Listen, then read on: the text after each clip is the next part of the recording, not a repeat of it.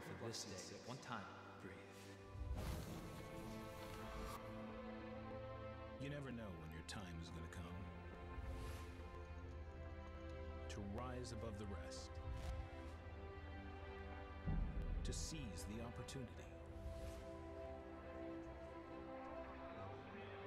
To be crowned a champion.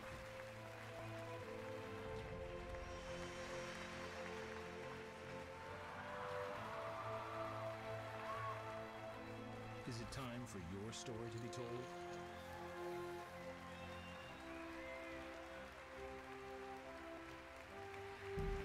The World Poker Tour.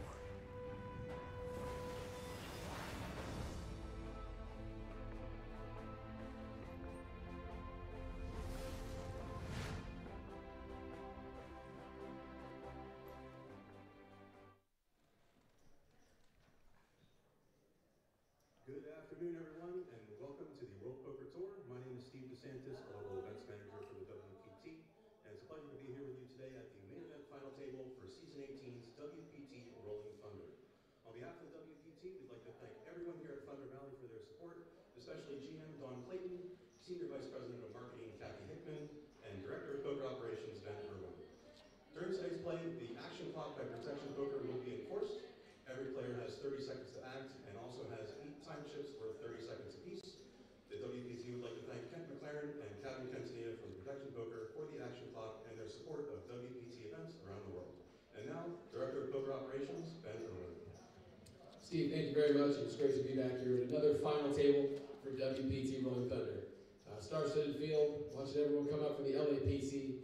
It's great to be part of the World Poker Tour, and especially connected with the LAPC. As you're looking at your final six, I want to thank our tournament director, that is John Quattrocchi. John, thank you very much. And also Jordan Cutter, who assisted us for the event. And then now I'm going to hand it over to Matthew Savage, Executive Tour Director, WPT. Thank you, Ben. All right, when we finished yesterday, we were at level 22 with 18 minutes and 30 seconds left. We started with 250 entries and we're down to the final 6.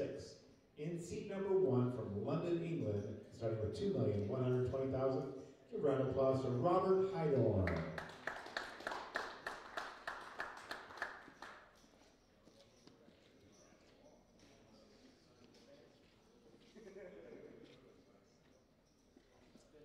In seat number 2 from Chicago, Illinois, 2,860,000 in chips.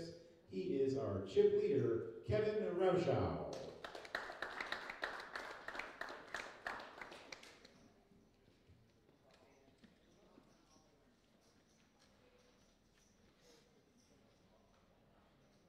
In seat number 3, looking for his first WPT title after many final tables.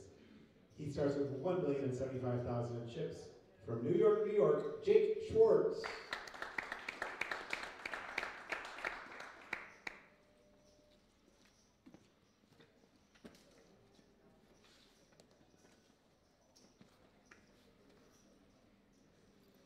In seat number 4, looking for his second WPT title from Philadelphia, Pennsylvania, 875,000 chips, Tony Tran.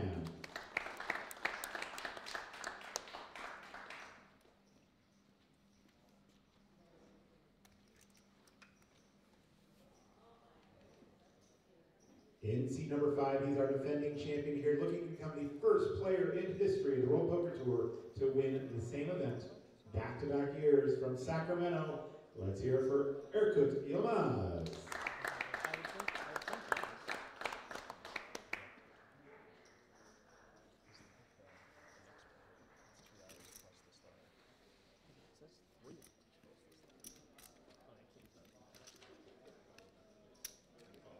And in seat number 6 from East Brunswick, New Jersey, 885,000 chips, Shankar Pillai, seat number 6.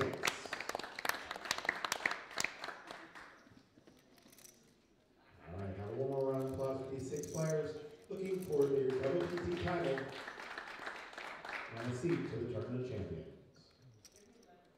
All right, 18 minutes, 30 seconds left in this level, 10 and 20,000.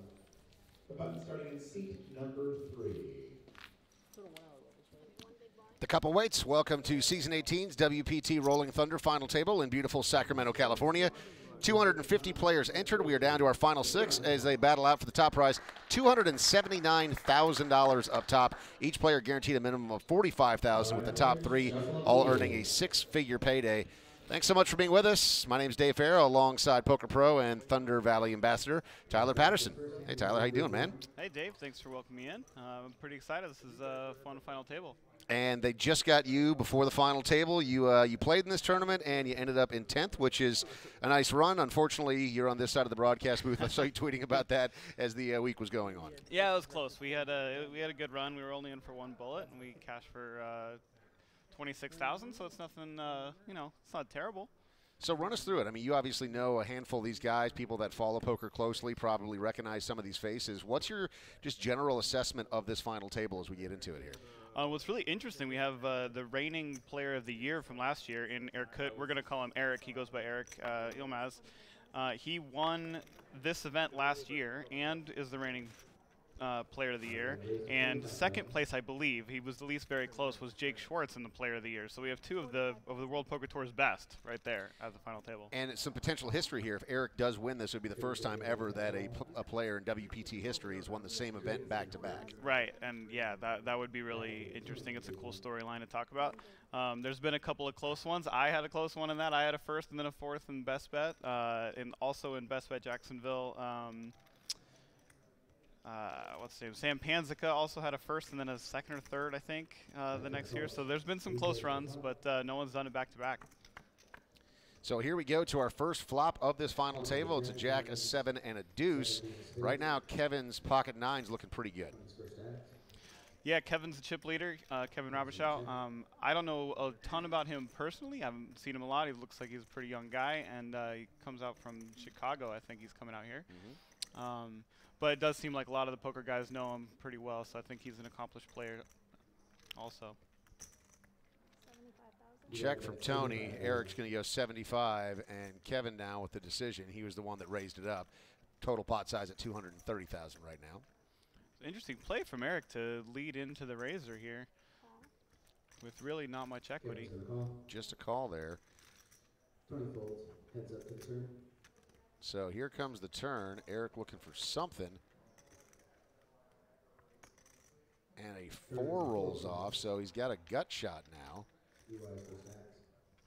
Oh, this makes more sense. I got it wrong in the pre-flop action. Eric is under the gun. He was actually the opener, and Kevin had just called with the pocket 9. So that fits the play a little bit more. It's more of a normal line.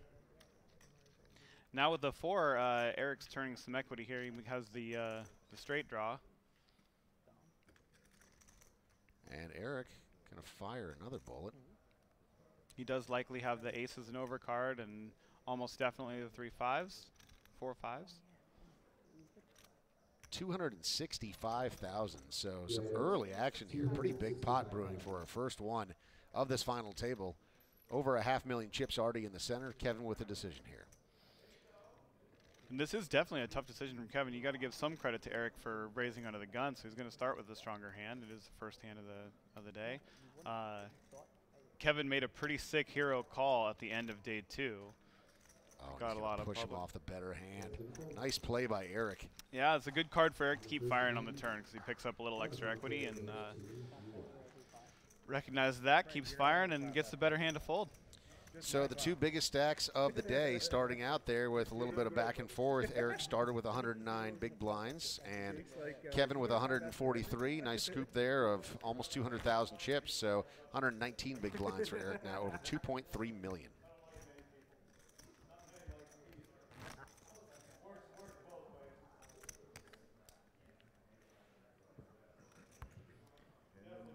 Everybody here at this final table is very accomplished.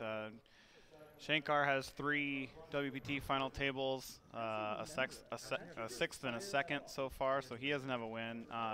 This is Jake's 7th WPT final table. Still doesn't have a win. He's Lots kind of close calls, right? Yeah. He's entering this one just over $1 million in chips, so 54 big blinds is what he sat with. So has some work to do if he wants to climb this mountain with, Kevin knocking on the door of almost $3 million when he sat down. So definitely some work to do. But as we were talking about before we jumped on the air, these guys are all very deep and plenty of time to play here. Yeah, absolutely. They the top 3 guys all have over 100 big blinds, and the shortest stack I think was Tony Tran, who is also a WPT champion. He has 44 big blinds to start the day, so nobody is short, and we could be in for a long one. Schenk under the gun, going to pass with his 10-3 off. Robert looking at Jack 9, also going to say no go. Kevin in the cutoff, no. Jake on the button.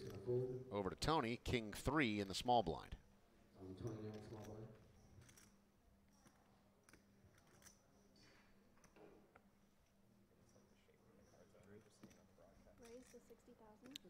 Going up to 60,000.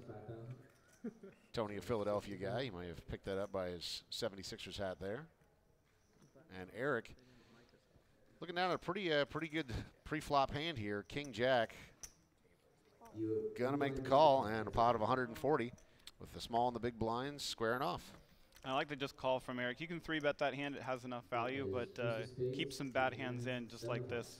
And this is about as good of a scenario for Eric. So both spike their king on that flop, and Tony is the one playing coy right now. But he's going to be in trouble if this continues. Yeah, the King Jack plays really well in these blind versus blind situations. Both of them trapping here. Interesting. The turn is a 4. No help to Tony's hand. Now he's going to just a bet of 45,000 into a pot of 140. It's just so dry. It just seems like it's almost impossible for this not to go 2 streets of value towards Eric. Unless Eric tries to get real greedy with a raise, but I kind of doubt that's going to happen. I think it's probably just going to be 2 calls.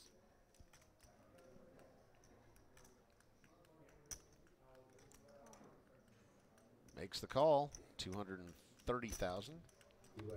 Here comes the river. It's a queen of hearts. Eric's hand is going to hold up. That card's got to look great to both of them. Can get more value. There's more things that Tony can actually get value out of now with the queen. It's less likely that Eric's beat since the queen comes. It's less likely his opponent has king-queen.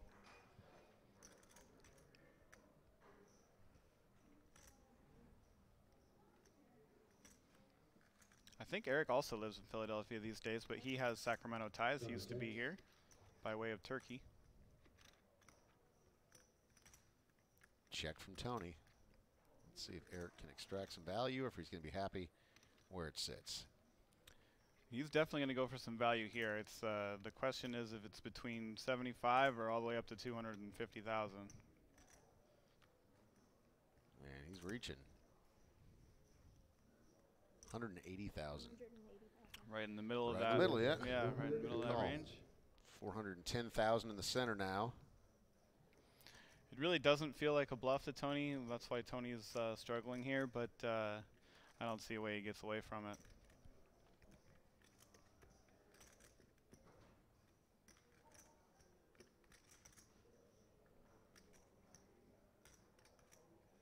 I think most of the players at the table see Eric as one of the more solid players. Wow, that was a great laydown by Tony. Yeah. Shortest stack sitting down at this final table, or at least close to it. Yeah, 875,000, just 10,000 shy of Shankar. And, yeah, he got away from it pretty unbelievably. Nice laydown. And Eric, 2 pots back-to-back, so maybe he's going to come in and, you know, use his chips to his advantage as he tries to make history, be the first WPT player to win 2 back-to-back at the same event. We got 280,000 up top, or 279,000. That includes a 15K WPT Tournament of Champions seat. That's always nice, right? Getting the 15,000 out of the free roll. Yeah, absolutely. Tony, being a champion, can already play this event or that event, but he has to put up the 15K. Same with Eric if he doesn't win this tournament. He would have to put up the 15K. Jake Schwartz, we've talked about his super accomplished WPT record, but he doesn't get to play that tournament yet, so he really wants to win this tournament. Same with Shankar having a 6th and a 2nd. He really wants to get into that field also. Tony on the button here. Ace-8 clubs. Going to raise it up to 45,000. Eric, small blind. Queen 3. And you heard Tony talking it through there after that last hand happened. He said, "I'm pretty sure that you had me." So confident in his laydown too. Good read. That was a really strong read. It's really nice. It helps your psyche a little bit knowing in 30 minutes you can, well, not necessarily in 30 minutes because you have to wait till a break to check your phones, but you can go talk to a friend or go find out what happened in the last level from the live stream. So that does help a little bit. Standard format for this WPT final table. You see the action clock by Protection Poker. It's 30 seconds for each player with the option for up to 8 30-second time extensions. Those are the oval-looking chips there that are blue and yellow on the table. And again, the action clock by Protection Poker is 30 seconds for each player to act, but they can extend that time by using those extension chips. That's an interesting dynamic to add to poker. It was much needed to stop people from stalling their way into just later finishes or into the money, and it's worked its way into a big part of the strategy now. Kevin under the gun here. Queen Jack of diamonds raising up to 40,000 now. Tony with pocket sevens in the cutoff. The decision to make. It's going to go up. 185,000 3-bet from Tony. He does go with a 3-bet.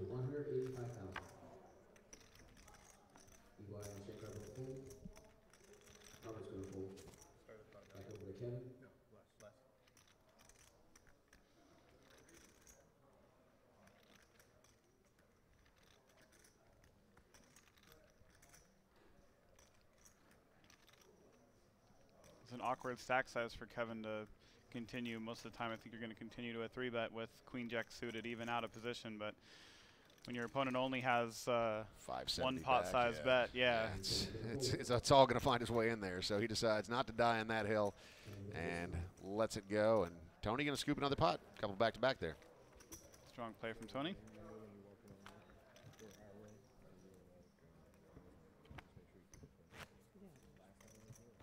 We haven't talked much about Robert Heidorn yet. He also has, he doesn't have a lot of WPT experience, but he just came off of, I think, a 4th in EPT Prague, and he was the World Series of Poker main event final table bubbleist this year. He got 10th place in the main event for 800,000. Is that the official title, the bubbleist?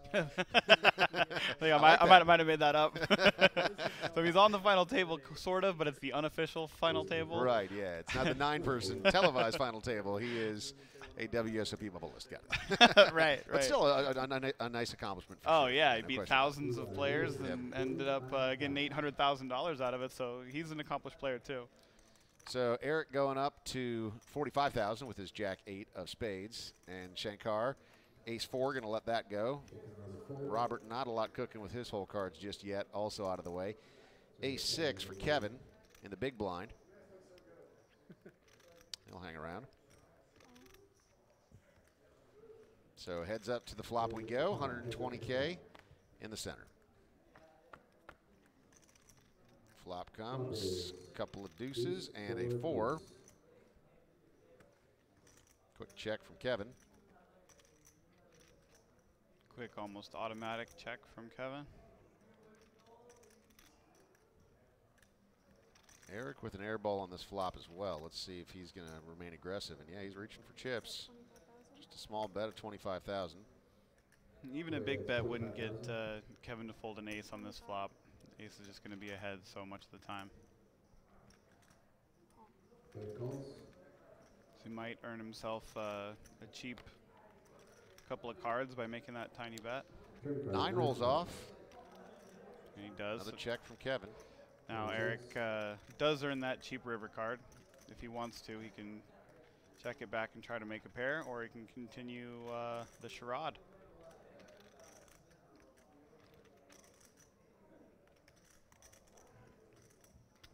Check, check. Here comes the river. A 6 of clubs. So Kevin pairs his 6s on the river, but it doesn't matter. You had the best of it with that ace. Let's see what Kevin does here. He could go for value with his 6 from a hand like ace high or a smaller pair, but because he has an ace, it's unlikely Eric has ace high anyway, so he's going to try to catch Eric bluffing instead.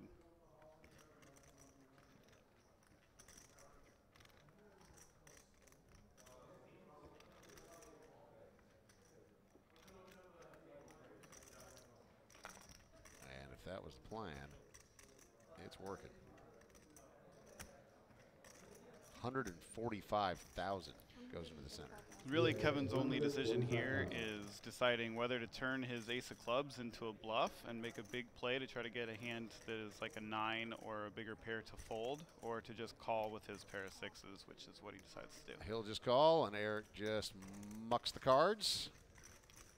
Nice read. And nice scoop for Kevin, 460,000. Yeah, I think that's just the call on the end is probably the better play, because there's not that many hands between what you lose to and what you can get to fold.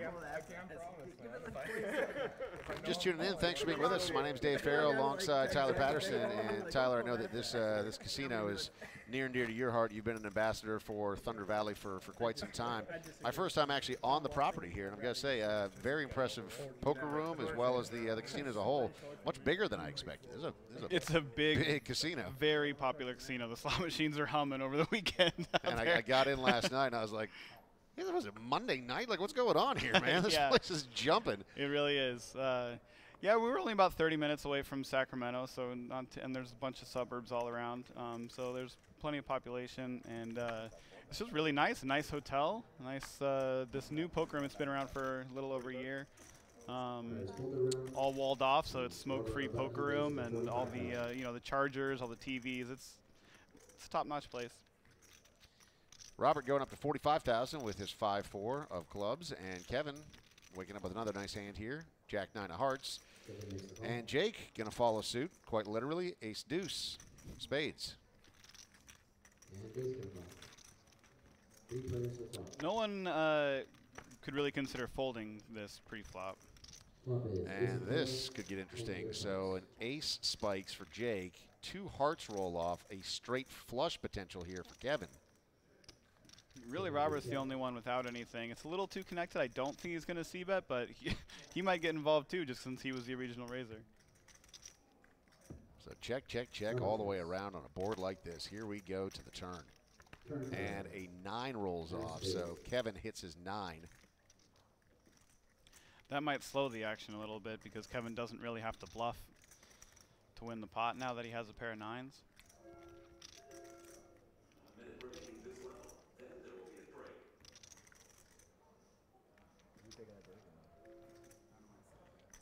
May just bet it for value anyway.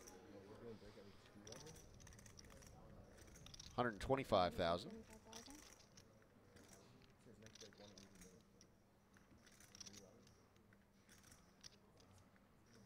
It's not very often you check an ace on that flop and then end up folding to 1 bet on the turn, but that board could be scary enough for Jake to just let this one go.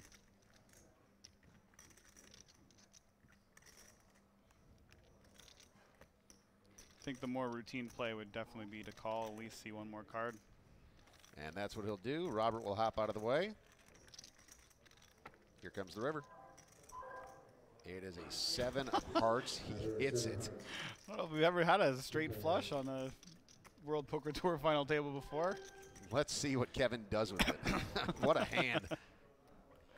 Unfortunately for him, Jake just doesn't have that strong of a hand, right? I mean, that's a pretty ugly board for a straight flush when your opponent's holding on to ace rag. And Kevin's going to, of course, try to extract some value here. But there's so many different options for Kevin, though, because he can go for a small bet hoping to get raised. He can go for a huge bet hoping that Jake has something that he just can't fold. It's probably just going to go bet fold or check check, but when you're in Jake's shoes, when this board is just so coordinated, it's just begging for a bluff. So sometimes it just looks so bad for you that you decide to call anyway because it's so obvious that your opponent should be bluffing. So our first time extension chip was used there by Kevin. 185 is the bet that he announces. So pot goes up to 590,000, and now Jake here. Kevin bets 185,000. Lets it go, and Kevin doesn't even show. That's a sign of a true professional right there. man. Just I doesn't can't even do that on a video poker machine, much less on a final table. So, Yeah, most people are going to turn that up for the laugh and talk about it and talk about their hand there. nope, not when there's $279,000 up top. Right. Not today. So, average stack size, you're seeing 67 big blinds, a little north of 1.6 million. And as you see, Kevin, 3.1 now, 31% of the chips in play. Eric with 2.2, followed by Robert over 2 million. Now you have 3 players that are south of $1 million in chips, all hanging around in the 800,000 range. So still very much anyone's game. Under the gun here, Eric looking at a couple of threes. I'm going to make you guys think about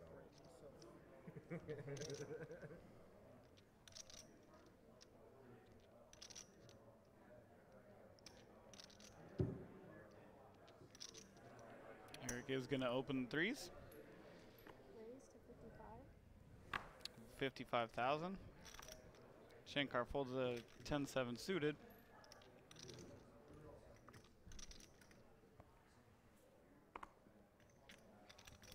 And the under the gun open just scoops the pot.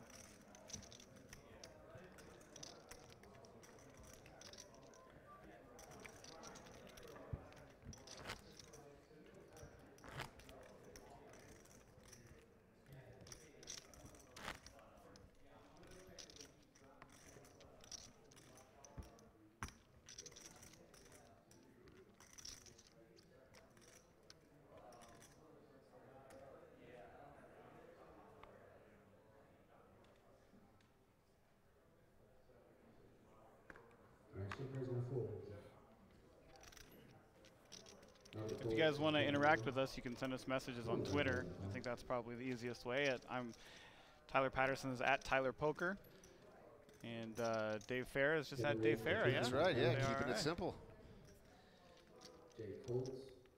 Fam on the Facebook stream said straight flush. Wow. It's a thing of beauty for sure.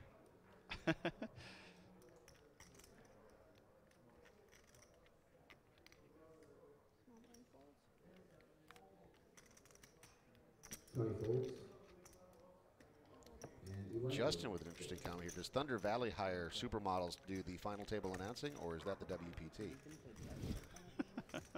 I assume they're not talking about us, right? They're just talking about the people that brought in the players. But if you're asking who it is on our side, it's the World Poker Tour in conjunction with Thunder Valley. How's your supermodel career going? It's going okay, yeah. Mine's in a bit of a standstill. Kind of put on some winter weight. It happens. Guess I'm guilty of that too. 6 players on this final table, 279,000 up top, as we mentioned. All these players guaranteed 45,000, but if you get up to third, you're going to crack that 6-figure mark. 122, 105 going to third, 177,000 going to second, and then more than 100,000 or more to first. Jake in the cutoff here with his King Jack of Hearts. Looks like he is going to bump it up. Raise to 60,000. 60,000 from cutoff position. Tony out of the way on the button. Over to Eric. He's got Queen 9 off, and he's also going to pass. Over to Shankar. He's got a 4 and a 3 of hearts. It's been raised, and he's going to make the call. And little does he know it, but he probably doesn't want to see a bunch of hearts roll off. Well, that should cool things off. There's a couple of jacks and a 9. Shankar and Jake are close friends. Probably know each other's games more intimately than anybody else on the table. 50,000 from Jake. Shankar is out and will live to fight another day. 210,000 pushing the way of Jake.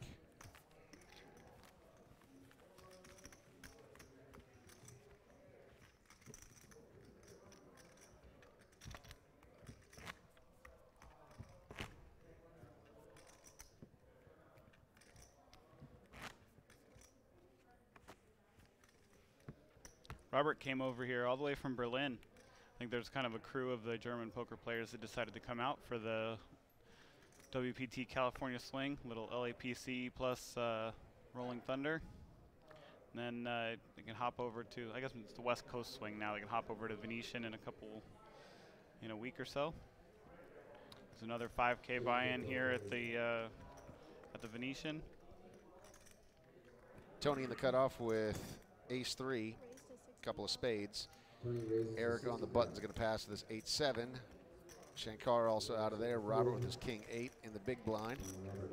You making that pilgrimage to any of those events? I will definitely. So now that I live in Vegas, I'll definitely be playing the one at the Venetian in Vegas. Yeah. Nice. And I did play the LAPC.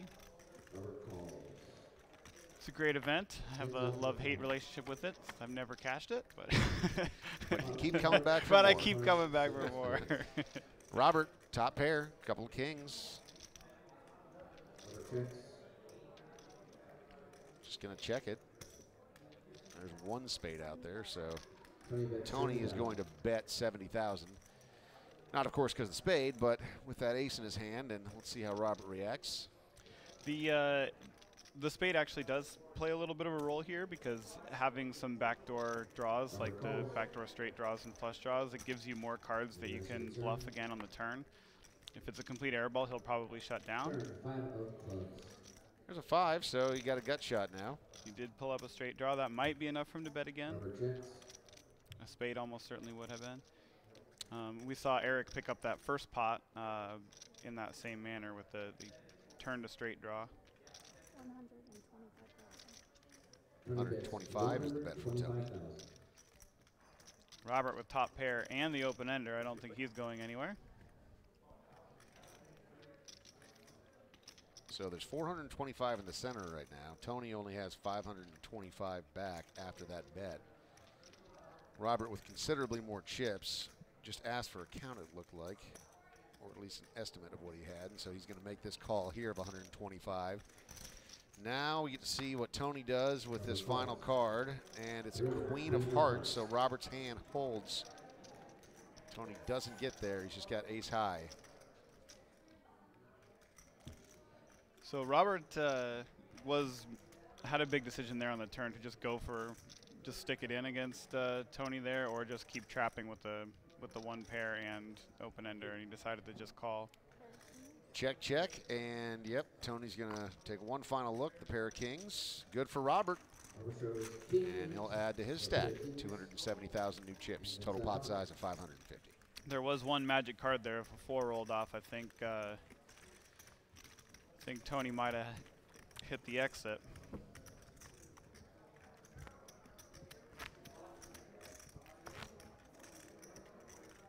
It's a nice pot for Robert. Chipping up to 92 big blinds now. Second in chips. Of course, at this WPT final table, all of the players are using Faded Spade cards, the preferred playing cards of the WPT. Yeah, the card's got a little more stylish now when we got the Faded Spade guys involved. You know, I like that they didn't overdo it, right? Like it wasn't try hard, if you will. Yeah. You know, like it was just kind of a nice little upgrade. Yeah, it's they look solid nice. stuff. And they play well too. They're sturdy. Nice enough to give me a couple of packs of those. We saw in Vegas at the HyperX Esports Arena, where there's been a number of WPT final tables, and they've become the preferred playing cards in my home game as well. Nice. Yeah, the LAPC final table coming up is going to be there at that HyperX Arena. Have you made your way over there yet? I have, yeah. I've played. I went there for I think it was the Tournament of Champions, the first one. Got to watch the end of that. It's a cool environment, man. I mean, it's just pretty conducive to having a nice little studio audience. So if there's people that want to come out and sweat one of these big events, and the people that are playing on the table, and also just as far as production facility goes, really remarkable stuff. Eric, we getting the best of this one, so he hits his queen on that flop. Kevin quickly checks with his 10-5 of hearts. Eric in the cutoff. You see a pretty good mix of checking back with this queen and continuing with a c-bet for value, and it's just going to end the pot there. 45 is the bet, 195 is the pot size, and it's going the direction of Eric. I've actually been in that esports arena with Matt Savage's son and 3 other adults, and we all played Mario Kart on a stage in front of probably 500 people. Awesome. Wait, Yeah. how did you do, though? Because it's not awesome. Because everyone talks trash about how great they are Yeah. at Mario Kart. And so if you're not and there's a live studio audience, I imagine the sweat's probably pretty real. So there's a whole stage of maybe 12 people, or maybe it's 16. I don't remember. They fill the whole race, and I lost to all of the 12-year-olds who came to. I mean, there's adults who do it weekly too. It's not really just for kids, but I lost to all of them. Yeah. I beat my friends. Good. But I did lose to Marco Savage. He beat me by 1 point, and I was very. But at least the bragging rights over the friends. If you don't have to be the best in the world, you just have to be better than your friends. That's true. You'll be But able to back Marco's it up, kind of so. my friend. He likes to Sure. hold this over me. Yeah, as would I. Who do you play with in Mario Kart? I don't have a. You don't have a guy? No, Really? My Mario Kart days are way in the past. So. I mean, as are mine, but the affinity that I have for Yoshi is just, I'll go to the grave with it. Robert going to raise it up here, 55,000, Jack 10. And Kevin here with ace deuce, a couple of diamonds. A couple of the bigger stacks. Ooh, now Jake in the big blind here with ace queen. Suited at that.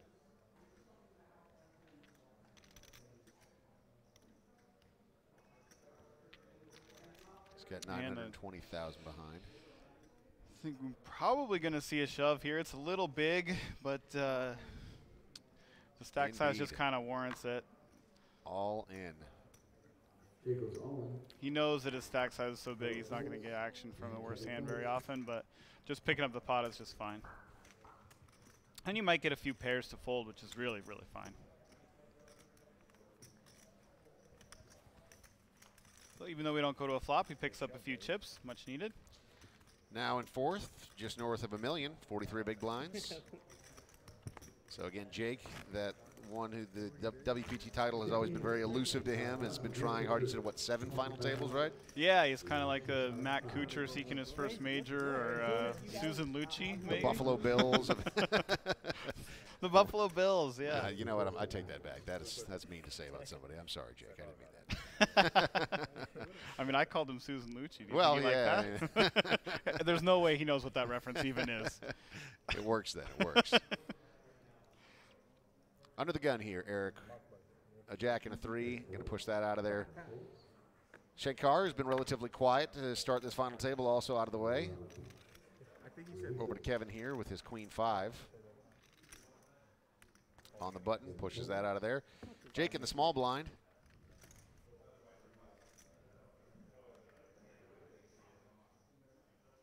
We'll make the call. Tony looks down, finds himself a 6 and a 3 from the big blind, and he's reaching for chips.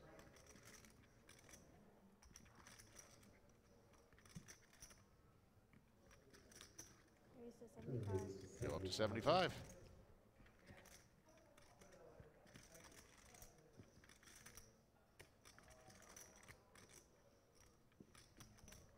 And Jake makes the call. 175 in the center, and the reason why that's significant is because Tony only has 425 back, so this is actually a pretty significant pot here, and this could spell trouble. We'll see. But so Tony hits his 6, Jake hits the 8, so top pair to bottom pair. Jake with the best of it here. He'll act first, and he's going to check, and then Tony quickly checks back. We'll go to a turn, and another 6 rolls off. So Tony in a really good spot now. Pretty big card there for Tony, and Tony just trying to pick up the pot before the flop. Every little pot matters a lot when you have the stack size that he does, so he just thought he should fight for it. Jake with big enough cards is going to continue even out of position with the king and the 8 heads up and getting a decent price. So that didn't work pre-flop. Then they went check on the flop like he said, and now this big 6. Yeah, so it's pretty well camouflaged for Tony. 55,000 is the bet, and looks like he's going to raise it up. He is 190,000. 190. And he makes a joke about the chicken wing, which could be a physical tell towards Jake. Don't know if Jake's going to pick up on that as strength or weakness. These chicken wings here. Yeah. Frank Stepachin is a regular on the World Poker Tour. No, he won I'm not sure what. I think it was Legends of Poker. I think he won. Called that final table where that chicken wing was very prominent. Yeah. So he's out here handing out plastic versions of his chicken wing these days. Very on brand. I like it. And he's a big fan. I think he's out there right now. He is. I saw him out there. Yeah. And Tony gonna flip it up. He goes Trip check. sixes. Yep. Check on the river just because the 9 was. He said the chicken wing worked. On that final table that we called, we couldn't figure out if it was a real chicken wing or if it was a fake chicken wing for the longest time. And then he started taking bites of it. So he actually had real chicken wings at the HyperXE Sports Arena. And he was waving back and forth, and then sure enough, took a couple of nibbles off. That's the thing, unreal. I saw him do that one time in a tournament where he had it on a fork, and it was a real chicken wing. The time I saw it, I feel like his opponents really had a hard time figuring out how to respond to it. As I think I would as well. You're like, what do you? Yeah, it's such a goofy shtick. 7 deuce. He just likes to have fun while he's out there while he's playing. Yeah, why not, man, right? I'm not sure anybody likes these World Poker Tour events more than he does. I mean, he's sitting here sweating this one Yeah, he loves from it. the rail, right? Yeah. So Kevin in the cutoff here looking at ace-king. Going to raise it up to 55,000. Jake on the button here, ace-6 suited. Both a 3-bet and a call are warranted here. He won't be folding.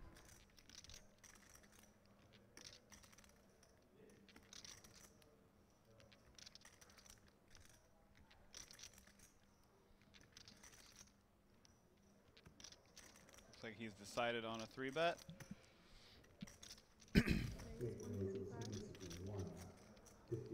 When it gets back to Kevin and he puts Jake in, I think Jake's going to wish he had just called and got to see this flop. Yeah, so 275,000 in the center. Jake with 660 back, and Kevin already looking over at that chip stack.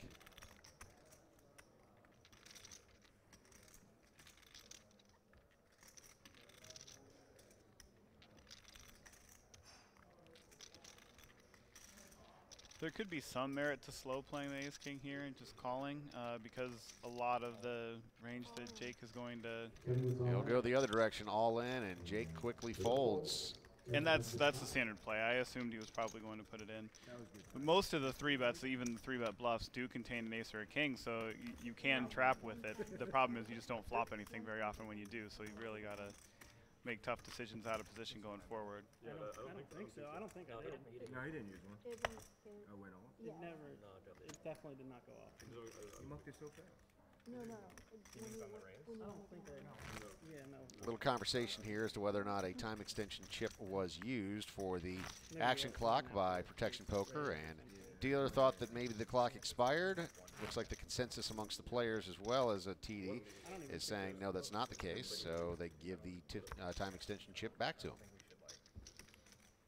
Yeah, the time extension chips are a really interesting part of the game. The action clock comes into play one table away from the money, so to prevent stalling on the way into the money. And then for the rest of the tournament they're used. It's just a little more pressure on the players and well, and so much more enjoyable from a viewing perspective, right? Absolutely, yeah. I mean, it really just helps move things along, and it levels the playing field too, you know, because no one's sitting here going, well, my strategy is going to be to sandbag and to frustrate the other players at this table. And yeah, just from a viewing perspective, it's really gotten a positive response. So Robert going to get the walk here, and he's going to flip up his pocket jacks. Like, cool, guys. He opened it under the gun. He won that pot. Oh, he did? Okay, yeah. okay. Yeah, there's another dynamic is there's just a lot of pressure when you get when you see that clock in front of you. There's a ding at 10 seconds, and then this loud buzzer at 0, and the ding of the bell really alerts people that they need to make a decision. And you know what's interesting is that the you know, it kind of just seems like it fades into the background until it gets down to maybe a couple of players left and those time extension chips start to fade a little bit, and then all of a sudden that pressure really starts to get turned up. And it's been interesting to call a couple of these final tables where the time extension chips have waned, and you see how that really affects the game. Absolutely. Like you said, it really affects the strategy. Eric on the button here, Jack 6 says no thanks. Shankar with 8-7 offsuit in the small blind. 670,000 behind. He's going to make the call. And Robert, ah yes, the old 7 deuce.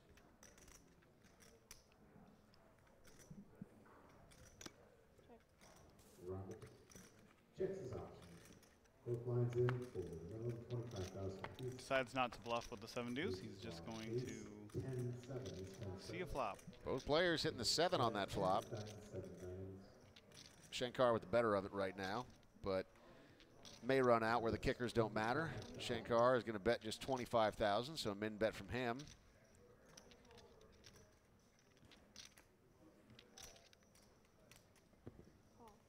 Robert makes the call. Queen rolls off. So kickers are no longer in question.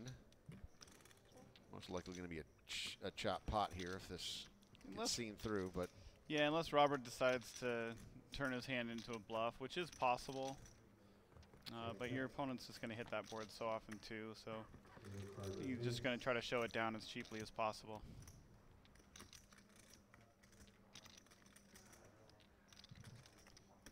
Most likely going for the rest of his hand, it's just going to be check, check.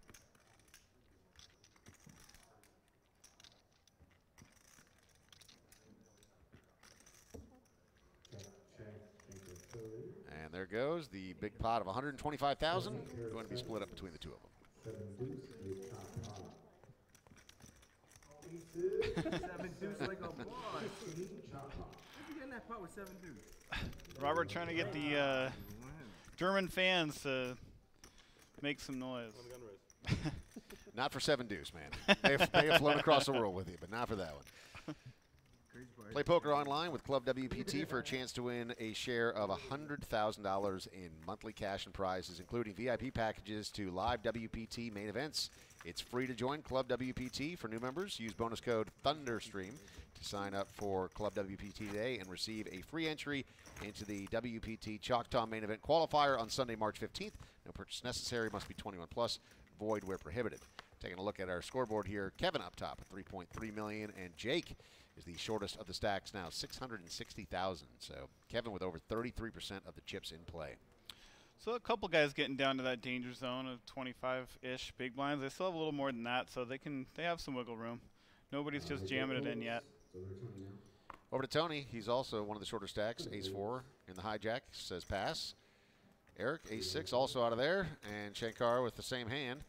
Also ace-6 on the button is going to raise it on up to 55,000, and looks like another showdown between these two gentlemen. Robert with a queen-jack in his hand in the small blind. This one plays well both as a 3-bet and as a call. Not sure which line he's going to take. The downside of the 3-bet is it puts Shankar at a test to just shove or fold. Kevin behind. The big stack is going to get out of the way with his 9 deuce. 160 in the center. Since Robert doesn't want to get blown off the hand, he wants to get to play his queen-jack. He's just going to call. And the queen hits. So right out of the gate, good news for Robert, who will quickly check.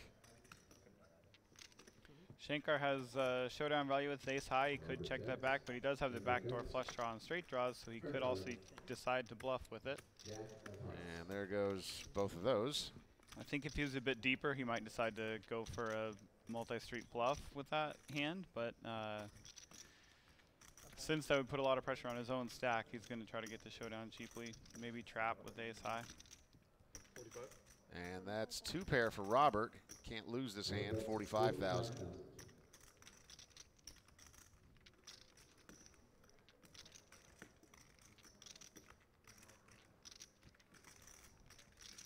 It's not an automatic fold from Shankar because ace high is still good a decent amount of the time, but with the stack sizes involved.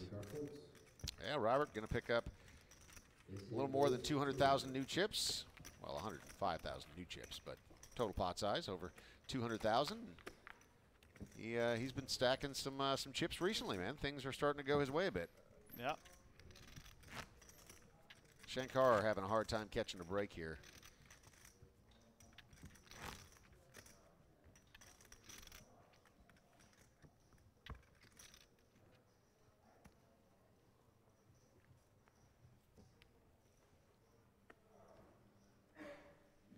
Just tuning in, thanks for being with us. My name's Dave Farrow alongside Tyler Patterson. We're at Thunder Valley in Sacramento, California, or at least just outside of Sacramento. And this has been a great event so far. Tyler, you had a nice run on this one. You finished 10th, and I'm glad you did because then we get to hang out and call this. I know you're Thanks. Yeah, it was close. Tony actually busted me in 10th place. We had a shot. We weren't too deep on the last day. We started kind of deep, but we lost some pots pretty early, and so we were just kind of holding on as a short stack. Do you uld a grudge? Do you like quietly root against Tony because he busted you? No, Okay. absolutely not. No. Because I would. You are a better person than me. It's if I did that, I'd have a grudge against every one of these guys at some point. You know what I mean? So 6th place is going to earn $45,000. 5th is going to go with almost $62K, just a little south of that, and then $85,000 for 4th, $122 for 3rd, $177K for 2nd, and up top, $279,000. Which includes $15,000 for that WPT Tournament of Champions seat. Always a great event that they host in Las Vegas.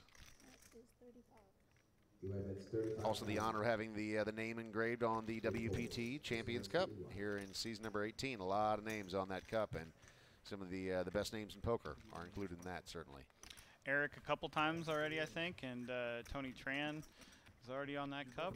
So Eric, who you're looking at right now there in the blue jacket, he has the ability to make history, and there's been a lot of close calls. No one's done it yet, but he has the ability here to realistically potentially win this tournament back-to-back in consecutive years, and that's never happened before on the WPT Tour.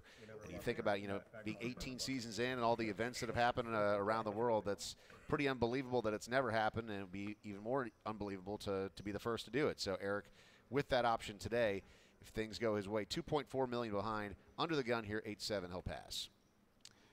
And not just back-to-back from this tournament, but also WPT Player of the Year last year, and then just carry that into the next year and make another final table right away with a good chance to win. It's pretty extreme.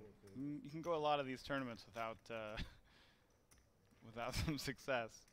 A lot of these guys have seen it. Nice to have a hot hand, huh? Yeah. Kevin going to raise with his 10-7 on the button. Tony in the big blind here, 725 back. There's 120 in the center right now. He's got Jack 8.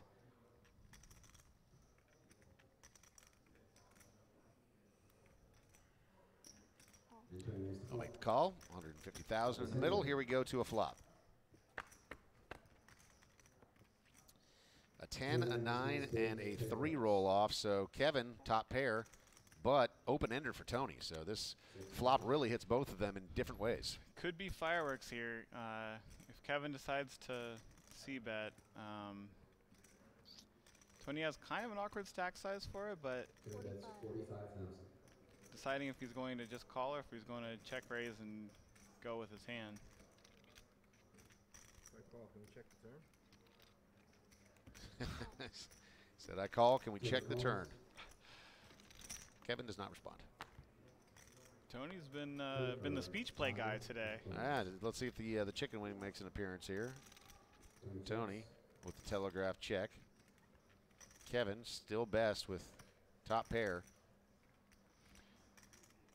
So with that that confident talking, he has balanced it well because the first time he had 3 6s, and now he's doing it with just an open ender. So talking in the middle of the hand for Tony doesn't necessarily mean he has the nuts or doesn't have anything. Check, check, and off rolls a queen. So Tony's strategy works.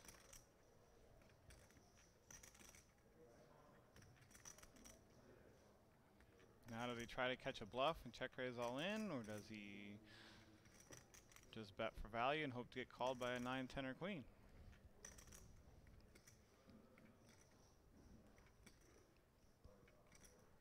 So he's reaching pretty deep.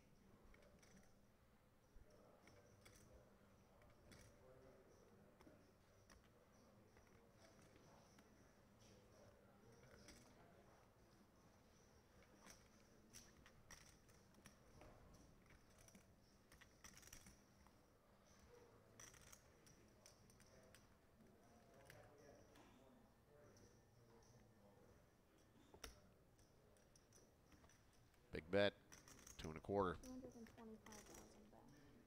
Tony bets 225,000. Tony's got less behind than are in the middle right now. That's a pretty big bet to be a bluff when you only have that many chips. Kevin giving this some real thought here. Yeah, he made a tough laydown with those 9s earlier. And he Makes makes the a call. And Tony, big pot going his way, now north of 1 million chips. So nice scoop for Tony. And just good overall play. I mean, figured out how to extract those chips, and it felt like that table talk did have something to do with it. Yeah, it might have. So you hear just now, Kevin asked Tony if I bet the turn, were you going to shove? I don't think Tony had his mind made up for that. Yeah, it doesn't beat. Yeah, I believe you. didn't beat. It definitely took a while, but can it be louder? Could you at least tell us like last 10 seconds? Did I throw you a time down? Yeah. That'll be fine. Yeah. So when the No, she can just say 10 seconds. action clock runs out, they do owe a time bank. They don't have to actually give it in the middle of the hand. Because I know I took a while. So they're Yeah, you can debating still on go how through many. the old school, just sit there and tank and think about it, and the dealer's not going to bug you. But at the end, no matter how many time extensions you've used, that's what you owe. And if in the off chance we get down, further in this final table and they're out of time banks, it does kill your hand. Yeah, as if soon you're as out the of the time extensions, exactly. for sure. So Shankar here, ace 10 of clubs, going to raise it up under the gun over to Kevin, who just took a loss on that last hand in the cutoff, got a couple of 5s. He's going to make the call, and it rolls back around to Shankar. Win.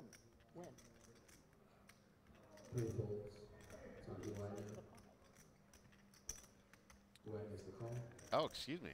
Eric's still in it. I thought he pushed his cards into the center there. He's going to make the call with his 7-3 of hearts from the big blind.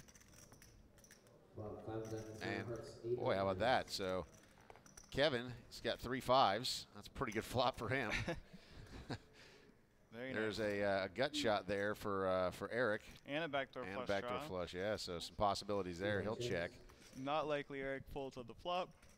And Shankar, who starts his hand with ace 10, just total whiff on that one. Yeah, another whiff. Kind of frustrating when you start to get short like Shankar is, too, to totally whiff like that in a 3-way pot.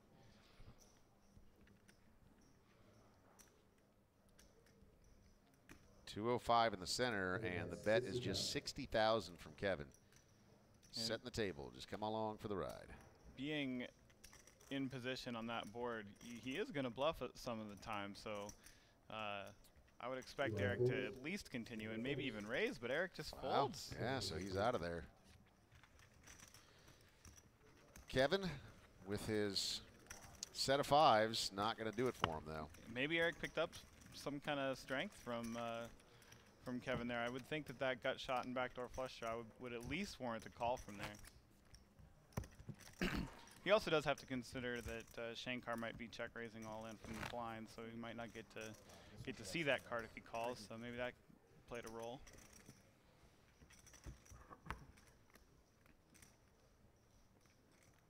Surprisingly expensive operation. 7 Days to Vegas was screened at the 22nd Annual California Independent Film Festival, where it won their Best Comedy Award. The film premiered to rave reviews from film critic Richard Roper and others, now available for purchase on iTunes and Amazon.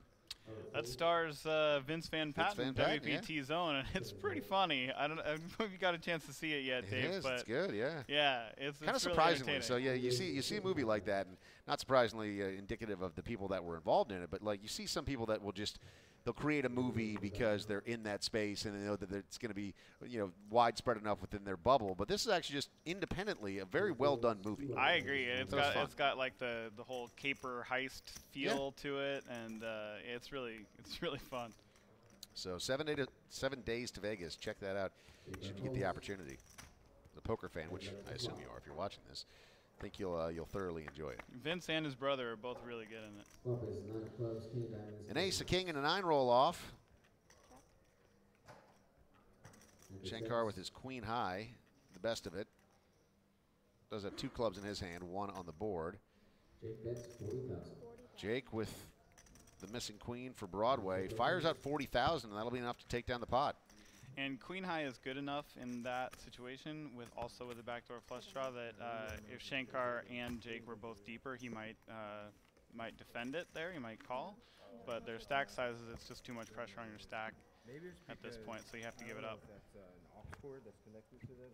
WPT Rolling Thunder main event final table. Final 6 players, $279,000 up top. Dave Farah and Tyler Patterson with you live here in Sacramento. Beautiful day in Sacramento. Average stack size, you see 67 big blinds. That's where it's been kind of hanging out. These guys very deep, and only a couple players have really been at risk so far, but we are starting to see the stack sizes separate. We'll see if that continues, but Kevin here, 3.1 million under the gun. He is going to let it go. Jake quickly out of there as well. Over to Tony in the cutoff, 8-6 of clubs.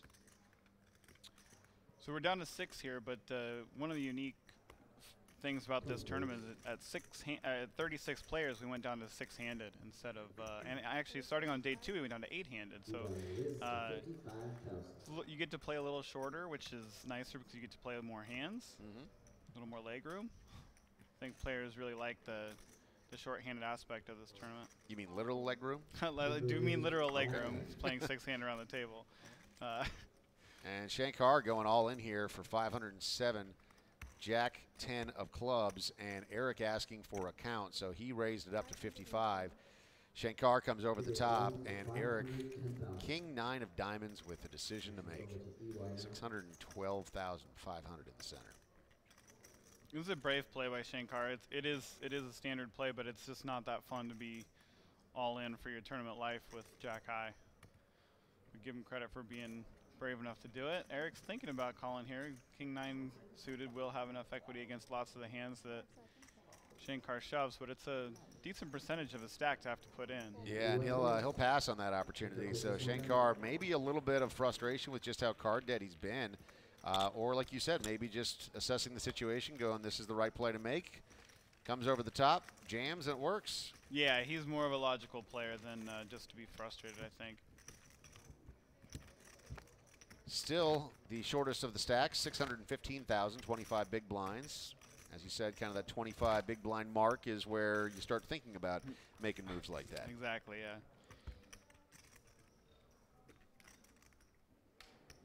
Yeah, you mentioned it being beautiful out here. We got the Whitney Oaks Golf Course as part of the Thunder Valley Casino, so if you guys come out here for anything we do out here, we can play golf out there. Oh, that's nice. How far away is it? It's real close, like 10 minutes, and I'll shuttle you back and forth.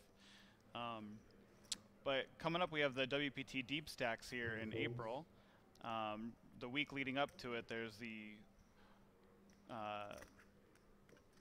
Thunder Valley Thunder Buddies tournament with a bounty on a bunch of us. Thunder Buddies. Yeah, that's the official name of the tournament. I love it, man. It's the Thunder Buddies. Little cheeky, but I dig it. So, and yeah. Again, just if you haven't been here before, it's my first time on property, and very impressed. The rooms are fantastic in the casino. They're spacious, very modern. I like how they have just USB ports everywhere and easy to access. The in-room dining is fantastic. The fitness facility here, the steakhouse, went there last night. That was tremendous. So. Yeah, lots of great stuff on site, and I had no idea about the golf course, so that's even better. The golf course is great. It's really, really tough, really nice. Just to finish that Thunder Buddies thought, we have a golf outing, an official golf outing as part of that. So if you come out, you can play that tournament. You can come out with us. We're going to do a scramble tournament. We'll figure all skill levels are invited. We can put you together with the right players. How's your golf game? I'm a 6-ish handicap. Oh, right really? Now, so okay.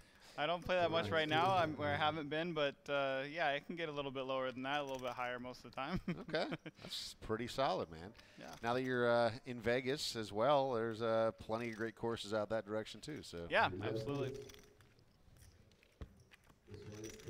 The WPT Deep Stacks Championship is, their whole season of the WPT Deep Stacks. All the winners get to come play that, but it's $2,500 buy-in, and that's April, I think, 3rd to 7th, right after that Thunder Buddies bounty tournament. And we go out to Top Golf. That's another thing. Thunder Valley sponsors Top Golf. There's a Thunder Valley bar at Top Golf. Nice. So we go out there and have some fun. That video of Mike Trout at Top Golf? Unbelievable. Just yeah. ripped it. Yeah, it looks like Matt Savage hitting a golf ball. That's right. Mike Trout and Matt Savage hit it about the same distance, I think. I was actually with Matt Savage one day at Top Golf. We were filming a piece, and yeah, he was out there ripping it, man. Hitting the back netting and dropping in each one of them. He's got a pretty good golf game. Place is great. We were gambling on who could get the higher ball speed off the club. I mean, it has all the bells and whistles out there. Right, oh yes, yeah. They find new ways for you to bet your friend. It's kind of fun. Yeah. So Eric here in the hijack, he's got ace-5 of spades, and he went up to 55,000. Over to Jake here, short stack at 615,000. He's got queen-5, and he'll make the call. So 150,000 in the center. Heads up to the flop, and we got a king, a 10, and an ace, all clubs. So what about that? So nut flush for Jake in the window. With a royal draw, which doesn't matter for the strategy of this hand, but we've already seen a straight flush. We might as well see a royal Might as well see the royal, yeah. And Eric does hit his ace, so let's see what happens here. 35,000 is the bet. See if Jake tries to call and keep Eric bluffing, or put more money in and hope Eric has something he can't fold. He's going to try to keep him bluffing, it looks like. 220,000 is the pot size right now, and a 5 rolls off, so that's good for him. It improves Eric's hand and does give him a possibility of actually making the best hand if he fills up here. But, as you see, pretty unlikely. Jake at 93% going to go ahead and check over to Eric.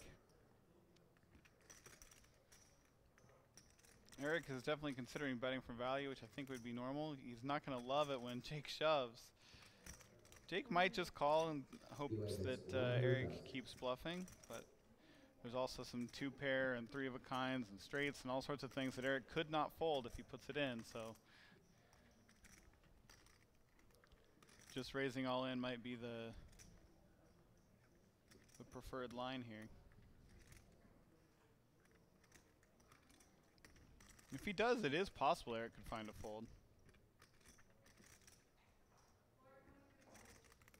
320 in the center, 550 behind. Jake going to use one of his time extension chips. Gives another 30 seconds to think this one through. It's always interesting when players use the time extension chips when it's not just facing a river bet, when it's just call or fold, when they actually have a range of options. Jake's going to call.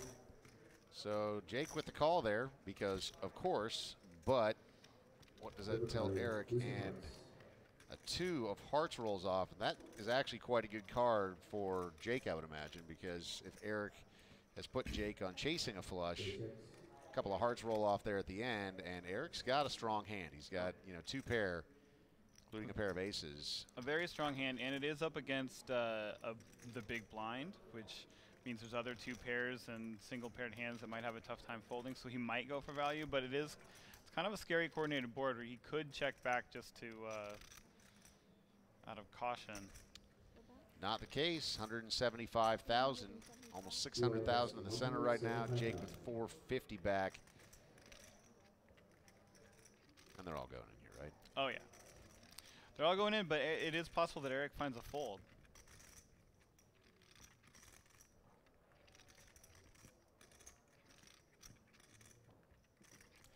It's not an easy fold, but there's nothing worse than ace-5 that Jake would check raise all in for value. He might do it as a bluff with a hand like queen-10 that has the queen of clubs, or king-jack, or jack-10 with the jack of clubs or queen of clubs, with just 1 club. So there are some bluffs that Jake would do this with, but for his whole tournament life, probably not that likely. But there's almost nothing that is worse than Eric's hand that Jake would be doing it for value with. Like, he's not going to do this with ace-deuce or king-10 or king-deuce. I think he would just check call those hands. So really, even though he has 2 pair, he really just has a bluff catcher at this point.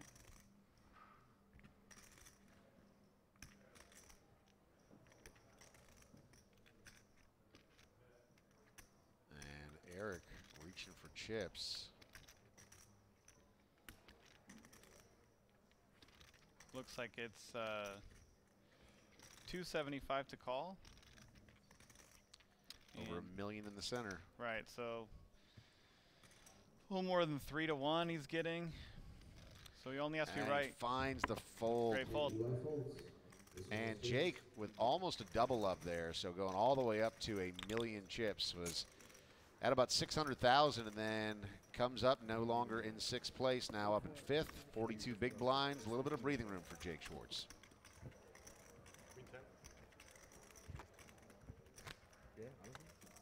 Yeah, big pot for Jake there. That's a big swing. You did?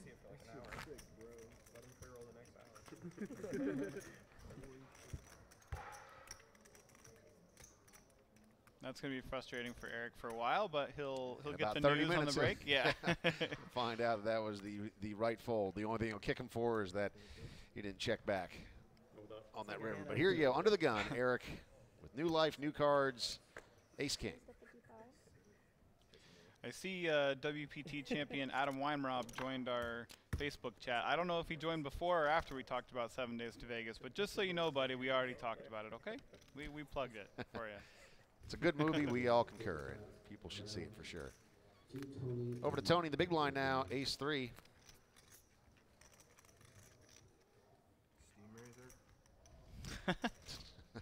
Calls him out for the steam raise. Little does he know.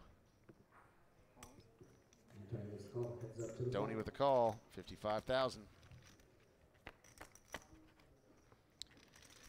There's a king, a queen, and a 4 that roll off, so Eric spiking that one hard.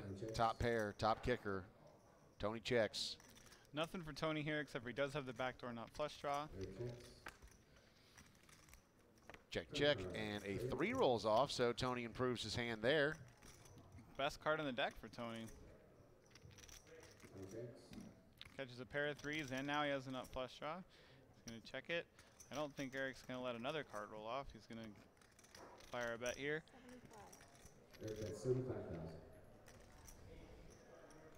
Tony is certainly not folding. He's just deciding whether to bluff or call.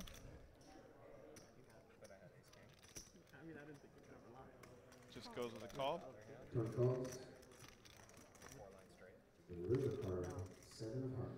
told him not to tell me. I told him not to tell me. And with the 7, Tony checks.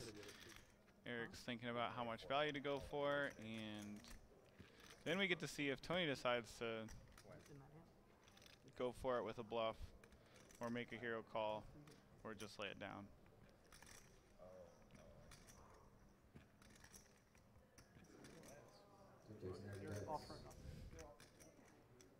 Eric bets 210,000, and this is a great spot for Tony if he really thinks Eric might be steaming and not have it. He really could shove here. He has the ace of clubs. Yeah, this has developed into quite the hand with just that little table talk that started all of this and kind of putting him on a steam raise, and it's working out pretty well for Eric here. So 210,000 is the bet, and Tony reaching to his stack. Goodness. I mean, I hate a call from Tony, but I don't really hate a raise.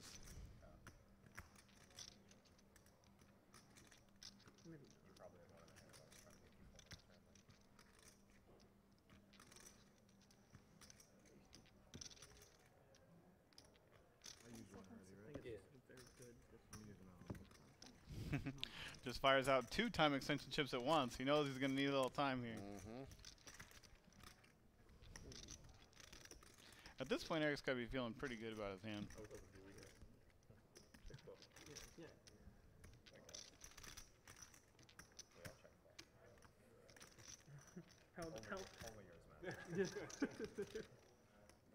Wow. Makes the call. Goes for the hero call and does not work. Pot of 720,000. So Eric After losing a handful of chips, gonna have them all swing right back his direction. So a quick up and quick down and quick back up. And check raising all in there with the ace of clubs blocker. It probably wouldn't have worked. I think Eric probably would have just called it off anyway. But it could work, and he doesn't have to have ace king. That's near the very top of what Eric's gonna have. And he saw a bit of frustration on the face of Tony there, realizing that maybe he was too quick to put Eric on the steam raise. The steam raise, yep. Right. That seemed like that dominated Tony's decision there. I don't mind pausing. You guys yeah. They're discussing a break here. I wouldn't object, obviously. Under the gun, Shankar, a couple of fives. He is the shortest of stacks at 615,000.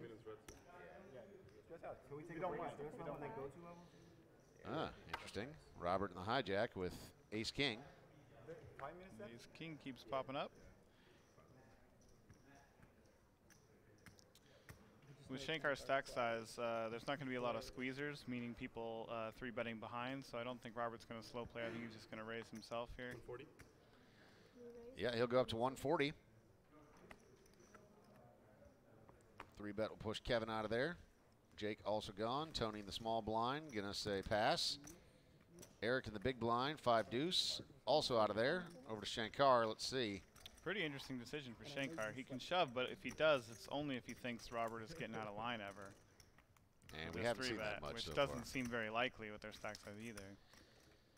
Yeah, I mean, even if he does have the best of it, which he does, you see the percentages here. I mean, if he's not dominated, he's only at 54% with his fives. 55,000, Robert re-raised to 140.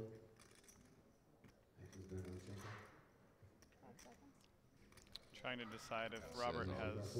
Pass on the coin flip for my tournament life. And Robert's going to win the pot, 120,000. Robert probably doesn't have very many 3-bet folds there to those stacked up, so with no fold equity, he just decides not to take it, not to go for it, go with it with the fives. So Robert now second in chips, 2.4 million. 97 big blinds. When I do what? Plenty of room to maneuver. And that's a nice easy pop for him. Easy decision. It's been a real bloodbath at this final table so far. When I'm in or what? When I'm in a pot? Outside of Just right now? like 10% of our 300, yeah, got it. 300K. All right. I'm doing it. I'm doing it, Frank. Sounds like Tony's getting advice from Frank from the rail. Frank the Tank with the chicken wings. Well, he's already got the chicken wings. Yeah. Kevin in the hijack here. Jack 6, a couple of diamonds. Still with a healthy stack of 3.1 million for Kevin. Jake here in the cutoff. Queen Jack offsuit.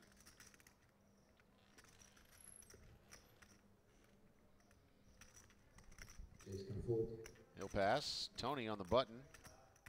Ace 4, couple of clubs.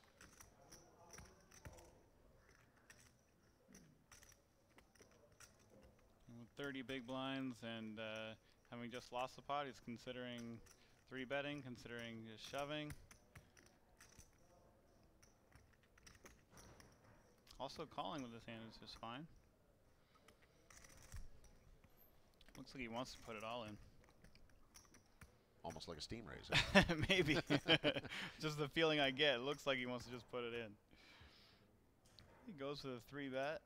Yeah, so he'll 3-bet it up to 200,000. So 200,000 is the bet, and he was questioning whether or not that took a little longer than 30 seconds. Table concurs that it's just fine, and Kevin's going to jump out of there, and Tony's 3-bet will work. So 320,000 coming back his direction. 10 minutes? Yeah, 10 minutes. Doesn't take you that long, Steve. You want some water with the chicken? Hold up, let me do it again. I'm not sure exactly what's going on with the chicken here, but You know, no matter how much you try to break it down, my friend, we will never know. But that's my job here. I'm supposed to be calling the strategy for you. So Well, if yeah, I but can't do it, I don't who's know if gonna there do it? is any. We haven't seen this strategy be explained to us in full. You know, it's Right. hard to figure out. which hand to put the chicken wing in, if you're supposed to put them both in one hand, if they're supposed to be left of the cards or right of the card. I mean, this stuff It's a lot, man. It's a lot. It's important stuff. Kevin raises under the gun. Yeah, king 10. Couple of spades. Jake behind in the hijack. Queen 10 of diamonds. Eric with king queen. Offsuit on the button. Playing with a pinochle deck. Eric makes the call. Shankar folds. Yeah, looks like Shankar is getting up. This is going to be the last hand of this level. Robert in the big blind here says, oh, why not with my 8-6. Since everybody else has each other's cards, I think that 8-6 pretty live, right? Yeah. Yeah. So you can see it in the percentages. Look, he has 29% to win the pot, yeah. even though he has an 8 and boy. 6. Well, open ender, queen hits, so Jake and Eric get a pretty nice piece of that. But yeah, Robert's still very much alive here. Check from Robert, check from Kevin. Jake with top pair here is going to check. Eric also checks. Wow. And a 6 rolls off, which is not great news for Robert. Does get the 6, but didn't need that if he was hoping to complete his open ender. Eric checking the button in a 4-way pot with the king-queen there. It's really cagey. It's also maybe just really cautious because it's 4 ways.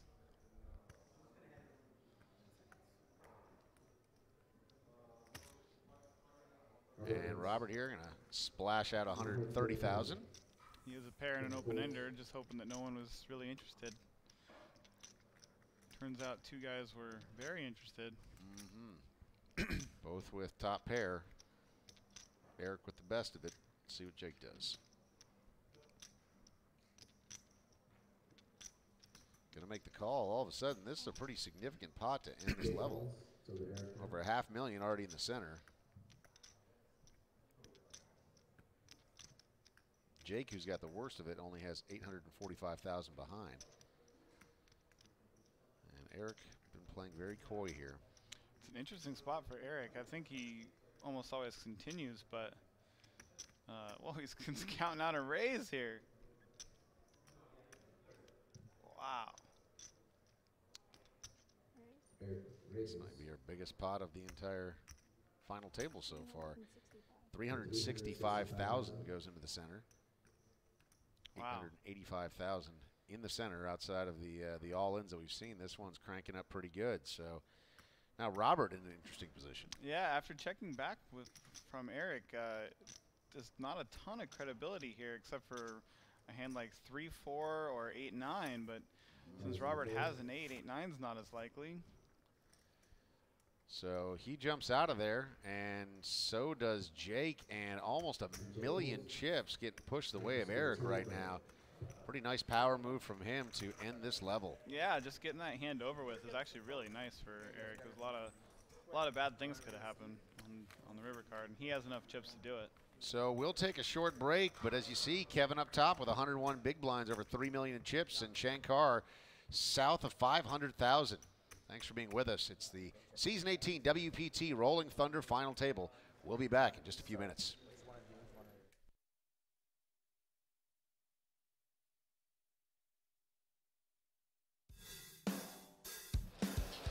Hi everyone, it's Andrea Johnson with the WPT Royal Flush crew. We are here at Thunder Valley Casino and Resort for WPT's Rolling Thunder. So here at Thunder Valley, there's 2 people you may know very well. Ben Irwin and Matt Savage. Let's see what they're up to on the floor. If you look at the numbers year over year, we're actually up a little bit for one day. Yeah. Tiny bit, yeah. I'm done with your man. Good. He was a top like that. How are you, buddy? Doing good massage. I like that. I don't mind. I'm happy to give you a massage anytime. Anytime. All right. Opening another table. Keep on coming. How are you? I'm good. How are you doing? Hey, you heard about this guy? I've heard about him. Yeah, I heard he's a golf hustler. Golf hustler. I heard he wears his golf club to Top Golf. That's what I've heard. He does. He actually brought his own clubs before.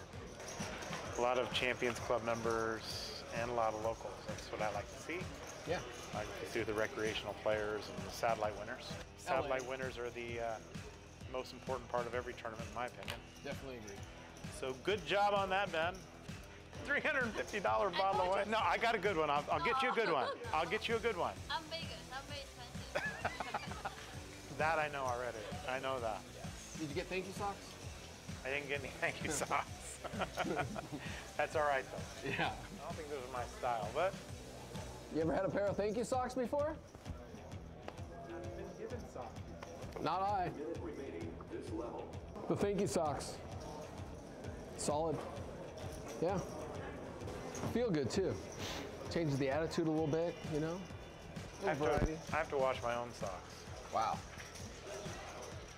Okay guys, so I am here with Ben Irwin and Matt Savage, and I'm gonna ask them a couple questions. They have no idea what I'm gonna ask, so we're just gonna have fun with this. Okay, Ben, so how did you guys meet? It's known Matt a long time, but started becoming closer with him about 10 years ago now.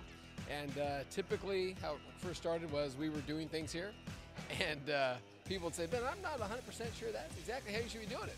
So then my phone would ring and it would be Matt, and he would say, hey, check this out. What are you doing? Here's how you're doing it going forward. So that's how it started, and then that relationship just grew as we got in with the WPT and started building events together and that kind of thing. What's your most memorable experience together? Those early days, you know, when Ben would say that he was doing something one way and I would tell him, no, you can't do it that way. We actually met before that when I was working at the LA Poker Classic, but I think he forgets that. And welcome back, by the way, to the WPT family. Oh, thank you. I'm so happy to be back. Who is the better poker player? So I would probably say me. More creativity, you know, a little more intellect, but Matt definitely has that persona. So if you saw us, you'd probably say, oh, wow, it's probably Matt, and that's the way it should be. So you believe he's the one, but I'm probably the one you want to put your money behind. What do you have to say to that? Well, it depends on the game. I think if it was a limit game, I would be much better than him. No limit, probably better than him as well, but, you know, he has a lot of confidence in himself, which is good. You need that when you play poker. Who is the better golfer? That one's easy. I'm a better golfer. Not a lot better, but I am better, and he looks good, though. He looks good when he's out there, but he's not good. He's definitely not good. Wow, Shay, do you agree with that? So to a certain degree, but during his 50th birthday, we were down in Cabo. We play a scramble, and so I actually played up because that's what I do. I play up for people, and in fact, I'm the reason why we won. So Matt played well, but I played out of my mind, and so Matt could actually give me the credit for a memory on his 50th birthday that can never be taken away from him. Winning that scramble, me carrying the team. Funniest question. Any pet peeves while working together? Oh God. You know what? We have a good time. We have a good time.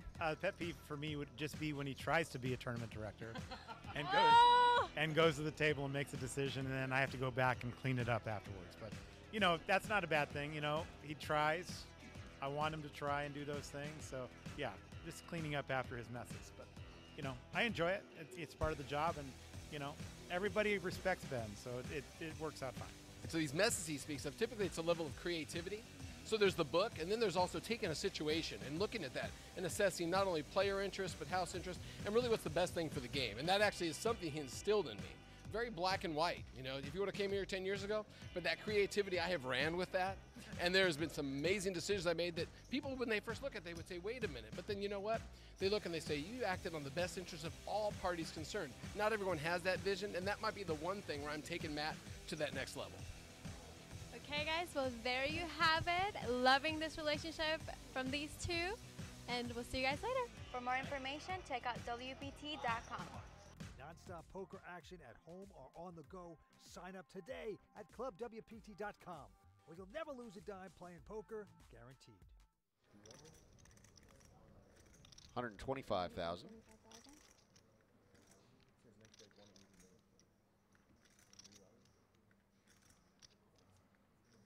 It's not very often you check an ace on that flop and then end up folding to one bet on the turn, but that board could be scary enough for Jake to just let this one go.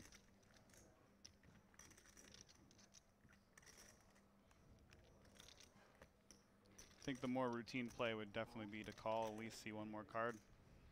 And that's what he'll do. Robert will hop out of the way. Here comes the river. It is a 7 of hearts. He hits it. I don't know if we've ever had a straight flush on a World Poker Tour final table before. Let's see what Kevin does with it. What a hand.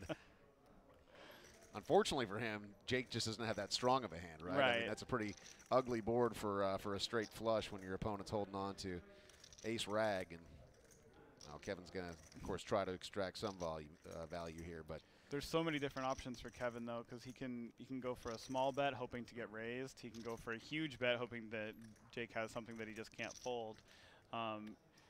It's probably just going to go bet fold or check check, but when you're in Jake's shoes, when this board is just so coordinated, it's just begging for a bluff. So sometimes it just looks so bad for you that you decide to call anyway because it's so obvious that your opponent should be bluffing. So our first time extension chip was used there by Kevin. 185 is the bet that he announces. So pot goes up to 590,000, and now Jake here. Kevin bets 185,000. Lets it go, and Kevin doesn't even show. That's a sign of a true professional, right there. Just doesn't even do that on a video poker. Rolling Thunder.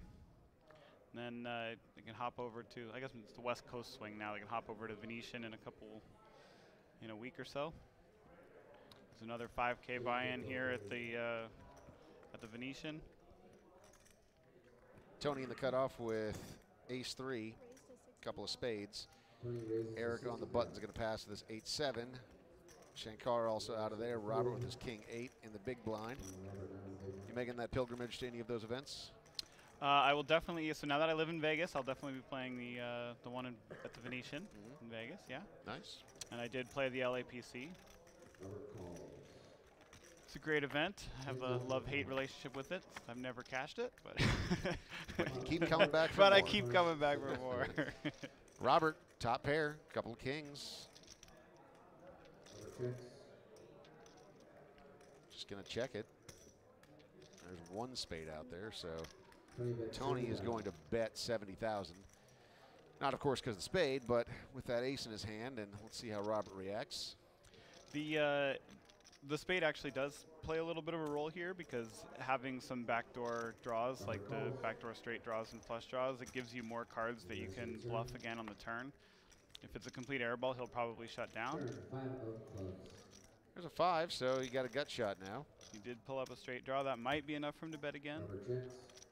A spade almost certainly would have been. We saw Eric pick up that first pot in that same manner with the turn to straight draw. 125 is the bet from Tony. Robert with top pair and the open ender. I don't think he's going anywhere. So there's 425 in the center right now. Tony only has 525 back after that bet. Robert with considerably more chips just asked for a count, it looked like, or at least an estimate of what he had, and so he's going to make this call here of 125. Now we get to see what Tony does with this final card, and it's a queen of hearts, so Robert's hand holds. Tony doesn't get there, he's just got ace high. So Robert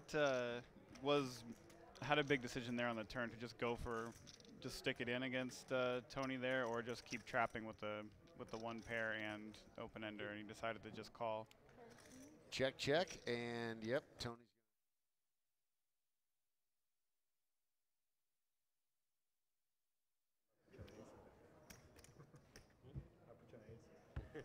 All right, we're back from break.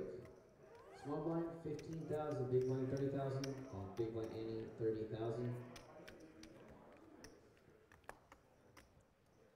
There you go. Oh. All right, Jake's first X is going to go ahead and fold. There you go. And we welcome you back from break. Thanks so much for hanging out with us. It is season number 18 of the WPT's Rolling Thunder Final Table in Sacramento, California. Dave Farah alongside Tyler Patterson, and still six-handed. Eric here in the cutoff won himself a nice big pot right before the break, and coming back, going to find himself with a couple of eights. We're up to 15K and 30K now are the blinds. Shankar, the short stack's going to fold. Over to Kevin here in the big blind, ace-6. big blind.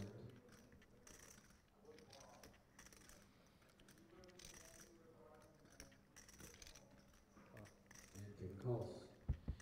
Call there, already 175,000 in the center. To a flop we go, and there's a 6 in the window. So Kevin going to pick up a pair of 6s, but Eric's still in control with his 8s. Check from Kevin. Two biggest stacks in the tournament, right? Left, I think. Yeah, Robert's hanging around in that range, but yeah, these guys, most chips on the table, and deuce rolls off. Kevin quickly checks.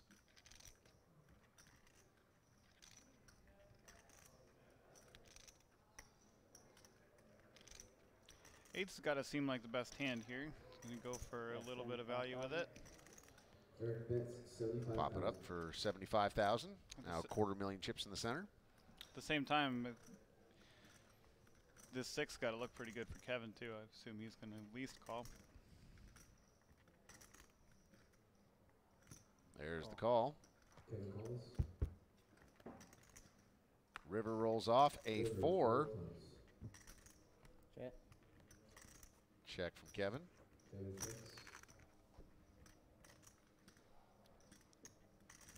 It's a pretty good looking board for pocket 8s. It is, yeah, but that 4 does actually hit a lot of the things that would have called there on the turn. Would have made some 2 pairs and in a straight with anything that had a 3 in it. Eric going to put 200,000 new chips into the center. It's a decent size value bet, and it's really only targeting a few hands, just a single pair of 4s, 5s, and 6s.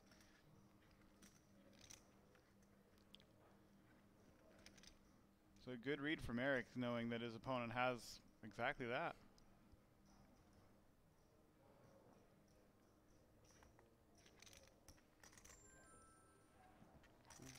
Tough spot for Kevin. I wouldn't see him getting away very often. I'll use one of his time extension chips. There's not very many worse hands that would value bet, though. Once again, we're just in a call a bluff situation. Does that 200,000 amount seem bluffy to you? Not really. It's very fitting. The pot was 300,000, 325. He bets 200. It's a merged sizing, so it's going to be both, meaning it's both bluffs and value bets. And Kevin kind of reluctantly makes the call and gets the bad news. Doesn't love it, but decides to call. It's not a one-to-one situation. You are getting 525 to 200. So that ends up being a pretty big pot. I mean, just those last couple of hands have really swung the direction of Eric. He's trying to make some history today. If he can win this tournament and this final table, he'll be the first player in WPT history to win the same tournament back-to-back in consecutive years. And with that victory there, Eric, the chip leader, at 2.9 million, Kevin at 2.6, and down from there. You see $279,000 up top, and sixth place. I mean, I say only pays $45,000. That's still a nice chunk, but that's a big swing between first and sixth. So you see why these guys are taking their time and being methodical and even burning those time extension chips when necessary. Even 6th to 5th, where I mean the next person out, when one person busts, the next guy gets at least 15,000 more. So. Yeah, it goes from 45 to up to 61, and then 85 from there. If you make the top three, you're getting 6 figures, and 279,000 all the way up top. Robert on the button, out of there with his 7 deuce. Kevin here in the small blind. King 9 of clubs. It's a nice looking hand to have in the small blind. Could go with the limp, could go with the raise. Both are just fine. A lot of players these days just limp their entire, any hand they're going to play from the small blind, they always limp, and they might decide to re-raise later, but they don't have any raises in their range. Calling a check. Here we go to the flop. Jake with 8-5 offsuit. We got a couple of aces and a 6. Flop, ace, ace, 6. King 9 certainly feels like the best hand here. I think it probably usually plays better as a trap, but he's going to go ahead and bet. He might get some value out of Queen High or Jack High or Jake getting frisky. Hard to find a lot of value out of 8-5 offsuit, and so Jake quickly gets out of there, and Kevin going to scoop up a small pot. So now with the blinds going up to where they are, what kind of new pressure do you think there is for some of the shorter stacks at this table? There's a little bit of extra pressure on Shankar. The rest of them are not that shallow. Even the next shortest guys have 24, 28 big blinds, so they're not in just a shove mode, and Shankar's not short enough to where they have to wait each other out either. I think everyone's still just kind of playing poker. 6 players remain here at Thunder Valley.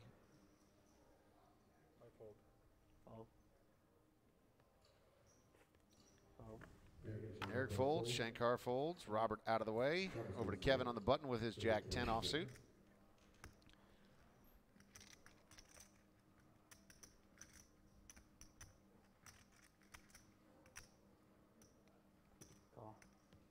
He'll make the call. Jake in the small blind. King 9. Kevin just goes with the button limp so that he gets to see the flop more often. Doesn't have to face a 3-bet and fold.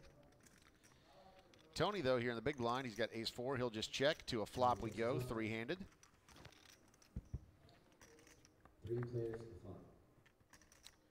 There's an ace, a 6, and a 7. All clubs. So Jake drawing at the nut flush. Tony hits his ace. Only Kevin with his Jack 10 doesn't have a lot going right now. And they both quickly check to Kevin. He'll check as well. Turn rolls off a 3 of diamonds. Kevin might have bluffed there if it was heads up, but with a 3-handed pot, it's just 4 cards to try to get to fold, and so many things they can hit. Jake with the check, and Tony with his pair of aces going to make it a little more expensive to play. 80,000 to go now. 200,000 is in the center. And again, Jake looking for another club here for that nut flush. Could also decide to turn it into a bluff, but he's going to go ahead and call with it.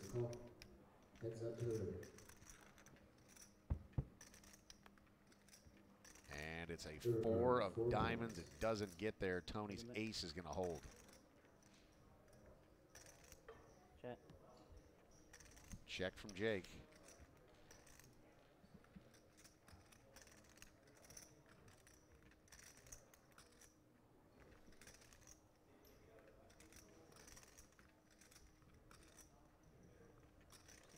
Tony's hand did improve there, so he got a second pair with that river.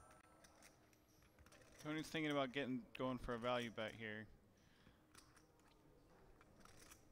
Bet 125,000. Buck and a quarter, 405 in the center now, and you see with the stacks that these guys have behind, there's a significant pot. Absolutely is. Jake's considering bluffing all in here. Against Tony, you don't want to get looked up light. There's no reason Tony doesn't have a 5. He does go for it. He does. He jams. Oh man, this is Boy, really that's ugly for strong. Tony too, because you've got 2 pair, but there's so many ways to be beat here. Yeah, and it's for almost Tony's whole tournament life. Tony's, I don't know, he's probably the stickiest at the table. This has got to be a pretty scary spot for Jake. You can see him breathing pretty hard. Tony wants to call so bad.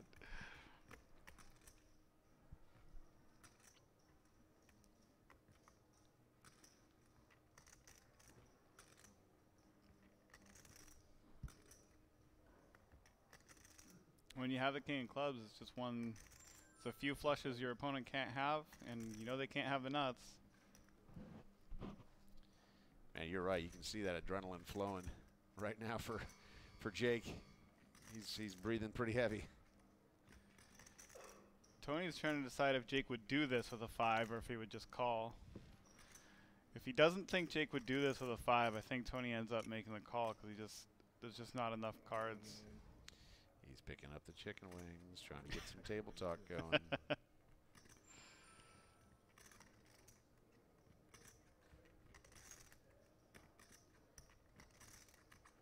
Credit to Jake for making this play. He really wants to get this title, finally get one of these.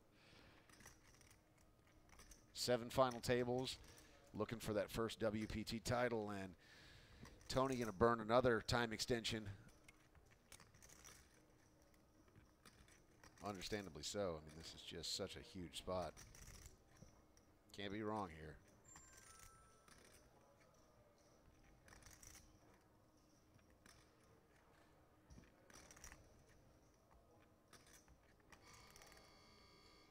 And Tony already made one incorrect hero call. That might be in the back of his head. I don't know if he wants to do it again, especially for almost all of his chips.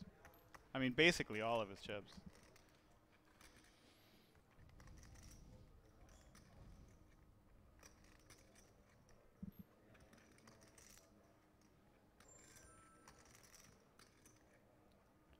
Hear that 10-second ding again. Burn through this whole stack of time extension chips on the action clock. Yeah, he's only got one left now. Now it's See how that affects things going It's really forward. decision time. There's so much pressure right now. I'd be scared to make this play if I was Jake. That's Tony's the stickiest at the table, I think. There it goes again, another ding. You said it's decision time. Oh, my goodness. Oh, and you see the relief. Yeah, an actual exhale there. Whoo. Look at him. Oh, he shows him. Oh, my God. Brutal. Tony's like, oh, my God. Oh, Tony. So mad at himself. Look at him. Oh, man. And just so brutal for Jake to show him that, too. Like you said, Tony, stickiest at the table, Great has play. just such a hard time folding already, and then just shows him the all-in bluff. I mean, Tony had him crushed throughout that entire hand with the absence of that final club that he needed. Oh, man, that is brutal. And you know Tony has got to be steaming right now. Shankar's like, hey, man, he's why don't you not make liking that. Why don't you make that call? Help me out a little bit here. You would have loved that. Yeah. I almost flipped over my cards twice because I thought you were just single chip calling. That's another interesting dynamic. A lot of times people just fire in a chip to signify that they've called. Yeah. Just one chip. And with the time extension chips, you have to remember that that's not what's going on. It's not a call. That is a time extension, yeah. Oh, man. Tony's just got to be just sick.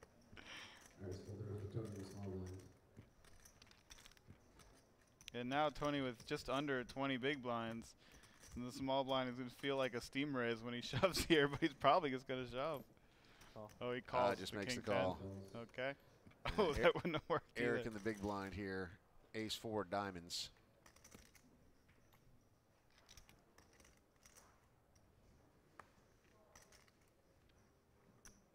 Yeah, he's just going to go. Just put the pressure back on. Yeah, it just assumes that after that spot, he's not going to run into a trap there from Tony. If Tony has anything, he's just going to raise it.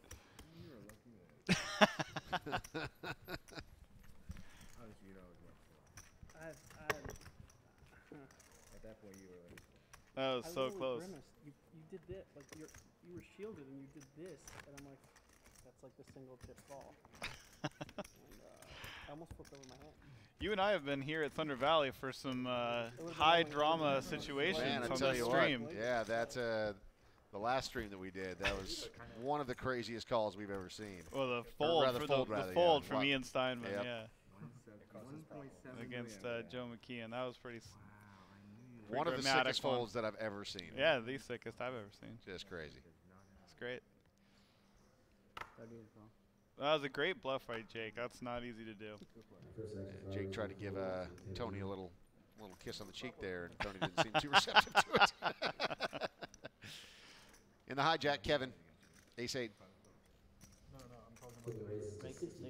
Going to go up to 60,000. Jake in the cutoff, ace-queen. He'll make the call. Tony's out of there with his ace-deuce. So we know where 3 of the aces in the deck are at this point. One's in the muck.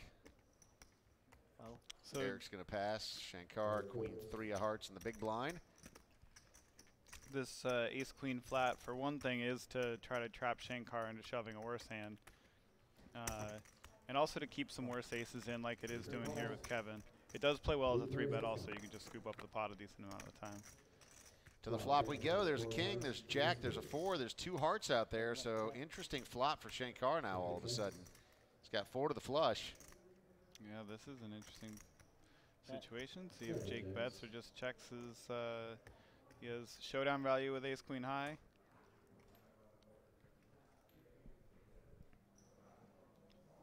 He decides to bet. And I'm pretty sure Shankar is going to shove here. Shankar with 405,000 behind. Going to give it a quick count. Jake could be bluffing with all sorts of things he can fold here. Being in position, last act. Already nearly 300,000 in the middle, only 400,000 back, and he'll just make the call. Shankar so he wants to peel one. He decides Jake has too many hands he's actually going to call, so just goes for the call instead. Heads up to the turn. Shankar looking for another heart, and there it is. Hits his flush. Quickly checks. See if he's able to get some value out of Jake here. Jake could try to make a 4, or I guess it would just only be a 4 to fold. Check, check. And the river rolls off a 3.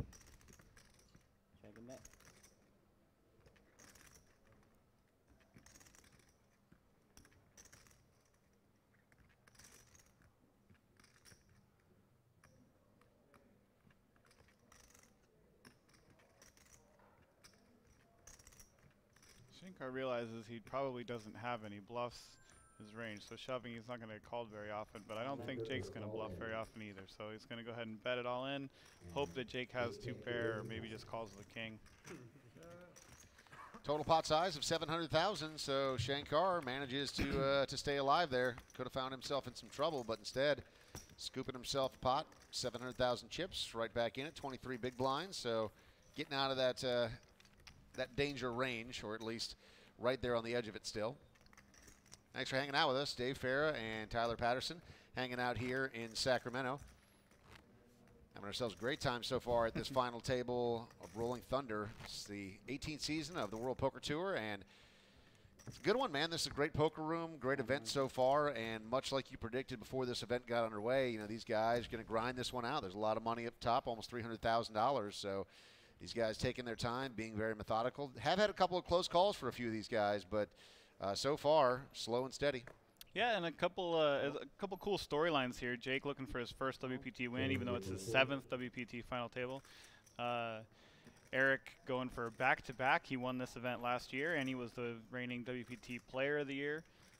Jake, I think, was second or really close to it in Player of the Year last year, so it's a stacked final table. Tony Tran's the WPT champion. So the Hublot Player of the Year race is underway right now. Brian Altman is currently leading. Season number 18, Brian won himself the WPT Lucky Hearts Poker Open at the Seminole Hard Rock in Hollywood, Florida. Placed 3rd at WPT Maryland and placed 10th at the WPT Legends of Poker at the Bike in Los Angeles. Winner of this event is going to earn 1,000 points, and grand prize is the $15,000 WPT passport. Can be used in any Season 19 WPT event, including the WPT 500 or the WPT Main Tour, the special events. Complimentary accommodation in majority of WPT Main Tour events, ground transportation, food and beverage credit, special WPT Player of the Year trophy, the Hublot watch, valued at approximately $15,000, an award presentation at the Season 18 finale, presented by Baccarat Crystal at the HyperX Esports Arena in Las Vegas at that Tournament of Champions. So a lot on the line for the Player of the Year, and Eric looking to improve his standings. Here we go all the way to the river on this one, and Tony going to make himself 3 jacks with that river card rolling out. Pot has stayed pretty contained. That ace cooled the action on the flop and the turn. And unfortunately for Tony, Robert doesn't have much to pay him here.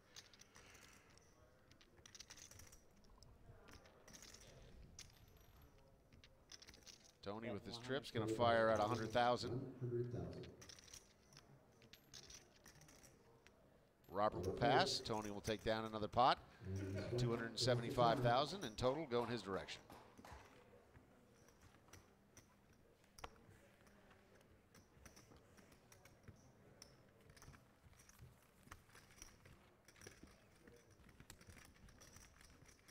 You think Tony's still steaming a little bit? Oh yeah, that's going to be a hard one to let go. Unless he finishes first place in this tournament, even if he goes on for the next 5 hours and gets second place, I think he'll still be kicking himself about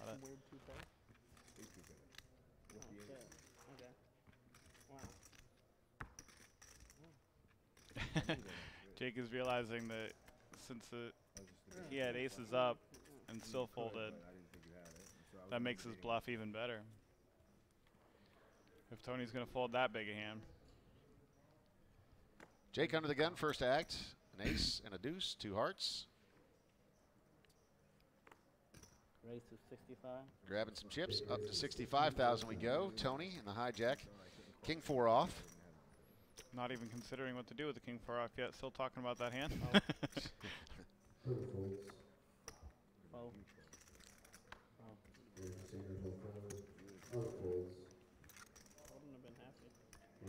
Over to Kevin, the big blind. 65,000 is what it's been raised to. Obviously.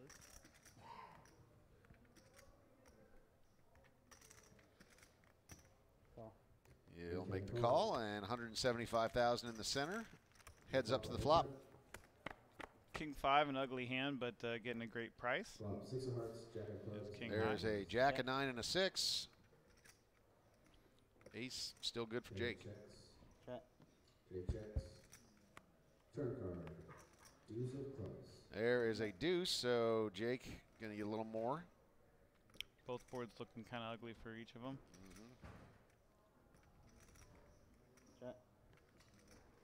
Kevin checks.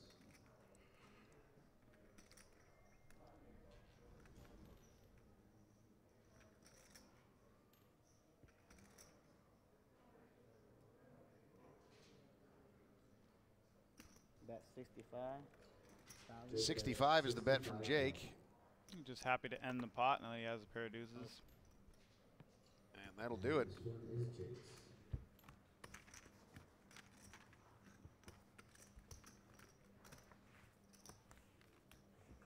Blinds go 15,000, 30,000, about halfway through the level. Action clock is brought to us by Protection Poker. 30 seconds for each of the time extension chips. And interestingly, Tony, who's the shortest of the stacks, just 22 big blinds, 655,000, also the shortest of the stacks when it comes to those time extension chips. So just one left. Yeah, we'll see if that plays a factor, but certainly could. There's a long way to go on this final table. So if Tony is able to make a deep run here on this final table, will be interesting to see how that will speed up the action for him and make him have to make some quick decisions. Yeah, that's also going to be some added insult there to that fold because right. he burned all the time extension chips on that hand too. If you're not willing to call that damn king eight anyway. I did call it. Put the pressure on. It's disrespectful, I know. Oh boy. Yeah, your raise is the disrespectful one. Oh boy. Tony talking a little bit of trash. Don't limp into my big, bro. Oh boy. He's still so mad. Oh, they're actually talking about a different hand. They're talking about the hand when Tony raised with 3-6 off. Yeah, and I think they may be connected here, the trash talk. Oh, yeah, for sure. So Eric with ace-6 of diamonds going to raise it up to 65,000. How about this? Couple ladies for Robert on the button. Queen, queen. That's why and he's going to 3-bet it, looks like. Yep. 225,000 to go now. Kevin and Jake both fold. Back over to Eric.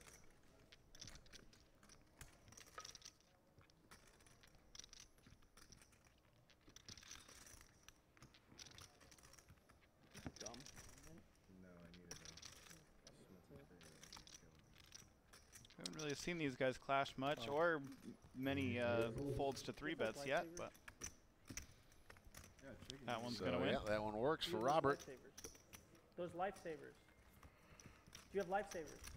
Robert's been relatively stress-free on this final table. He hasn't had any tough decisions, just kind of slowly Yeah, that's what I was there for. chipping up. Oh, you have to go get. You don't need to go. And style points for the scarf as well. I just don't have the confidence to pull that off, man. I don't think I could do it. The our 8th place finisher, Charles Kaysen, was giving him a hard time about the scarf yesterday. Yeah, Charles is. He's like, quiet down, Bubbleist. Yeah, he likes the speech play and he likes to get into people's heads and really talk a lot of trash. He was a fun player to have at the table.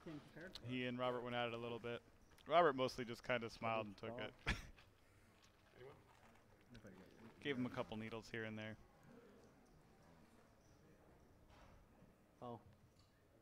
Oh. Robert in the cutoff. Another nice starting hand here. Ace-10.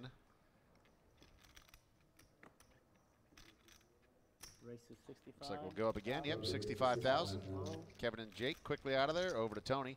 In the big blind now, 10-7 offsuit. He'll pass. Might defend that if he had more chips, but gonna let it go now. Thank you.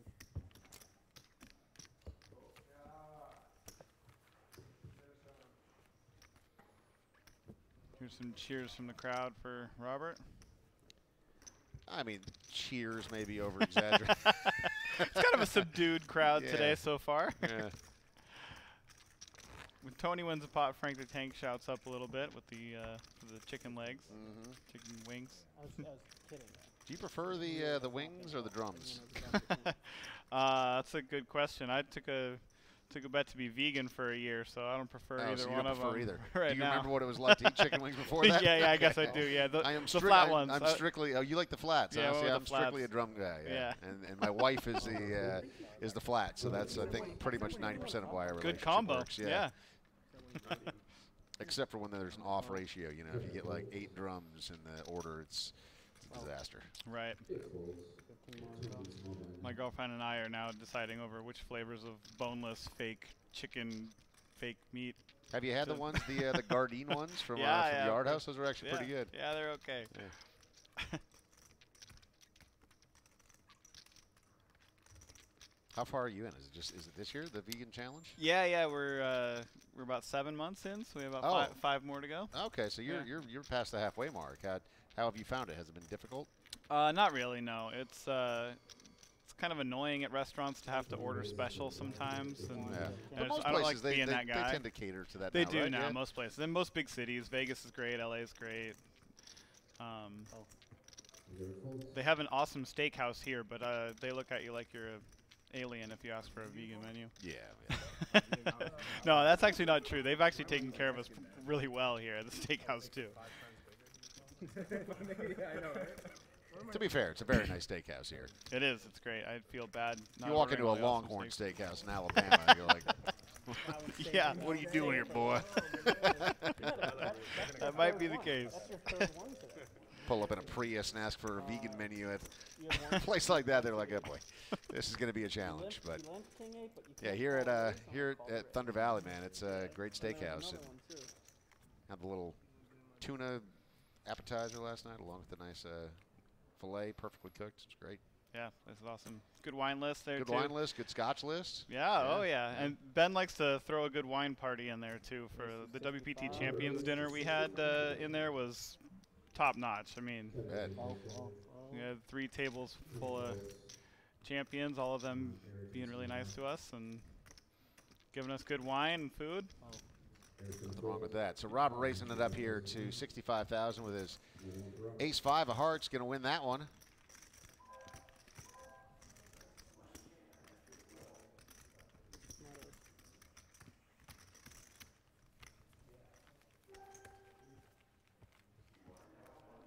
For my friends at home, I think 2 hours means the over came in on how long it took to mention that I was vegan. Oh, that's hilarious.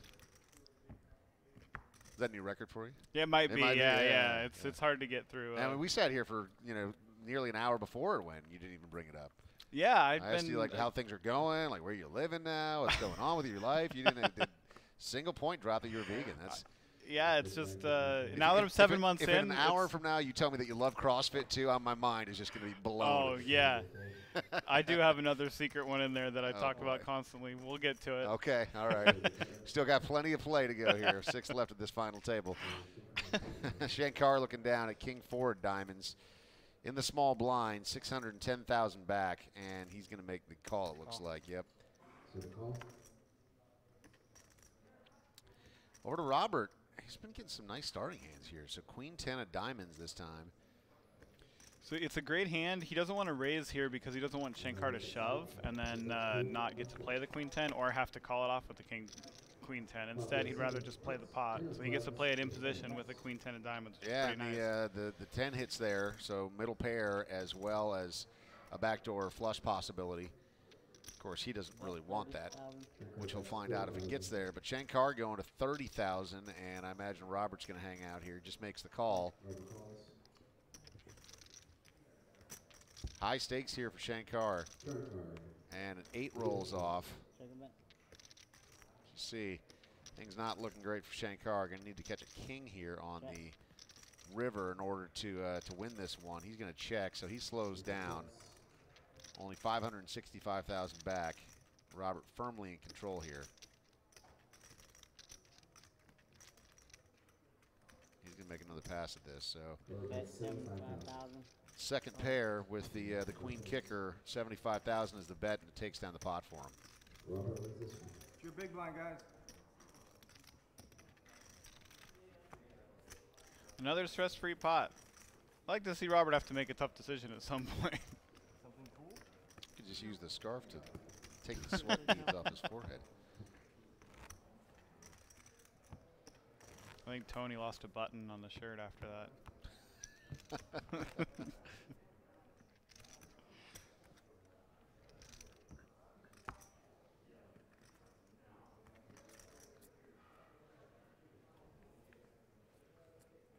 Tony still looks angry to me. I don't know if that's just my perception because I know that he's probably still steaming, but he just looks displeased still. Yeah, I mean, well, this'll help. Can't blame him for being displeased. It's a tough spot to be in.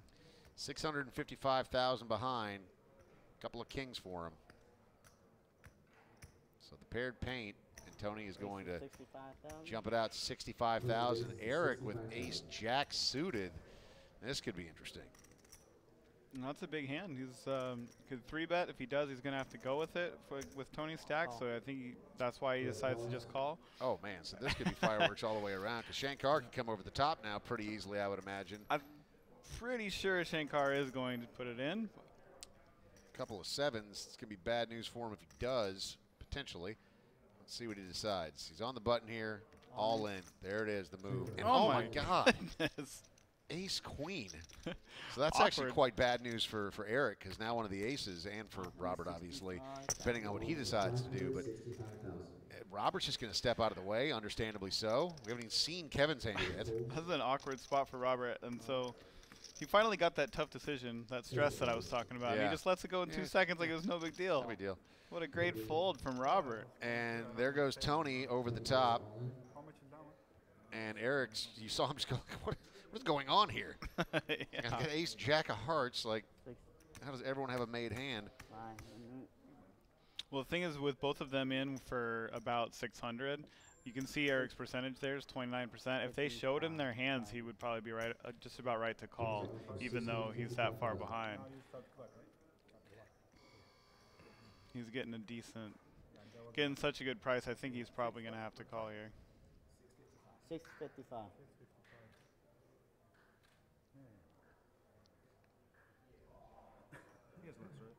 Yes.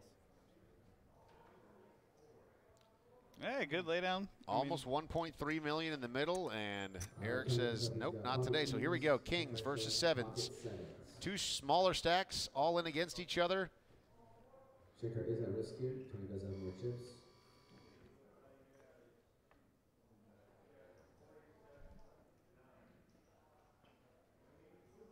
Heads up to a flop, yeah.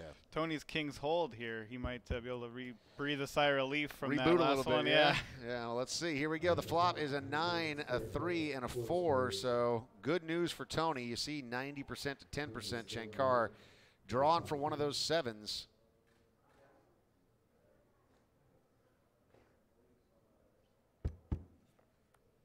turn, it's a queen, no help.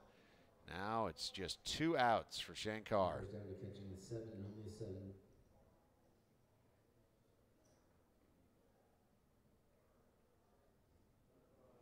Here comes the river. And it is a 9, and Tony, 1.4 million going his direction, and Shankar is going to be the first to make the walk. Good play by him, didn't have a lot of opportunities, and he's going to be cashing in 6th place for $45,390. And like you said, Tony getting an opportunity to reset now, plenty of chips to play with. And the next person to go is going to get almost 62,000. So Tony, who's actually been mixing it up a bit and had a couple of at-risk moments, I'm sure feeling pretty good about this pay jump of over $15,000 on that elimination. And there you go. Shankar out first. Jake at 33 big blinds, Tony at 45, Robert at 81, 82 for Kevin, and Eric up top still with 93. And interesting, playing that one back, had Eric decided to stick with it, would not have worked out for him. So the Kings hold for Tony. Nice play. Yeah, a couple of good laydowns there from Robert and Eric. They both had big hands. They could have ran into some big stuff, and just stay out of the fight and move up a spot. So Shankar finishes with 46,000, 45,000. He gets paid. 45,390. Yeah, and the next one out, 61,685. Nice payday. Yeah. This is 3rd WPT final table. Still no wins. He does have 2 bracelets and plenty of other poker accolades. Yeah, almost 10x ROI. I mean, so $5,000 buy-in. 250 people entered this tournament, so turning 5,000 into to 45,000. It's a pretty good little week here in Sacramento. Yeah, not bad. Racing 65,000. 65,000. Robert going up to 65,000. Queen 9 of diamonds. Over to Kevin in the small blind. 9-7 of hearts. Oh. Kevin's been sort of just laying back for a while. Has been mixing it up these last few rounds. Over to Jake. 925,000 behind in the big blind. It's a queen and it's an ace offsuit. Looking at the raise here from Robert.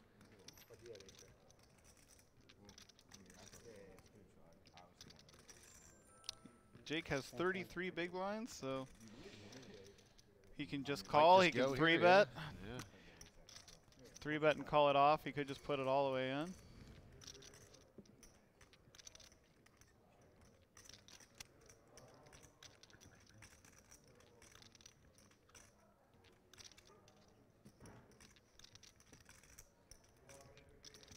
Robert hasn't gotten out of line at all. Yeah, so he'll go the 3-bet option. 255 is the raise here from Jake. So as you see, 365 already in the center. Jake was 700,000 back. Robert's got to consider that as well. And it's not a terrible price of the Queen 9 suited. It is a little awkward playing from there on out because Jake's stack is kind of short afterwards. It would just be kind of a flop and go with it situation. There's not a lot of wiggle room afterwards if he does call, so he's going to lay it down. And Robert's reputation precedes him, right? He's just sort of been in these spots where he's had to make some decisions and just kind of, let's wait for another moment. Yeah. The chicken wings. I wouldn't have done it. Tony's giving us some insight. Sorry, Frank. We'll get it next time for sure. He's been rubbing them together for good luck.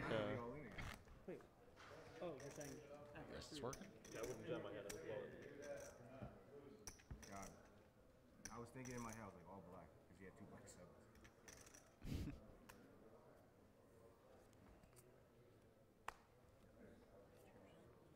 No, it's not the chairs. It's this. Just 30 to call. straddling.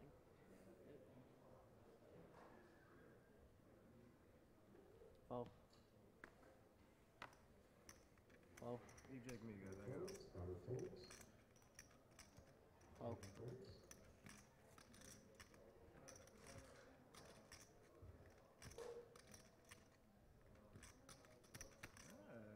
Call. Jake makes a call. Jake limps a small blind and Tony wakes up with aces in the big after they had already discussed that he had raised it with 3-6 offsuit in this exact situation. Oh boy, so the table talk once again potentially playing a factor here. Tony going up 130,000 with his aces, and Jake. That's why I can fold. Oh, brutal. And the king Let's see if he 4. shows him.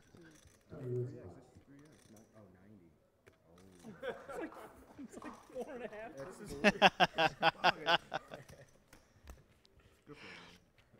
They had discussed that he had made it 3 times the big blind last time with the 3-6 offsuit, and that's why Jake had to call, even though he only had king 8. This time, Tony tried to make it 3x, but accidentally made it 4.5x. Whoops. Frank to verify that. Doesn't check out. I have the ace of spades. I don't think anybody believes Jake limped and folded an ace. You would have learned. You would have learned the tough way, or the easy way. If you had aces. Oh. Kevin here in the cutoff. A king and a queen, couple of spades.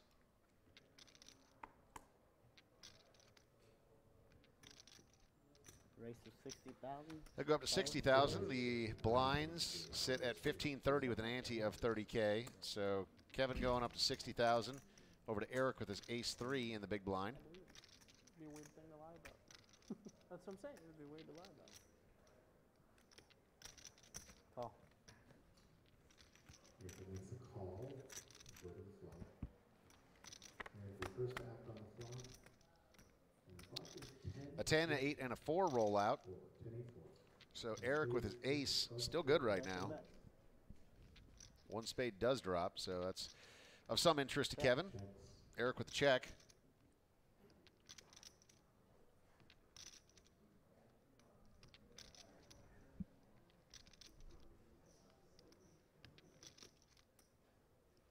Bet 55,000. 55,000 from Kevin. This is a spot where the king-queen suited has lots of good turn cards to keep firing. Oh. And good play by Kevin, so he'll scoop the pot, 220,000.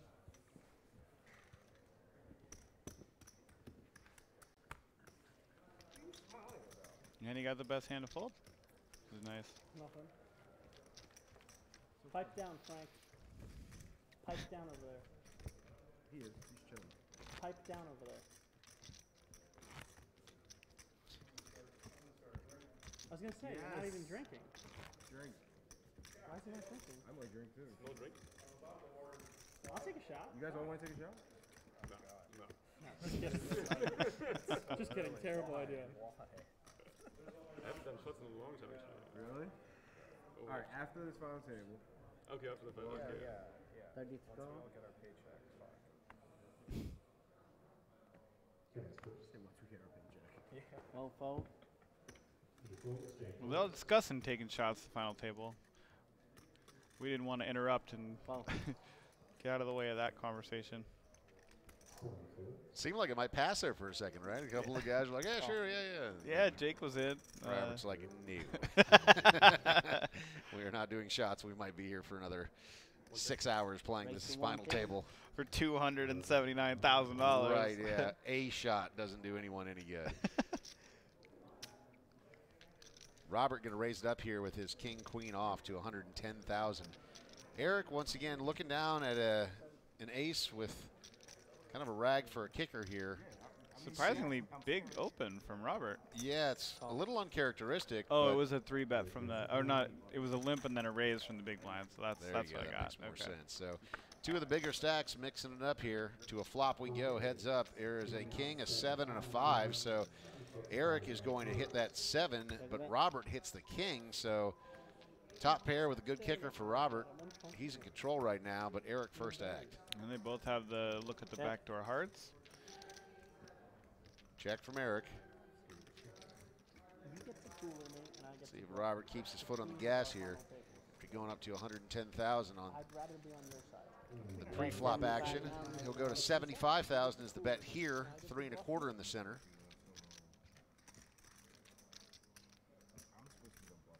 I like folding, so. Yes, I do. Call. Oh, yeah. Yeah, I must look way bigger, too.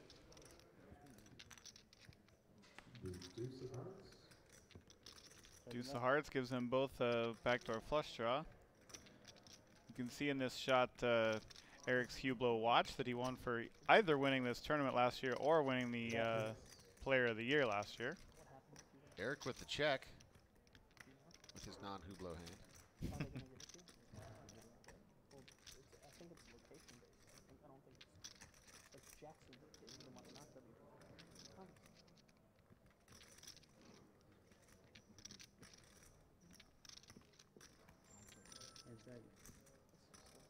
And Robert going to continue his stand here. Bet 175,000. So this is becoming a significant pot pretty quick here. A hard time seeing Eric getting away from this now. Maybe he does, but 4 to the flush. Still has the ace kicker, pair of sevens. As you see by the percentages, though, Robert firmly in control with his pair of kings. And yeah, Eric, I mean, Eric's had a lot of good laydowns. Yeah, it's a great laydown. Another good one there. There's lots of ways that I'm sure I would have talked myself into making that call. Yeah, absolutely, me too. Great gets fold. Away. Yep, nice job. Another nice scoop there for Robert as well. So, you know, we've seen Robert have plenty of easy decisions to make and times where he also could have talked himself into continuing a hand. And as you called him earlier, a lot of easy decisions, but he was pretty aggressive in his stand there and impressive play from Robert. Sure, yeah, and the Queen-9 suited he got away from, the Ace-Queen he got away from, so he's had a couple of marginal decisions that have been a little bit on the tougher side now. Definitely not stepped in any trouble. 5 players remaining. It's the WPT Rolling Thunder final table here at Thunder Valley. Just tuning in, thanks for being with us. Dave Fair alongside Poker Pro and Thunder Valley ambassador Tyler Patterson, who spent a lot of time in this room, formerly a Sacramento guy, spent a lot of time down here and a lot of time in this room, and actually had yourself a great run at this tournament. You came in 10th. Yeah, we came close, and it's a fun place for me to do that because I got a lot of friends and family in the area. Always here to represent the room, so. Would you call yourself a near bubbleist because of the performance today? I guess so. I mean, we played 6-handed at 36, so 10th was not the final table. The final table didn't combine until 7, so I wasn't really a bubbleist, but yeah, you know, it was close. But you're flirting with the idea. Yeah. Right, yeah. Do you ever see yourself intentionally sabotaging yourself in a tournament just so you have that prestige of being a legitimate bubbleist? You really like this term. You're really running with it. Well, I mean, look, you coined something brilliant, man. You can't just shrug it off. The reason we came up with it earlier, we were talking about Robert. He got 10th in the main event of the World Series, and for 800,000, he was the final table bubbleist. I would do it if I had a partner in crime. And he didn't write it down on his bio sheet. No, which he is kind didn't. of amazing. Yeah. You'd think that if you were a bubbleist of that caliber, you'd let people know. I got to shout out. I'll stand by my word. Fine. We need one other person, though, right? Looks like they're doing Oh, shots. They are doing shots? Yeah, They're talking about it. Are they arguing who's going to buy it? They want one more person to join them. The two of them don't want to give. A shot's not going to affect me. I mean, should we draw straws and one of us go out there? I'm in. You got me. I was in the middle of trying to shout out my buddy Steven Garfinkel, who was another main event final table bubbleist. Got 10th in the World Series main event. You're surrounded by those people. Yeah. Eric with the raise here to 65,000 with his ace-10 off in the cutoff. 65. Over to Jake in the big blind. He's going to make the call. Still don't have a read on that second card. Should get it here. I actually thought you were older. We got a little bit of an RFID glitch. We get to guess. Yeah. Handicap this thing. Who's going to win it? So Eric with middle pair top kicker. Jake with the quick check. 175,000 in the middle. 940,000 behind for Jake. Eric Check, decides check. to just trap with his middle pair of 10s and now pair of trips. 10. If Jake's other card there is the 10 of hearts, it could be spicy. Oh, it can't be the 10 of hearts. Eric's got the 10 of hearts. So it's probably not a 10.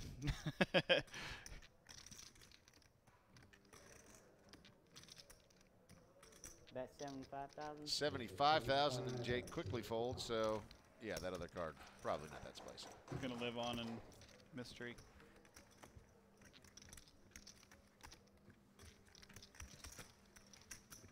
Eric chipping up pretty nicely, 2.7 million in his stack now.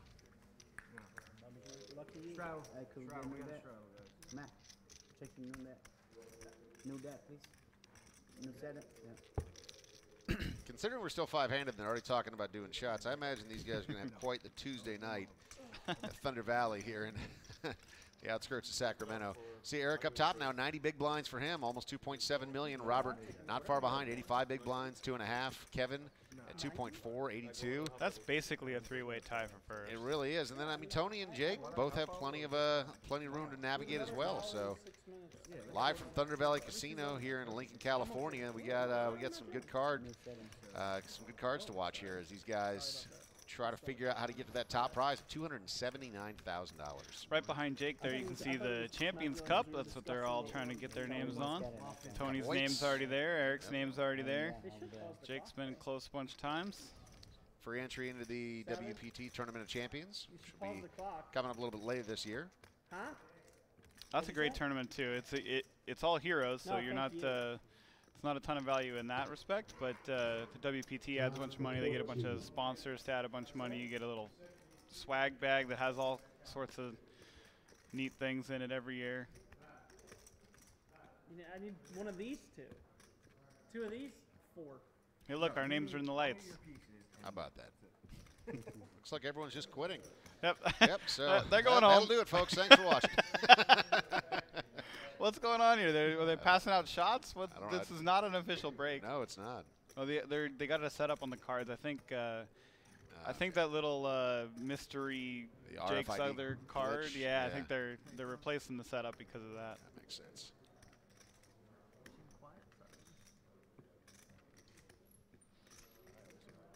Kevin is the person we know the least about here. I think he probably plays some decent-sized cash games. I saw his name show up on he has a high roller finish and a 25K buy-in, so he's definitely no stranger to big events or big money situations. Yeah, I mean, came into this final table with the chip lead at about 2.8 million and has kind of stayed right at that level. Has traded some chips back and forth, but hasn't gotten too splashy, and seems like it's rather intentional on his part to remain a bit of a mystery. Yeah, maybe. A couple of people, kind of engaging him a little bit in conversation. He's just like, yeah, very pleasant, but just not, not mixing it up too much. Usually in these, in a field like at Thunder Valley, because we're, a little bit on the outskirts. We're 30 minutes outside Sacramento. It's not in a main gambling hub. You end up with a few locals at the final table, but this year, Eric is sort of a local. He did used to live in Sacramento and played out here a decent amount, but there's really no locals left. All you mean pros steamrolling all the average Joes. Eric in the hijack here, 10-5 off. Oh. The new RFID cards are working all right. Yep. From Faded Spade. Yeah, thanks to our friends at Faded Spade, the preferred playing cards of the WPT. Robert in the cutoff here. 65. Jack and an 8 going to go up to 65,000. Kevin gets out of there. Over to Jake. He's got an ace and a 4 of clubs in the small blind. He makes the call. Tony, an ace and a deuce in the big blind.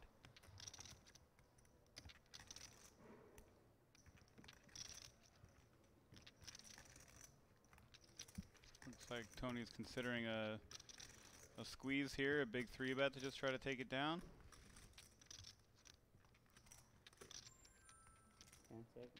Jake has an interesting hand to combat that. Tony's got to make a move here. Yeah, it looks pretty big. So he does announce 315,000, but the final seconds were ticking away. Only one time extension left for the action clock by Protection Poker, and came down to the last couple of seconds there. But 315,000 is the repop from Tony. So let's see.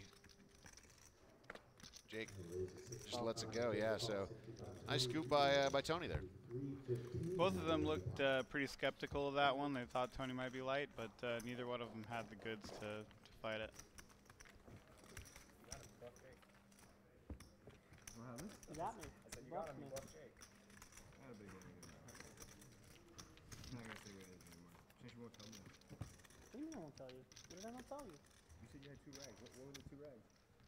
When? When I had aces. King 4 off. I'm not trying to hide it. That's a big hand. You had aces. You said you had an I'll ace. tell you. Of course I'll tell you.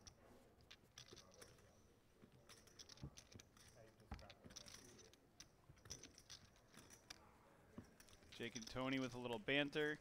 Tony's mood has changed a little bit since winning that big pot with kings. I think Robert's the hardest to figure out. Not steaming about Jake's bluff so much anymore. Kevin here in the cutoff with a nice starting hand. Ace 10 of clubs. You guys get the heads though. That has to be nothing, bro. Race is 60,000. Oh. Can't stand the bright lights, so I gotta. Yeah, It's pretty bright. Oh. Eric in the big blind. 10-9 off. He's going to see a flop. Call. 165,000 in the center. Heads up to the flop we go. There's a 4, a 5, and a 6. Check him out. Ace is still good for Kevin. Eric first act. Check. Kind of an ugly board for both of their hands. Check. Check, check to the turn. There comes the 3. Another diamond. Either player holding. Not a bad spot for a cheap bluff for Eric, even though no equity at all. He's just going to go ahead and give up.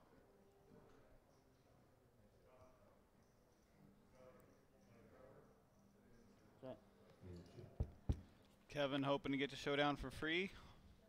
He could also just make them both make a straight.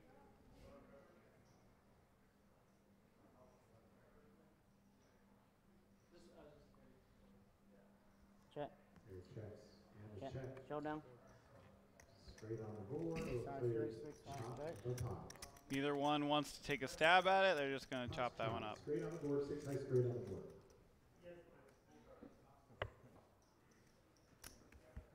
9 of clubs, 10 of hearts. Against ace 10 of clubs.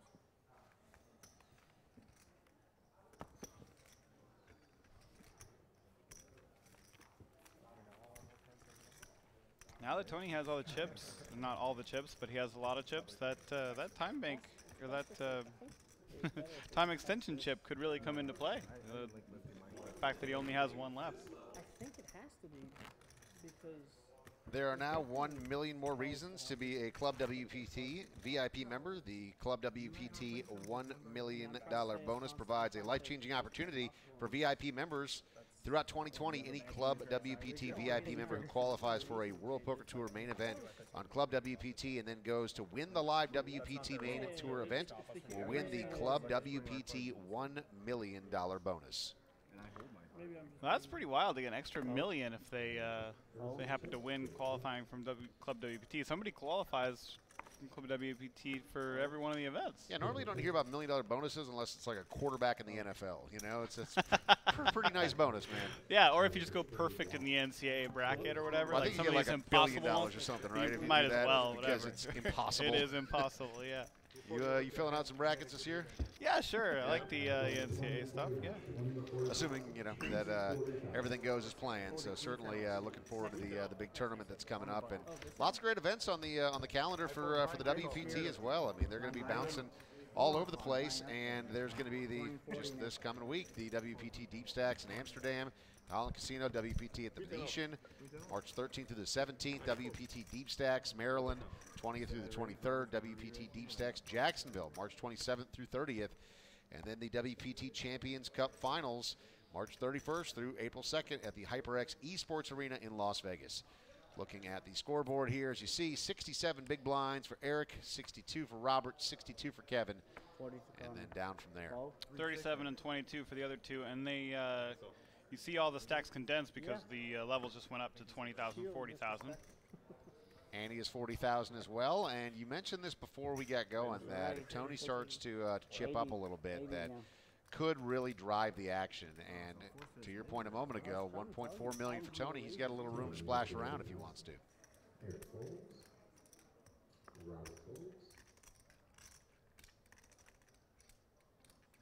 Kevin with his 10-6 offsuit in the big blind here. Going to make the call.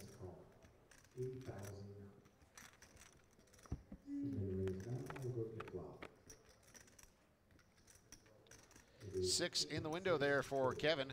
Check.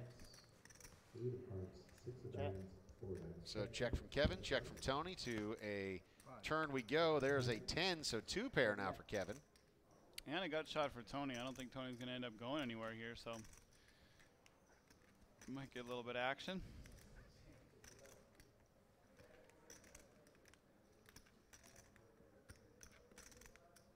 Bet 80,000. 80,000 is the bet there.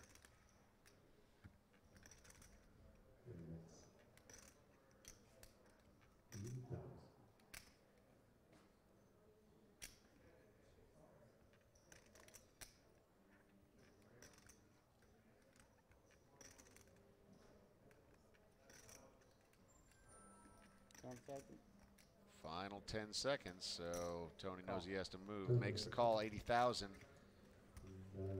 380,000 in the center right now. Final card, and it's a queen. Boy, that could spell trouble for Tony here. So Kevin's got 2 pair, 10s and 6s on the river. Tony hits his queen.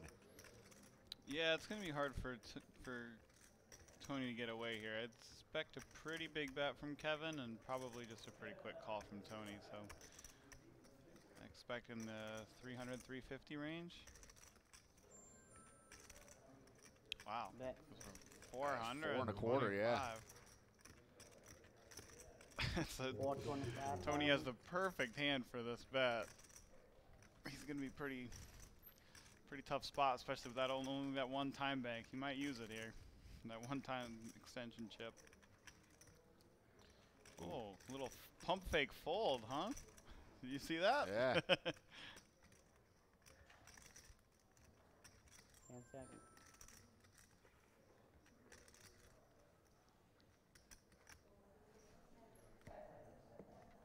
Makes the call. He's going to see the bad news. Total pot size of 1.2 million. Shipping the way of Kevin now. 3.1 million for Kevin. Starting to pull ahead a little bit here, and Tony south of $1 million in chips in his stack once again. That was a great bet from Kevin. He said almost Absolute just maximum. Perfectly sized. Yeah. Worked out great for him with Tony hitting that queen on the river. About 40% of Tony's stack shipped across the table on that single hand.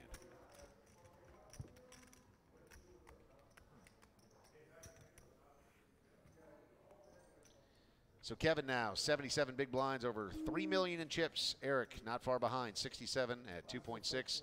Robert at 62, and now Tony and Jake right there, both less than $1 million.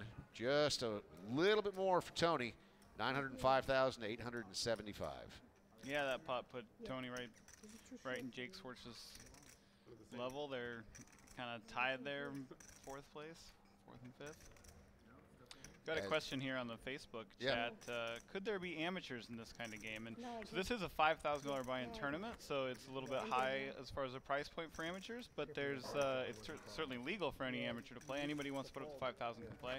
But there's also Thunder Valley runs a pretty extensive system of satellites for their big events. You can buy in for as little as $65, win a satellite into a $230 satellite, into a $1,000 satellite, into a $5,000 buy-in. So yes, absolutely, this is open to any amateur, all levels of play. And Thunder Valley does a great job keeping options open for the smaller buy-in guys. And I assume that most people that are watching this are pretty avid poker fans, so they would understand what a satellite is. But for people that don't know, it's just an opportunity to get into these bigger buying events at a much smaller price point. It's just you have to wade your way through another field of players, right? Right, yeah, you just buy in for a small amount. Like, let's say there was one for a $230 buy-in, and you have to beat enough players to get into a $1,000 buy-in. But we've seen those Cinderella stories before with people coming through Club WPT or whatever it may be, and getting the free satellite in, and then they get through a field and they end up sitting at one of these final tables. So it's certainly not unheard of. Absolutely, yeah. I think we had the first cash for a learned WPT player. I don't know if it's the first one, but we had one in this. Let me look this little story up, because learn WPT is a great place to.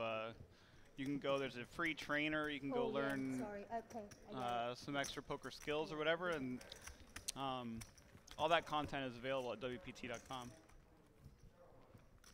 And what's really great is you get to needle a whole bunch of pros. And you're like, oh yeah, I just learned this. Here I am cashing. Right. Cool. Thanks again for being with us. WPT Rolling Thunder, hanging out here in the outskirts of Sacramento, California, and beautiful Lincoln, California, and really beautiful day here in the northern part of the state, and obviously a great tournament that's going on here. My name is Dave Farrow, alongside Poker Pro and Thunder Valley Ambassador Tyler Patterson. This great event here at Thunder Valley, just a beautiful poker room, beautiful property. If you ever had a chance to make it out this way, very impressed. Living in Las Vegas for the past 15 years, been around a lot of casinos and in that time, and this one really stands up amongst some of the best of them, including one of the best poker rooms that I've seen in quite some time. So well done to everyone from Thunder Valley putting together a great event. And $279,000 sitting at the top here, 5 players remaining, and the next person out going to get just about $62,000, followed by 85, 122, 177, and then that top prize, name on the cup, entrance into the WPT Tournament of Champions, $279,270. That's what they're vying for. Robert, the cutoff here, King Jack offsuit.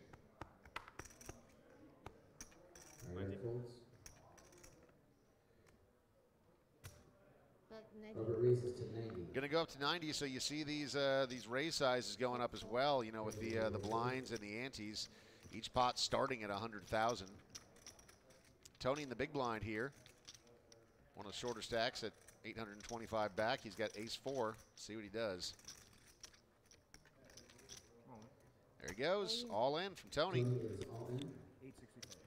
And putting Robert in a interesting spot here. So Robert looking at a jack and a king, and he does what we've seen Robert do a number of times in this final table, just brush it off and say, on to the next. Yes, sir. So he just lets it go, and Tony gonna get back up to that 7-figure mark with 1 million chips now in his stack.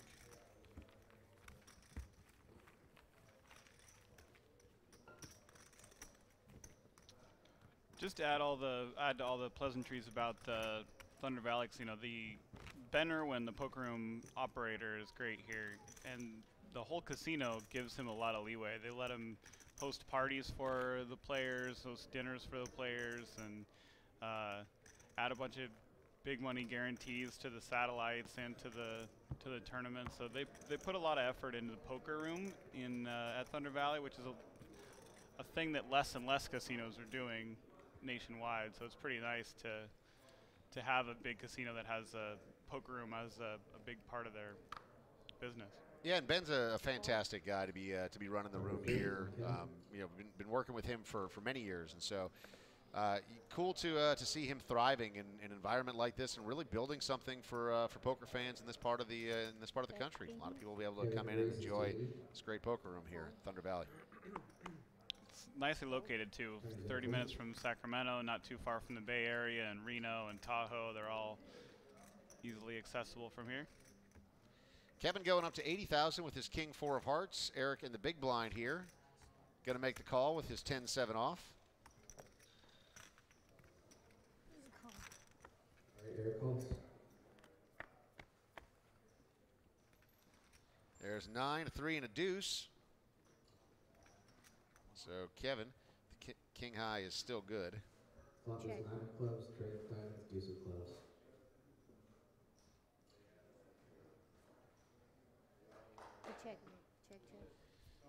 Check, check. And a 7 rolls off, giving Eric the best of it. He's got second pair with a 10 kicker.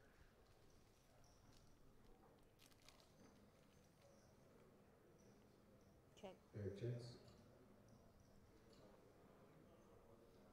Just going to trap with his pair of 7s here. Check. Another check, and to the river. A 5 rolls off, so Eric's hand is good. 220,000 in the middle. I imagine Eric goes for some value now, but it's going to be hard to get any value. You need Kevin to have one of the smaller pairs, or maybe make a hero call with ace high. Bet 125. 1 1/4. Eric bets 125,000.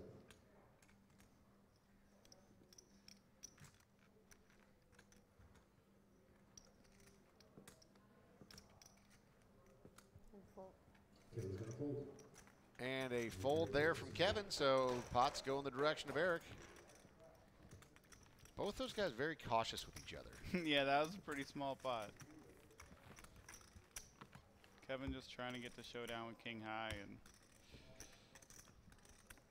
Eric didn't get too excited about that 7 on the turn.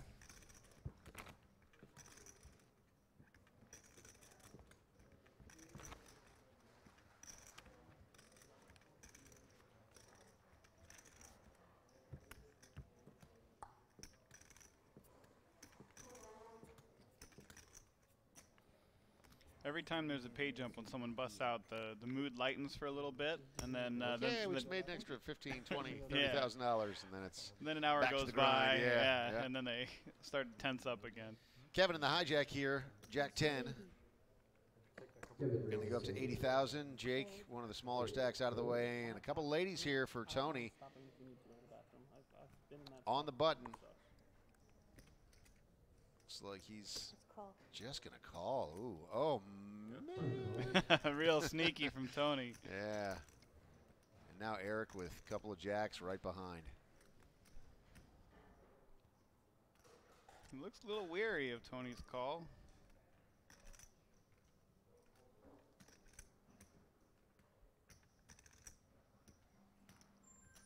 Well, since Tony only has $1 million, which is a little over 25 big blinds, or right at 25, Eric's going to go ahead and raise, and he will not mind calling it off until he sees the 2 queens, of course. 345,000 from Eric. Robert quickly out of there. So is Kevin. 345. 995. And he says 995. There comes the jam, and quick call from Eric. Maybe. Well. Yeah, he says, all right, let's do it. And so Eric's got the bad news that he is up against it, but even worse news for him is that Kevin just folded one of the other jacks. So right. You're going to need a lot of help here on this flop. Yeah, the percentages that we're showing here are without that information that there's a jack gone. So 2.1 in the center now, a huge potential moment here for Tony, and he's got to like that flop. So an ace, a 6, and a 4.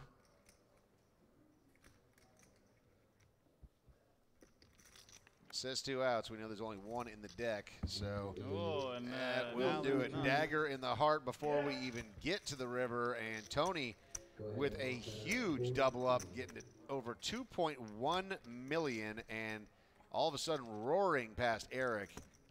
Tony not only stays alive, but gets himself firmly in place on this leaderboard.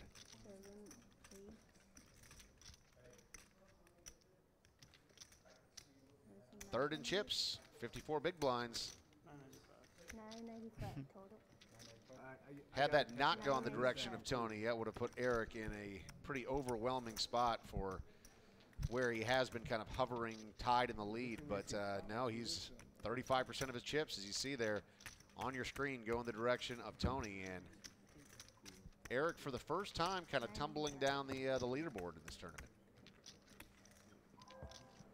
Yeah, tough spot for Eric there. I don't really think there was any chance to do anything else. Still has 47 big blinds. Not in any immediate danger, but this puts Jake in a far more interesting spot, right? Because yeah, well, he's the only one now. He's not waiting out anybody else. So does that open things up for Jake a little bit, you think, to try to do the same thing that Tony just did? It does a little bit. That concern of waiting someone out to move up the 16,000 is no longer there. But honestly, because of Jake's record and not having won this title that he wants so bad, I don't think that was really on his mind too much anyway. So I think he probably would have Probably would have played the same to try to get first place as he will now.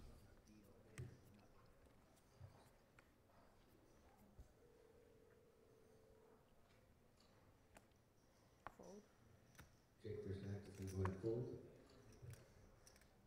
We're on Tony now. We just doubled up the last hand. Fold. Fold. He's going to fold. Eric's going to fold.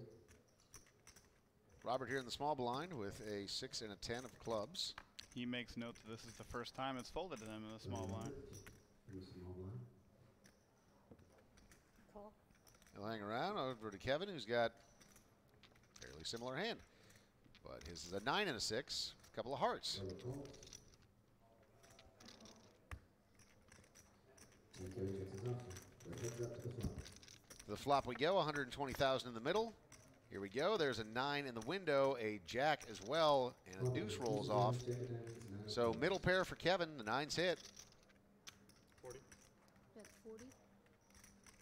Robert bets 40,000. Robert going to pop 40,000 out there. See what happens.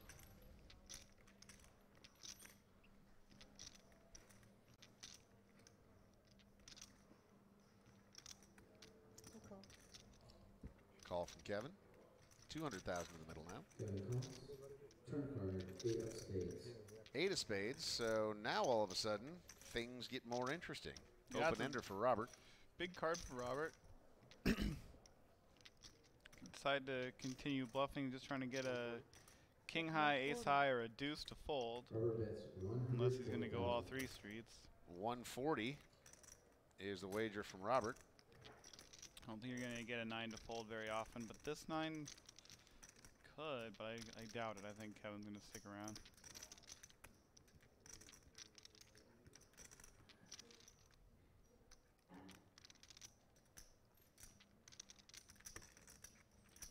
A lot here depends on what he thinks of Robert's play. If he thinks Robert's really tight, he might fold that hand, but Kevin makes the call. And a 4 rolls through, so Robert does not get there. Kevin's pair of 9's going to hold up for him. Like you said, Robert's come through guns a-blazing with not a whole lot going on until that turn. Let's see if he continues it here and is able to push Kevin off the better hand, the winning hand. yeah, it would take a pretty big bet, but all the one pair hands, which there are a lot of them, they might fold. That'd be a pretty big bet. He's going for it. $500,000. It's a full pot bet. 500,000. So 480 was sitting in the middle. Add another 500 to it. You got nearly a million chips already in the center. Kevin would have to really make a hero call here with a pair of 9s. Gets away from it. He lays it down, and credit to Robert. Good move by Robert. Only way to win that hand was by doing that.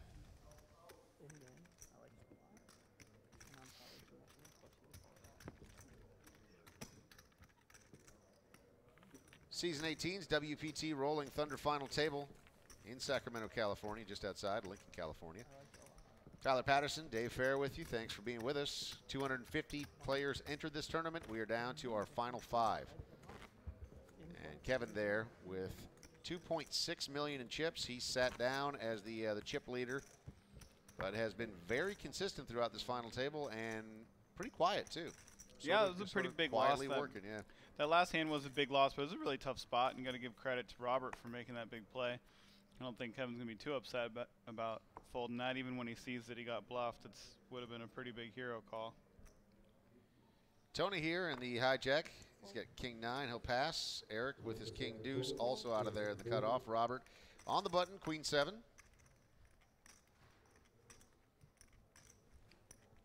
Oh, Robert's feeling a little energy from that last one. Thinking about opening up with a queen 7 off. And that he will. He's going up to 90,000. Kevin here in the small blind with pretty unattractive hand is going to let that one go. And Jake in the big blind, 6 deuce, also going to punt. And Robert's starting to feel it a little bit here. Yeah. 2.7 million for him now.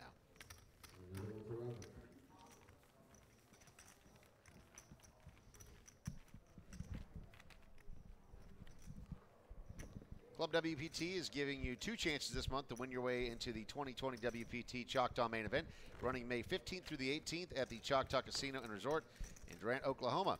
It's about 95 miles northeast of the Dallas-Fort Wayne Airport. This WPT event will be televised and has recently become a mainstay on the global World Poker Tour schedule. $6,000 WPT Choctaw main event VIP tournament package. So pretty cool stuff, man. Yeah, just an hour outside of Dallas. That place is pretty cool. A huge casino, one of the biggest anywhere. It's almost like there's a lot of people in Texas that want to gamble. Yeah, there might be, yeah.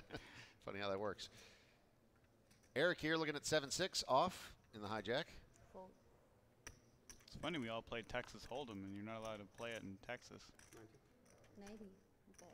Lived in Houston for a little while and would regularly hear about them storming poker clubs. And I'm like, why? Oh boy, here we go, Tony. Couple of aces. Aces again. Tony's had kings and queens and aces again. And he's managed to do something with it too. He's chipped all the way up to 2.1 million now. And Robert the Razor here, as he has been so affectionately known for the last 3 whole hands. Let's see what Tony does. Tony's been pretty good in these spots. Not overplaying the hand, you know, not giving it away. I wouldn't even be surprised just to see him flat it. Now he's going to raise it up. Yeah, by a lot. So I like what he did there. He starts grabbing chips. He says the number right as the clock expires, so he didn't want to use his time bank button or his time extension chips, his last remaining one. So he announced his bet right as the buzzer went off. I'm not sure why he wants to tell everyone when he has aces. Ace of clubs, ace of hearts. Careful when you look. Where you see it? From here. I mean, it's because I had folded, so I was looking straight across at you. So I could see through your hand. I saw one of the aces. So one of both. I just showed both. The other one I saw after. But when you were checking. Well, I just saw it. I showed you. Well, that was a mighty honest thing for him to tell him. Hey, yeah. Cards. Seems like that would be a pretty good competitive advantage. So part of it's a little bit uncomfortable that when you get to a TV table, the rail is a little bit higher for the TV cameras and the RFID readers. So you have to really bend over to look at your cards, and sometimes if you're not used to it, yeah. So it's nice of players to tell another player you're not looking at your cards right. Kevin here in the cutoff. King Jack offsuit. Offsuit. I don't remember. To be honest, I don't remember. Raise to 80. 80,000. Jake's gonna jump out of the way. Was I winning? Was ace deuce good? Fold. Ace high. You got a good king. Eric with his King Jack as well. I'm not gonna count Jake's hand because I was he was playing like a little girl. Can't count. Tony continues his trash talk of Jake. Yeah, 80. I think that was 65. Yeah. We'll take that to his grave.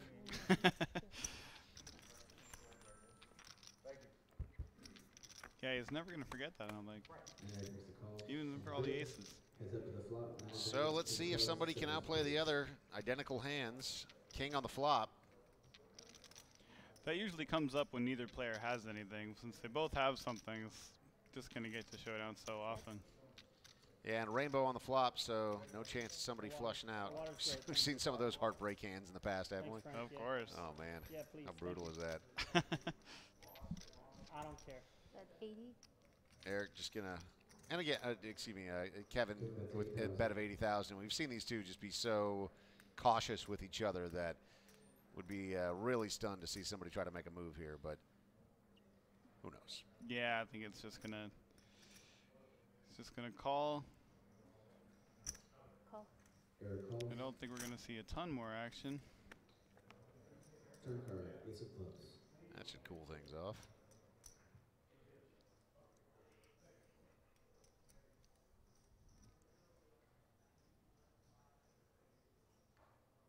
Check. Eric checks.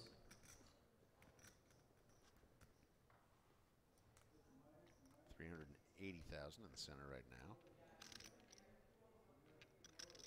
Check. Check, check. Check checks. River, 7 hearts. Another 7 rolls off. Now they would chop with any king, so they really don't have anything but bluff catchers.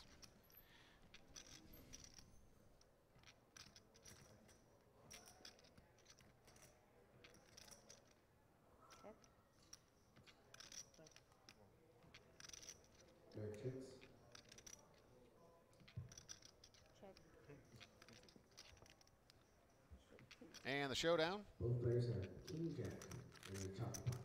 brings the second chop pot between these two, right? And that other one where the straight showed up on the board. Right. Yeah. Yep. Lots of tiptoeing around between those two too. Also.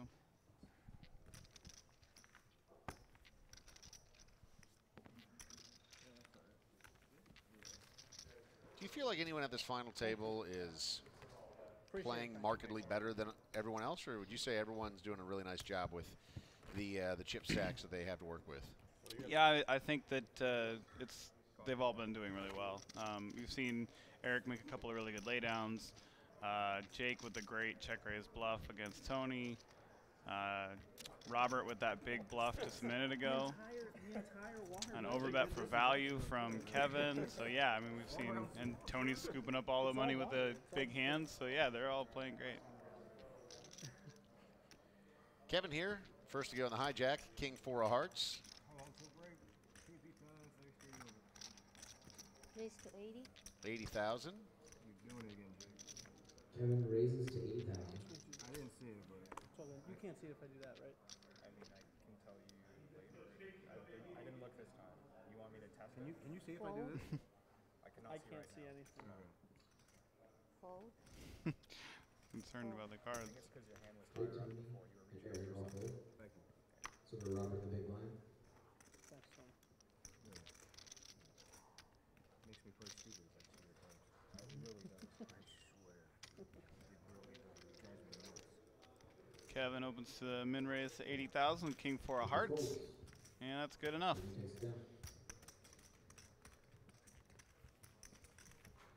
If you're just joining us, appreciate you tuning in. 5 players remain. Next person to walk gets $61,685. Then it goes up to $85,800, followed by $122,000 for third, $177,000 for second, and first prize, $15,000 seat into the WPT Tournament of Champions, as well as the prize pool, $279,270 total haul on that. So really some big money up for grabs here, and a couple of $100,000 between the next person to go and the person that will walk away the winner from this final table. And on top of that, a couple of cool storylines with Eric trying to go back-to-back here. He won this tournament last year. He was the Player of the Year last year.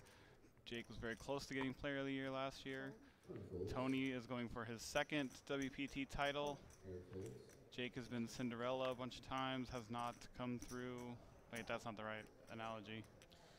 No, because Cinderella was the belle of the ball. I don't know what I'm. One of Cinderella's stepsisters? You know, like almost there? He looks like the stepsister. He would look beautiful in the Cinderella gown.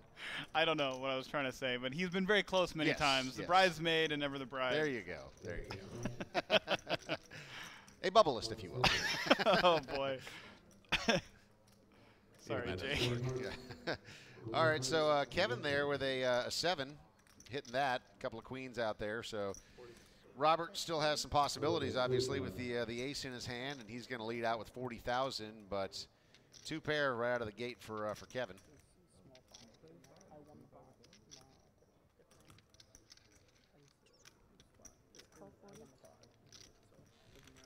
Yeah, Robert is going to have the best hand most of the time with ace-8 on that flop, blind versus blind. 6 rolls off. So Kevin probably still feeling pretty good about his hand. I would imagine Robert does also.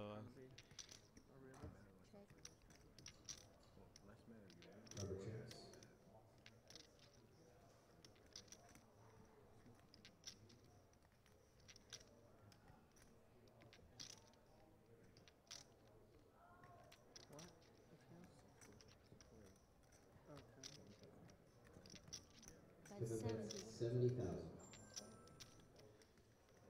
70,000 the bet there from Kevin. Ace-8 is very often still the best hand here. They'll make the call. 340,000 in the center right now. And the river card. Another 6 rolls off. This is a very interesting spot.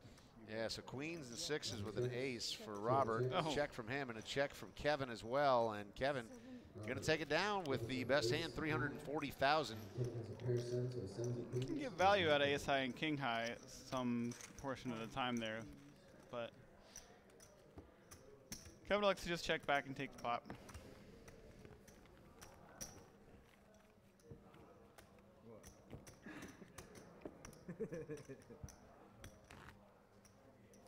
So Jake being kind of far and away the shortest stack, but he has played great. That king 9 bluff was pretty special. And he's still got enough chips to fight.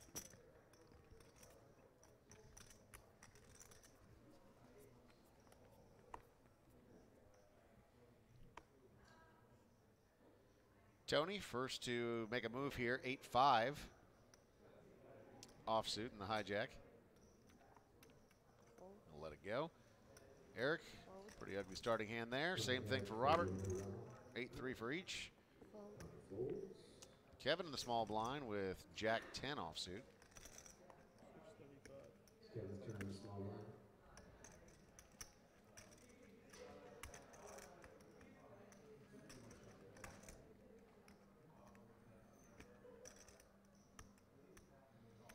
And with 635,000 in Jake's stack, I think Kevin's probably just going to shove. That he does. Doesn't feel that great risking that much with Jack high. Yeah, Jake still has the best of it right now, so thought about it, but man, tough to call off your tournament life. Yeah. Hand like king 6. There's ace 6, and there are a bunch of kings bigger that dominate you. And just calling it off is just a gross feeling with a bad hand. Trying to get away cheap, you guys won't let me. King 6 is probably pretty close to the minimum could call with there. So Jake right now, 595,000 in chips, just 15 big blinds. Will he once again be the Cinderella bridesmaid? It was really bad at the World Series because the light was. When are you starting to get nervous? When your blind count gets to what? Are you starting to go, oh boy, it's just time to start jamming here. Got to do something. Yeah, nervous is kind of a weird word because those stacks are a little bit easier to play. Your decisions are pretty easy because you've seen them so many times. So the danger zone is like when you don't have enough chips to where you can 3-bet a raise and then fold if you get more heat, you know. Yeah. So that's probably around the 20 big blind mark. Could go here, right? Yeah, it's gonna go in for sure. There he goes, and let's see what Tony wakes up with. 9-4. And that'll That's not. It's not a call. No, it's not. Tony folds.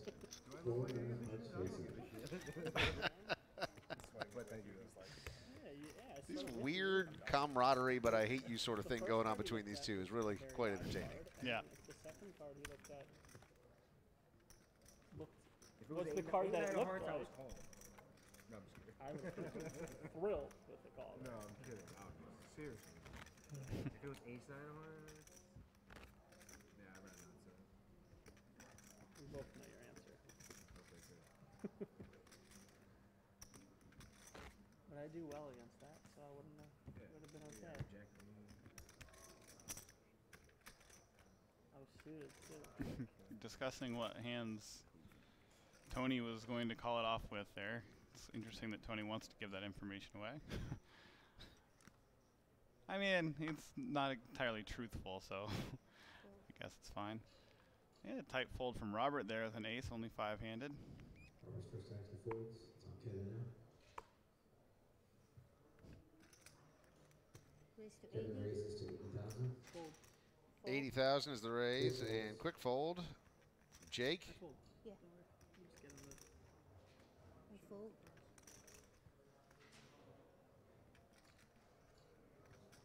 From Kevin on the cutoff, and Eric has 7 deuce in the big blind, so it's going to get through. Face up, set. Free info. Hard to come by these days. Well, that's easy in half an hour. It's not They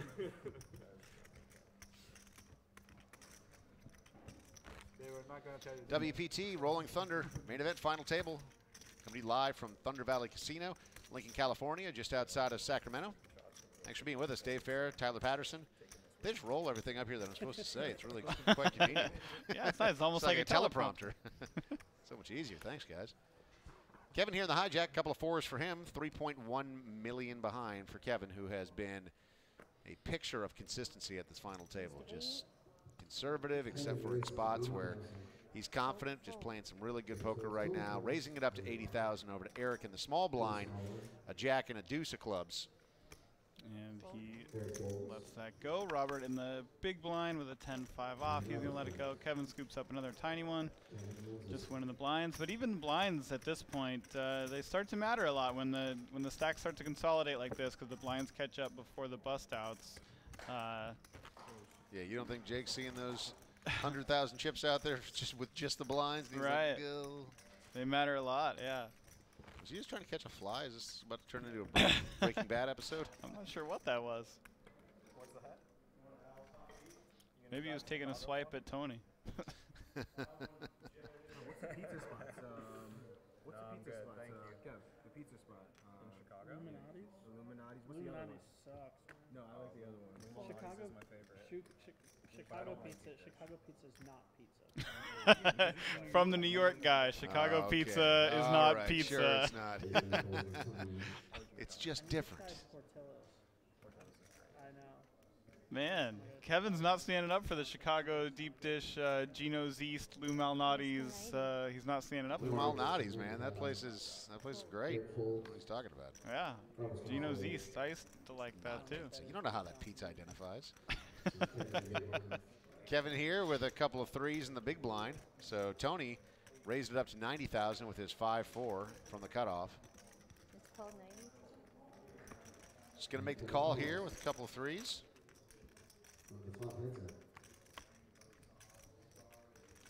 There's a king, a jack, and a 10. Okay. And Kevin with a quick check. Tony going to fire again, it looks like. I think Tony's the only guy on the table that's going to open the 4-5 off on the cutoff. So that's what I was talking about earlier, that the whole thing could move a little faster if Tony's the one that gets the chips, because he's a little bit more action than everybody else. 325,000, the size of that pot, going towards Tony. That's not Chicago. That's not a Chicago spot.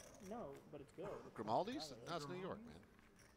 Grimaldi's, I think, is. It's everywhere, man. They have them. Yeah, it's just a chain now. Yeah, it's a big chain. It's they have pretty it good, in, though. Like they have it in Scottsdale. They have it in Vegas. Yeah. Hey, you don't shut up. You're making me hungry. Yeah, seriously. You're talking about pizzas and stuff. It's- Literally haven't eaten since dinner last night. Can't hit that steakhouse maybe again tonight, huh?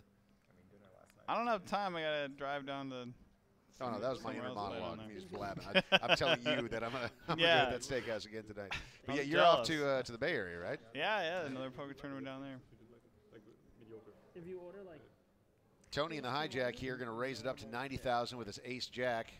you'll like the Eric, who's been pretty quiet as of late, after losing that big pot, that all-in moment for Tony, looking at King 8 spades.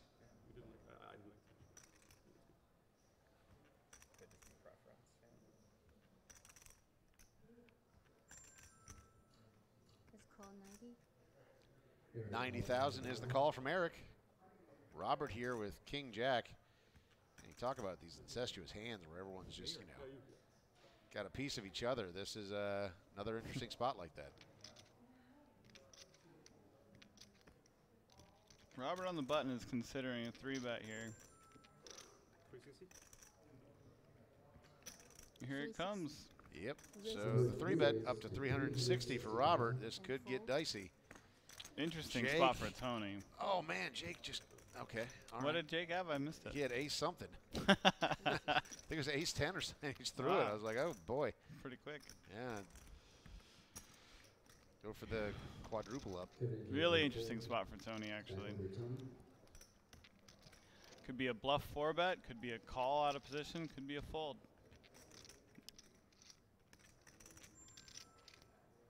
And Again, that ding Oh, means 10 yeah. seconds, and this is one of those moments, yeah, where and that's going to that lead him to very the- well could have led to that fold. Absolutely. It changes the game, which is why it's so critical, you know, when you've got only so much in your stack for your time extensions. When you burn it all off on one hand, it's probably part of what's still tilting Tony so much. So Robert with the 3-bet, the worst of it, arguably, out of all of them, walks away with a well-timed play that's going to scoop him another sizable pot. Yeah, he had the button, a decent hand, and a decent chip stack.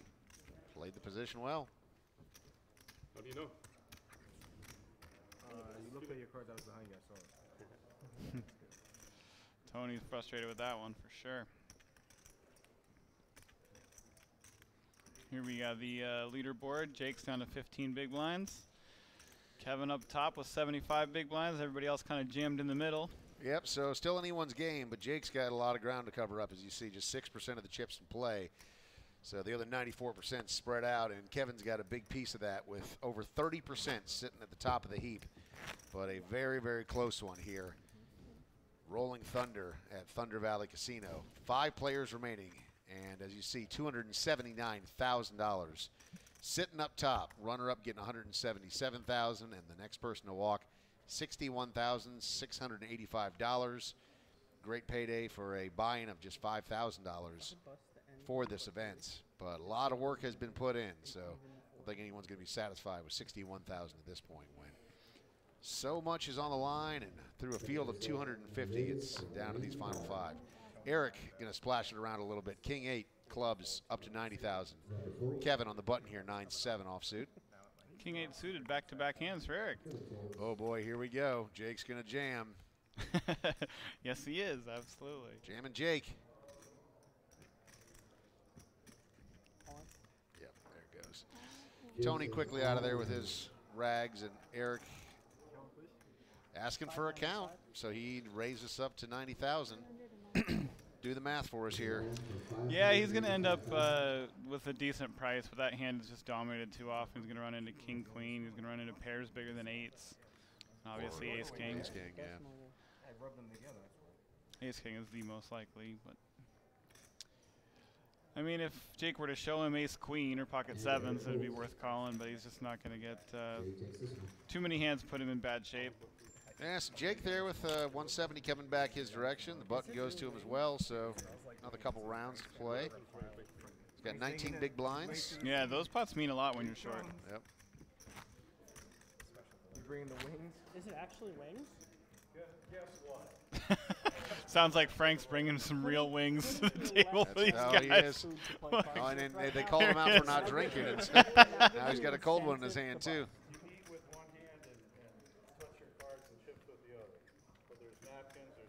I'm going to crush these on break. 3 more boxes, but Is Frank like a stakeholder in Buffalo Wild Wings or something? Like, Yeah, I think he might be. It has nothing to do with poker.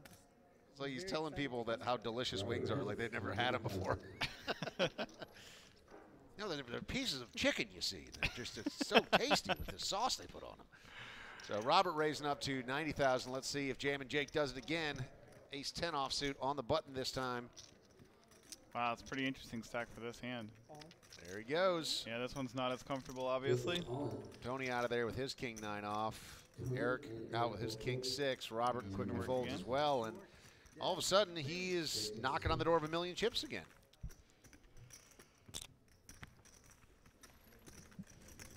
Yeah, little pots like that add up quick. Actually, yeah. May I have a Pellegrino, please? Thank you. Yeah, Frank might need to sit by and show him how to do it. He somehow eats chicken wings with a fork with one hand while playing poker with the other hand, and I have never seen him make a mess while doing it, which I don't understand. Yeah, no, I mean, I couldn't do very, that. Very deliberate with the way that he will only take one small bite every 25 minutes. I think it might be the beard, but I don't think I can do it. I don't think I can eat a chicken wing and not make a mess. Was that the other thing that you were not supposed to brag about? Is no, full luxurious beard? No. That's on full glory. Everyone can see that. So Jake with a couple more moves now that he can make. Ace 8, couple of diamonds, just going to raise it up to 85,000.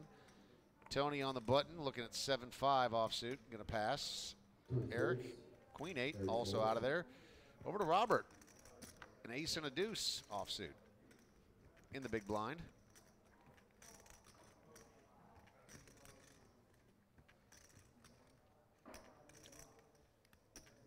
Jake finally has enough chips where he's not just jamming. He gets to play a pot.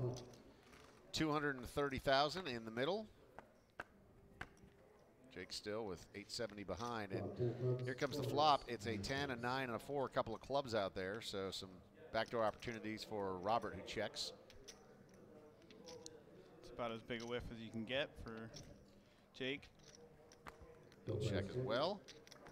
There's a 5. That's a more gut possibilities shot for Robert, yeah. Yeah.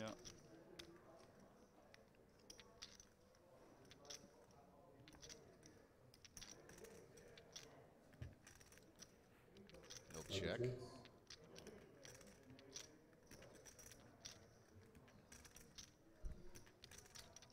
interesting spot for Jake. Just not a lot of room to maneuver, so he'll check again. And another 10 rolls off. That means that Jake's hand is good. Couple of checks here for Robert. Let's see if he's just giving up on this hand and hopes that the ace is good at showdown. Check and a check. They both show their aces. Jake's got the better of it and continuing his run. 1.1 million in chips from, you know, just a 575 just a couple of hands ago. Like, yeah, these pots grow fast, and if you can just pick up what seemingly are insignificant pots, next thing you know, you're right back in this thing. So 28 big blinds. It's a big difference from the 15 he was just at. Basically doubled up without ever being at risk. Yeah, it's pretty nice.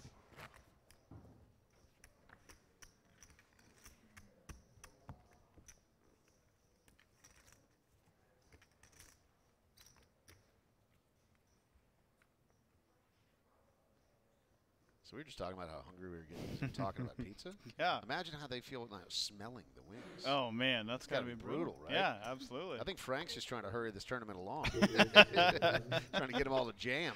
Yeah. Jake, oh boy, okay, so he's going up to 80,000 with his pocket eights, and now Eric waking up ace king. And these guys aren't really that far separated in chip count. So I mean, Eric has 1.5, Jake has 1 million. There's 180 in the center right now. And yeah, we're going to get a 3-bet here from Eric up to 250,000. Robert with his 5 and his deuce quickly getting out of there in the small blind. Kevin with a decision here in the big blind, ace 8, elects to fold. And Jake's already deep in the tank trying to figure out what he's going to do here. Does Eric have a 3-bet fold range at this point? Don't know. If he doesn't, it's a pretty ugly spot for 8s. All in, and Eric, with a decision of his own, makes the call.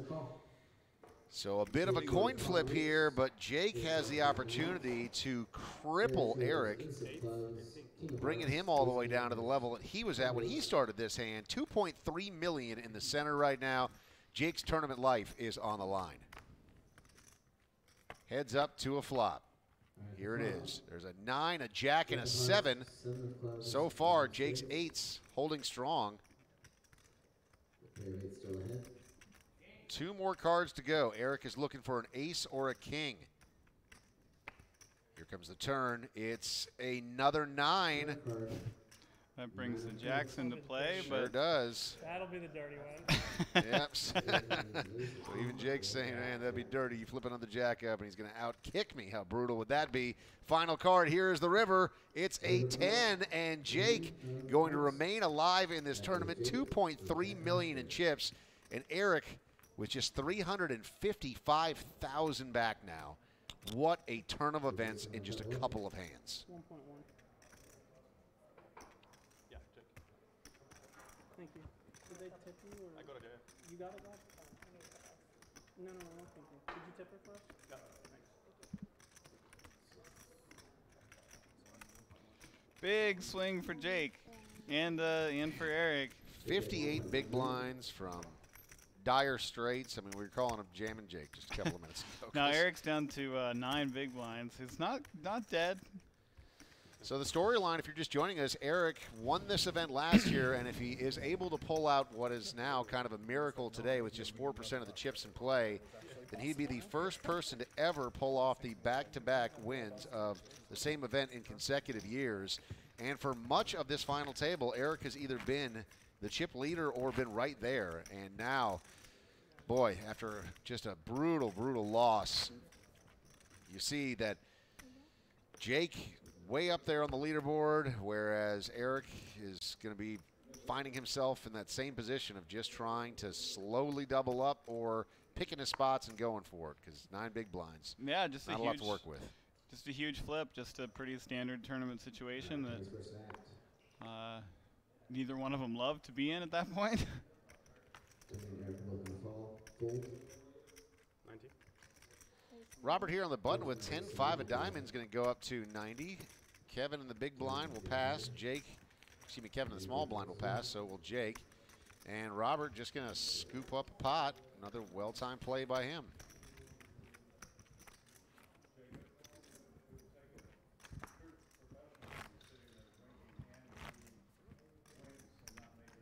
Next person to go in fifth, $61,685. You really don't have any clue. Eric trying to make sure that's not him. Right here. Wings are my favorite food too. He's lambasting Frank for the torture. I'm break either. Yeah, me neither. I'm gonna wait. Eric here with a 6 and a deuce of diamonds. Pass on that one. Robert in the cutoff. Jack 10. 19. Robert raises to 90,000. 90,000 from Robert. Kevin's out of there. Jake in the small blind. Ace 4 of clubs. So he's going to play a little poker now. Calls the 90,000. Tony in the big blind, 8-7. Already 260,000 in the center.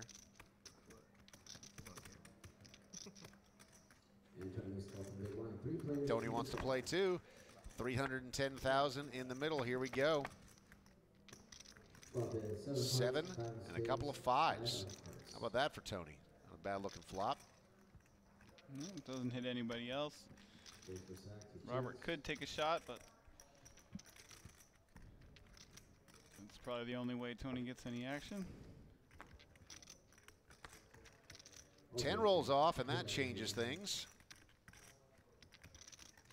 Robert now with the top pair. 10s and 5s, Jack kicker. See the percentages shift.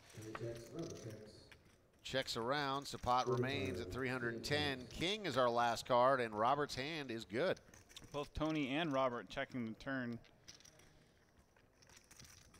Just trying to get one bet out of each other. Check, check. Over to Robert. Did Robert go for value now that King's out there? He probably still does. And we'll see if Tony pays off or not. 100,000. Jake, who had nothing, lets it go. Tony, of course, with his 2 pair, has a decision to make.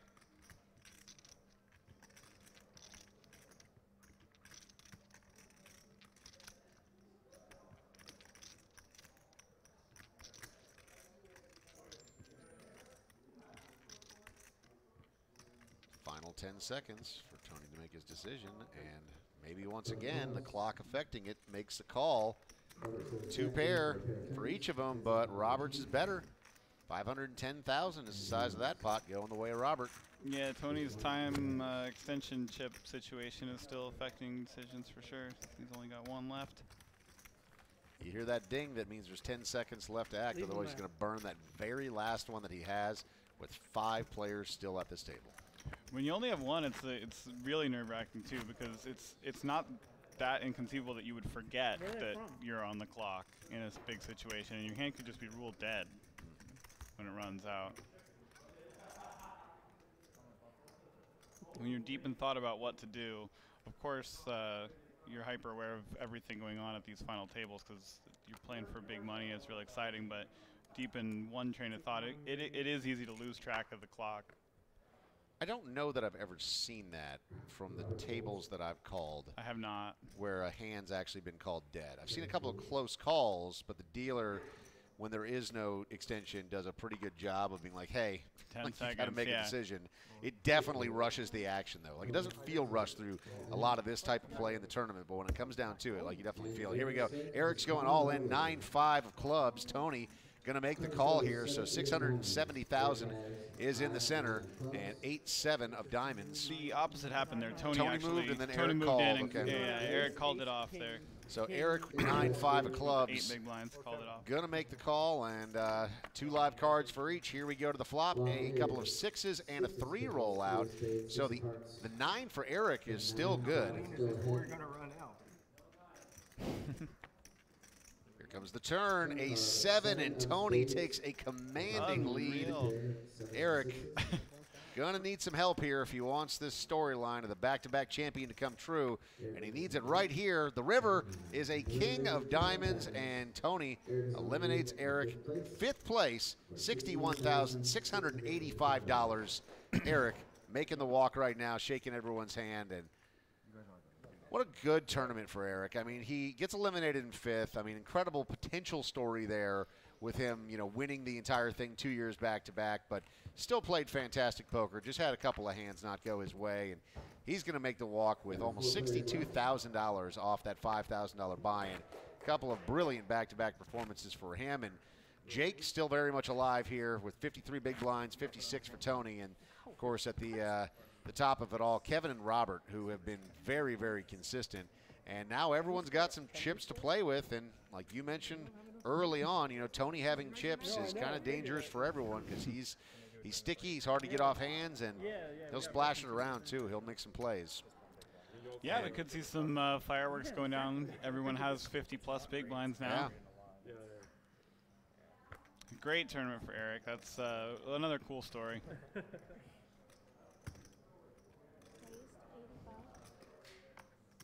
Tony raises to 85,000. Tony opens the button here with 9-5 off. Seems like a bad hand already. You like grimace. And Robert makes the call.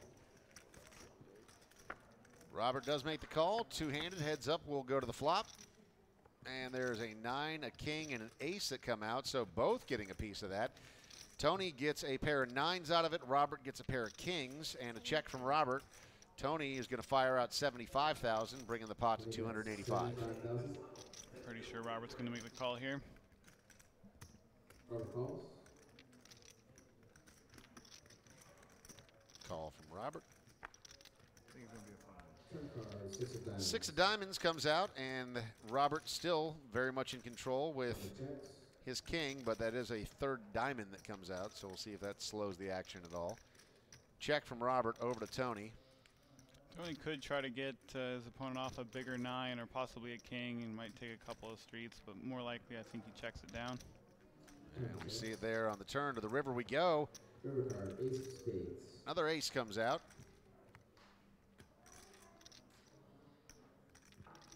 That's a great card for Robert. Could get action out of a 9 now.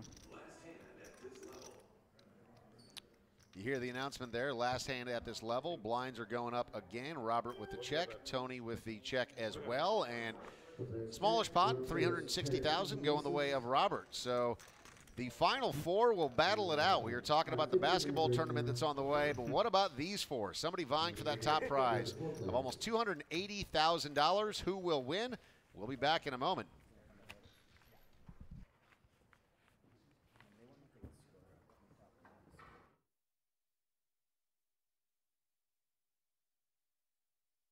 Everyone, we have a very exciting promotion going on here at World Poker Tour. Club WPT recently announced a $1 million promo. Qualify for WPT event on clubwpt.com in 2020. Win that event and claim an extra $1 million. Let's talk to some players and see what they have to say about the $1 million bonus. You need to join Club WPT always. It's like it might be the biggest win of anybody this year in a tournament. Amazing. You qualify and win the tournament, win $1 million. That's great.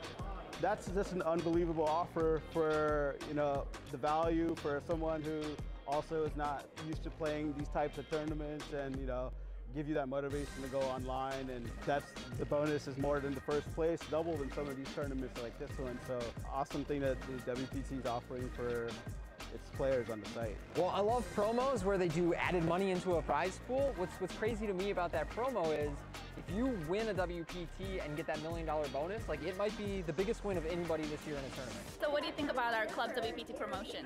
I think it's amazing. I mean, a free $1 million if you win the tournament. I wish I joined in time. I got to sign up for that promotion now. You can still actually. Oh, really? 2020 of any events that is a WPT. Cool. So for the next event, I'll definitely sign up for sure. I really love it. Having a chance to play with the pros and be able to win an additional $1 million is something really amazing. So thanks WPT for that. I think it's amazing. I think anywhere you come somewhere and win $1 million on top, that's magical. Very few people do that. So Ping, what do you think about the Club WPT promotion? Yeah, so I just heard about that. That sounds like a pretty awesome deal. Yeah, an extra $1 million, plus you just get, I mean, you got to play the tournament anyway if you win. So. Are you a member yet? Not yet, but I might have to sign up for that. Amazing. You qualify and win the tournament, win $1 million. That's great. Go for it, Mom. Your mom just recently joined you, said? Yeah. That's amazing. Yeah, she said. ClubWPT.com. Starts to get turned up. And it's been interesting to call a couple of these final tables where the time extension chips have waned, and you see how that really affects the game. Absolutely. Like you said, it really affects the strategy. Eric on the button here, Jack 6 says no thanks. Shankar with 8-7 offsuit in the small blind. 670,000 behind. Gonna make the call. And Robert, yes, the old 7 deuce.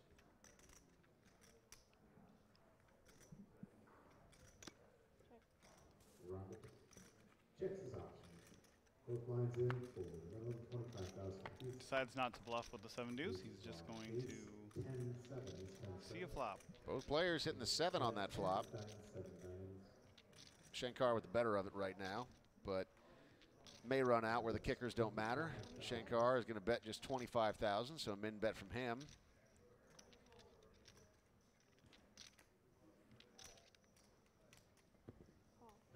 Robert makes the call. Queen rolls off.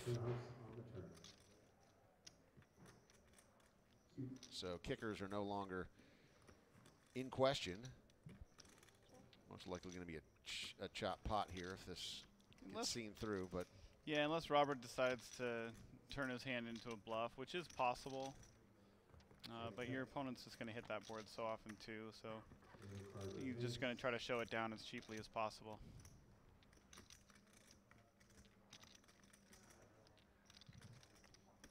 Most likely going for the rest of his hand is just going to be check-check.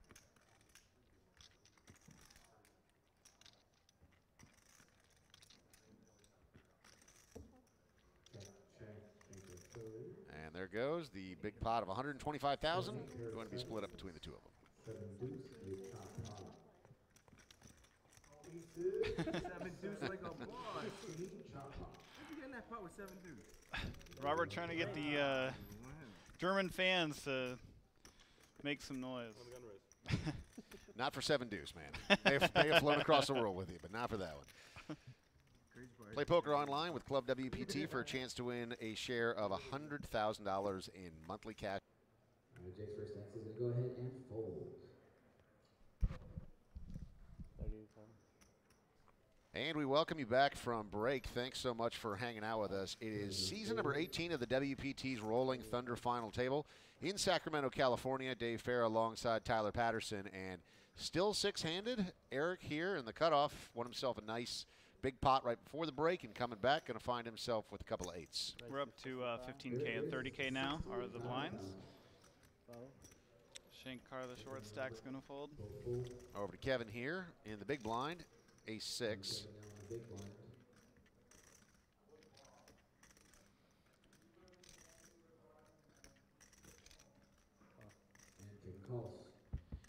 Call there, already 175,000 in the center. To a flop we go, and there's a 6 in the window. So Kevin going to pick up a pair of 6s, but Eric's still in control with his 8s. Check from Kevin. Two biggest stacks in the tournament, right? Left, I think. Yeah, Robert's hanging around in that range, but yeah, these guys most chips on the table, and deuce rolls off. Kevin quickly checks.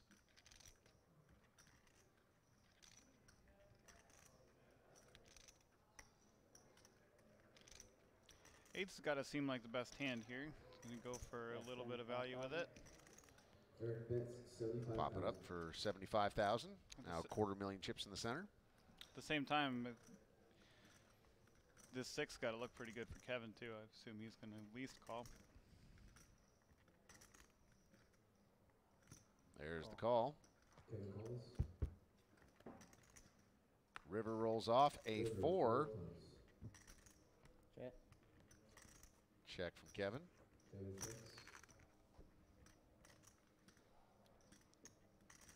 It's a pretty good looking board for pocket 8s. It is, yeah, but that 4 does actually hit a lot of the things that would have called there on the turn. Would have made some 2 pairs and in a straight with anything that had a 3 in it. Eric going to put 200,000 new chips into the center. It's a decent sized value bet, and it's really only targeting a few hands, just a single pair of 4s, 5s, and 6s.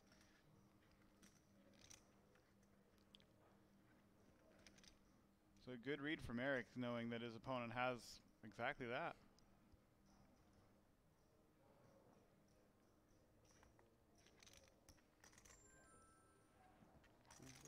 Tough spot for Kevin. I wouldn't see him getting away very often. I'll use one of his time extension chips. There's not very many worse hands that would value bet, though. Once again, we're just in a call a bluff situation. Does that 200,000 amount seem bluffy to you? Not really. It's very fitting. The pot was 300,000, 325. He bets 200. It's a merged sizing, so it's going to be both, meaning it's both bluffs and value bets. And Kevin kind of reluctantly makes the call and gets the bad news. Doesn't love it, but decides to call. It's not a one-to-one situation. You are getting 525 to 200. So that ends up being a pretty big pot. That was a great bluff right, Jake. That's not easy to do. And Jake tried to give Tony a little kiss on the cheek there, and Tony didn't seem too receptive to it. In the hijack, Kevin, ace-8. Going to go up to 60,000. Jake in the cutoff, ace-queen. Call. He'll make the call. Tony's out of there with his ace-deuce. So we know where 3 of the aces in the deck are at this point. 1's in the muck. Oh. So Eric's going to pass. Shankar, queen 3 of hearts in the big blind. This ace-queen flat, for one thing, is to try to trap Shankar into shoving a worse hand. And also to keep some worse aces in like it is doing here with Kevin. It does play well as a 3-bet also. You can just scoop up the pot a decent amount of the time. To the flop we go. There's a king, there's jack, there's a 4, there's 2 hearts out there. So interesting flop for Shankar now all of a sudden. He's got 4 to the flush. Yeah, this is an interesting situation. See if Jake bets or just checks his he has showdown value with ace-queen high.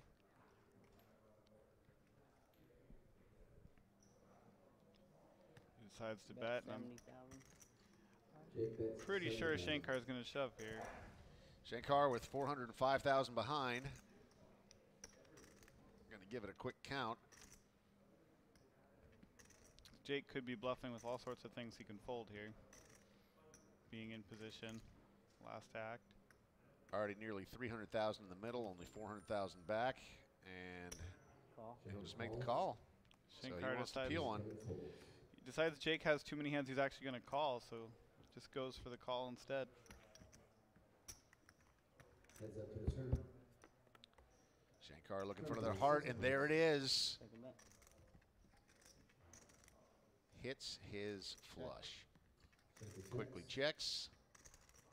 See if he's able to get some value out of Jake here. Jake could try to make a 4, or I guess it would just only be a 4 to fold. Check, check. And the river rolls off a 3. Check him back.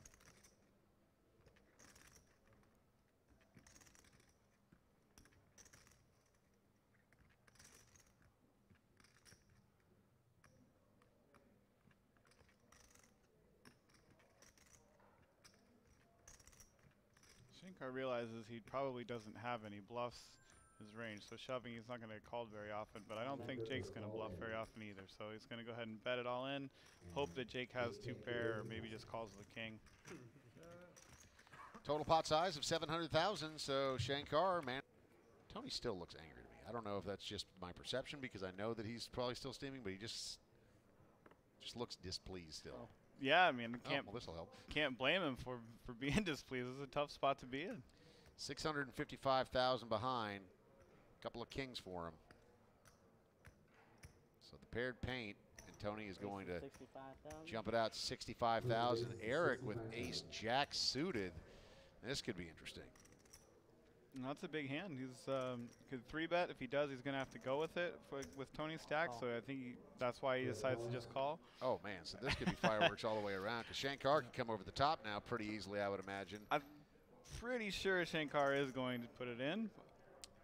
Couple of 7s. It's going to be bad news for him if he does, potentially. Let's see what he decides. He's on the button here. All in. There it is, the move. And oh my God. Ace queen.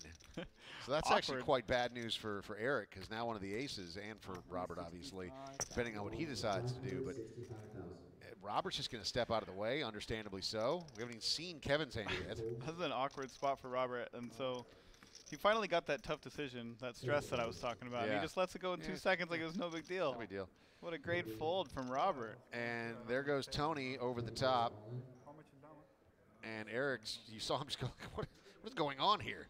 Yeah. Got ace jack of hearts. Like, how does everyone have a made hand? Well, the thing is, with both of them in for about 600, you can see Eric's percentage there is 29%. If they showed him their hands, he would probably be right, just about right to call, even though he's that far behind. He's getting a decent, getting such a good price. I think he's probably going to have to call here. 655.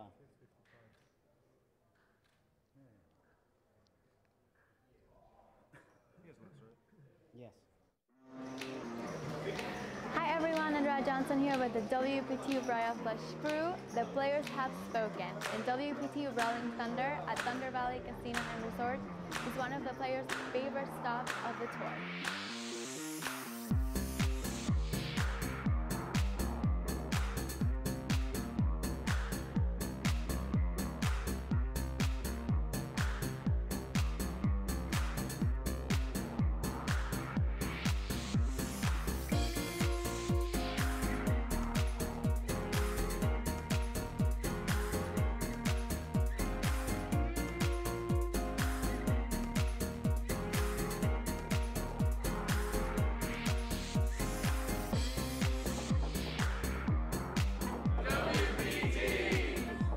From player gatherings, golf outings, and WPT champion dinners, you don't want to miss it.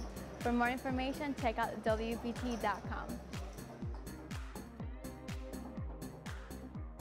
Non-stop poker action at home or on the go. Sign up today at ClubWPT.com, where you'll never lose a dime playing poker, guaranteed.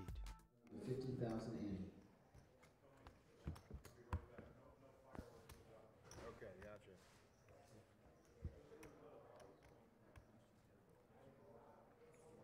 How much you guys playing? I have like 2.8. And we welcome you back live. Thanks so much for being with us. The couple weights, it's season 18 WPT Rolling Thunder final table in beautiful Sacramento, California.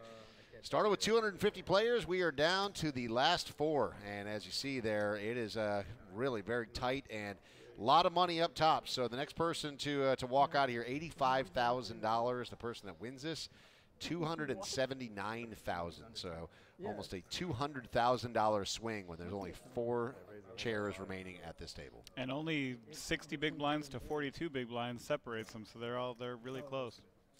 So the blinds are going up. It's 25, 50, and an ante of 50. So each pot is going to start with 125,000 in the center before anyone even looks at their cards. Tony here, the first to go in the cutoff. He's got a king and a 9. He's going to go up to 105,000. Robert with slightly better hand, a king and a 10, is going to make that call up to 105. Kevin in the small blind is going to get out of the way with his 9-6. Over to Jake. He's got queen 6. Which box? On your left. On my left? Yes, sir. He's going to fold 335,000 in the center, and heads up to a flop we go. Couple of 3s and a 5 roll out. So Robert with the best of it still.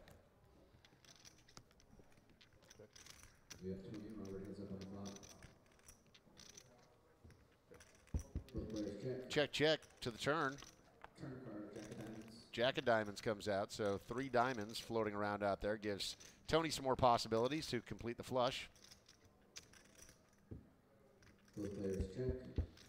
Check, check, and the river is an 8 of spades, so Robert's hand holds. So far, they're both happy to just check this down and hope to show down their king high. King checks. Robert checks.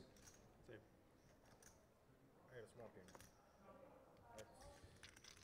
Robert shows king of hearts, 10 of spades for king high. And so Robert's going to pick up another pot, 335,000. I think we're all happy. We're all happy to see you here.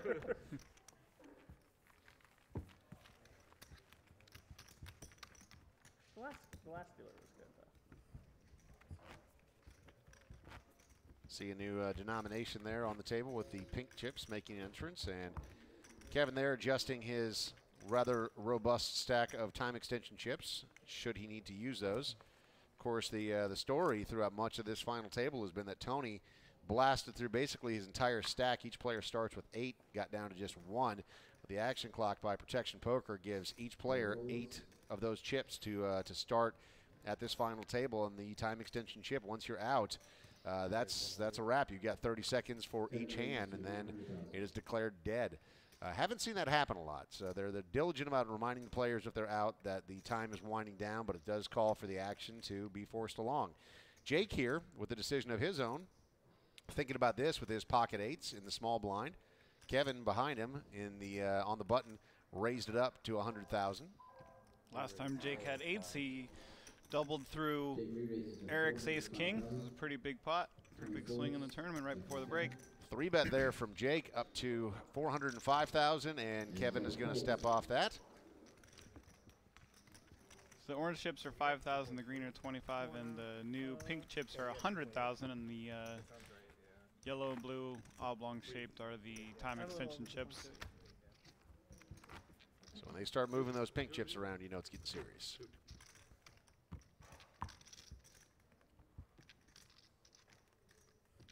So we lost Eric. That was one storyline that's gone. He was trying to go back-to-back. We have Jake at his 7th WPT final table trying to get his first win. Tony Tran is a WPT champion trying to get his 2nd win.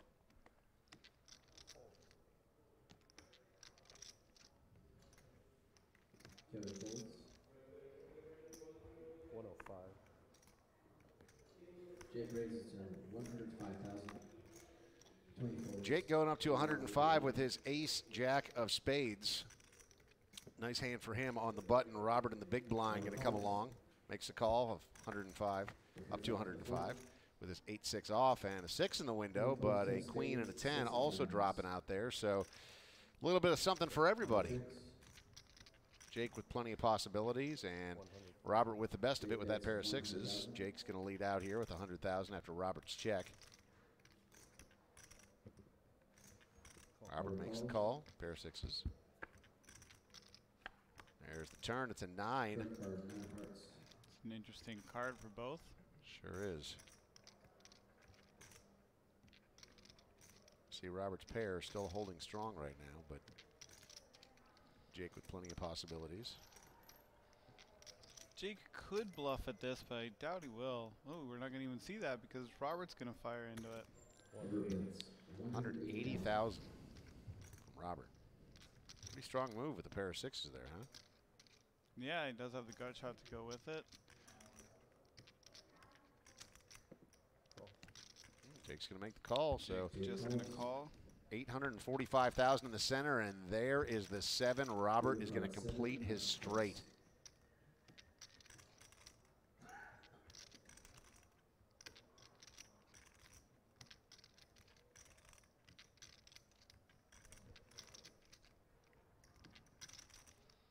Yeah, there's a lot of cards that would have been more interesting to see how Jake reacted to the river. I think this one is just going to get a quick fold from Jake, but big bet coming in here, 475,000. 475,000. About a quarter of the stack for Jake, who is going to let it go. 1.3 million go in the direction of Robert. yeah, I would have loved to see how that pot turned out if a deuce came on the river. Robert still would have had the best hand, but Jake would have had a stronger range, but might have just checked back ace high trying to win it that way, or he might have turned it into a bluff. I'm not sure. 3.5 million in chips, 70 big blinds for Robert now. 35% of the chips in play with 4 players. It was a nice run out for that hand. Closest tournaments, we have 25, 50 blinds. We do have 100K chips in play, those pink chips. See tournament director John Q in the background, or at least his belly button. Number 26. I don't even know what you had to call that out. I mean, everyone can tell that's his belly button. It's a very distinct belly button. Jake raises to 100,000. Jake going up to 100,000 here with Queen Jack. Tony on the button, Jack 7 says pass, and look at this, Robert with nice starting hand, ace and a king for our chip leader.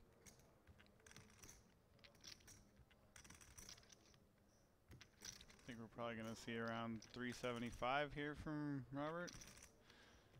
Up to 380. There you go. 380 close, my friend. Robert raises to 380,000.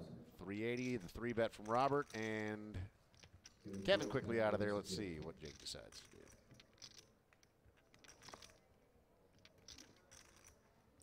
do. He is going to pass. Man, Robert's getting some cards, too. When he does, he's dangerous. Yeah, the tough stack size for Jake. Can't really do anything about it with Queen Jack off. Or really, any of the middle things that he'd be opening with there. Coming to you live from Thunder Valley Casino Resort, just outside of Sacramento. It's WPT Rolling Thunder. Thanks so much for being with us. Tyler Patterson, Dave Farah on the call with you this afternoon, and we've got just 4 players remaining, all vying for that top prize of over $250,000, $279,000 off a $5,000 buy-in. Be a pretty good day. Over to Robert on the button, a 9 and an 8. Reaching for chips again. Here we go. Feel a little momentum building for Robert now. Yeah, he's really starting to open it up a little bit. He's played fairly conservative throughout the course of this, but he's starting to open up a bit of a lead, and he's jumping up a lot of these pots. 110,000. Jake in the big blind here, going to make the call to 110,000 with his ace-8 offsuit. You guys all play pretty quickly. Couple of jacks and a 5.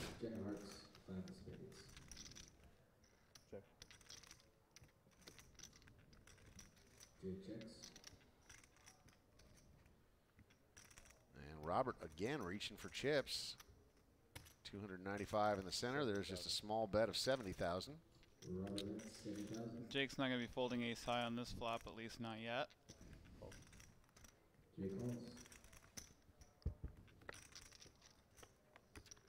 King rolls off on the turn.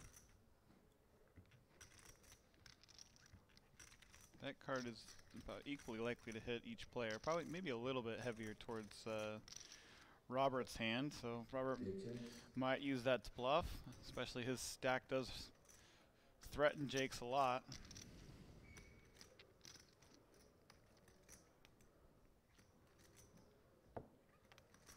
He decides to check with a checking with 9 high in this spot is basically just giving up. I don't expect him to bet again. Queen comes off. A lot of paint on that board. Jake first to act.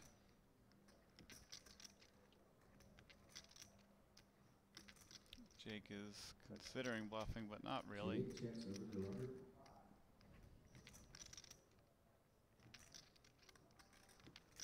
Now Robert has a chance to try to get Jake off of ace high or a 5. That's basically it. I don't think he's going to get a king to fold, and he's probably not going to get a queen to fold. 180,000. He goes with a medium-sized bet, which looks very credible towards a king or a queen, but Jake is trying to sniff it out right now.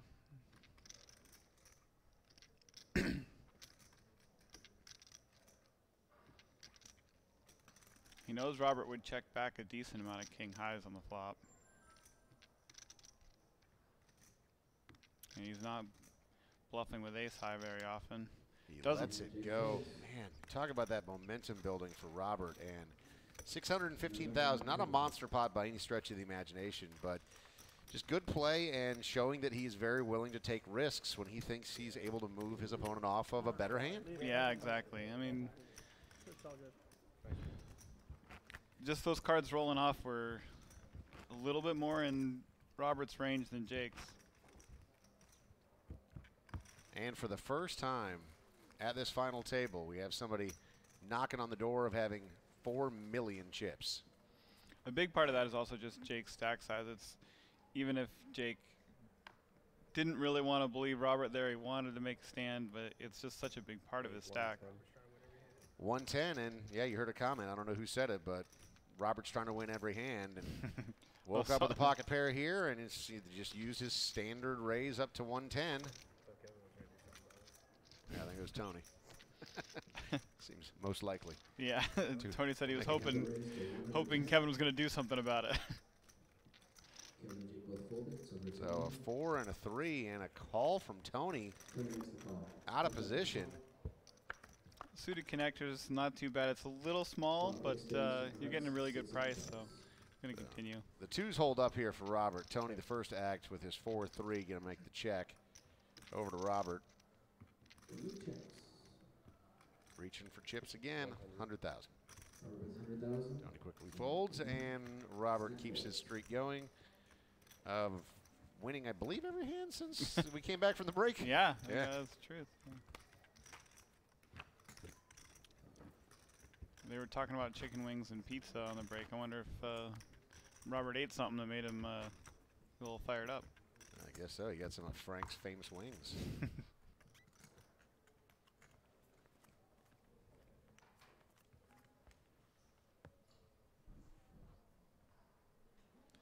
Okay, all right, well, that's pretty decent. So in the cutoff, Kevin has a couple of Cowboys. 100,000. Just 100, sure. Sure. Let's see what happens. Tony in the small blind, Queen 10. Seems like a pretty inviting price for a Queen 10. Yeah, really all three options are open with Queen 10 in the small blind. You can 3-bet with it. If you're 3-betting every time you have Queen 10 off in the small blind, you're 3-betting too much. Or the fold option. Yeah, calling is a good price, but playing that out of position with only 35 big blinds is pretty tough, so folding is fine. And here we go. Robert, 8-6, making the call. Oh boy, 4, 5, 6. No, excuse me, 5, 6, 7, 8. So open ender for Robert now. Wouldn't this be something if he makes the call on a couple of kings and then gets there?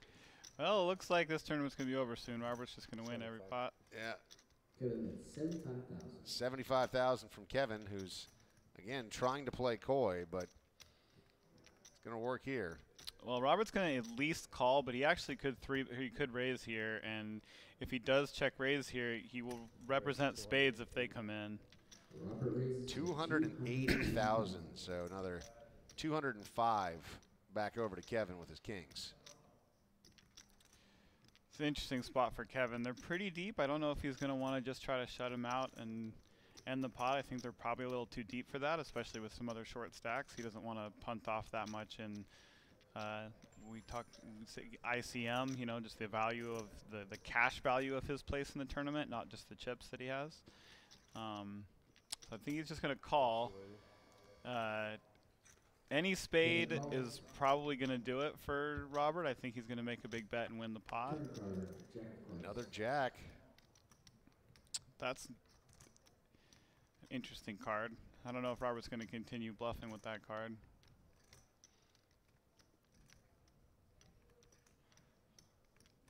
I think he would have probably just the cards that make him a straight, the cards that give him a pair. 300,000. No, he does keep firing.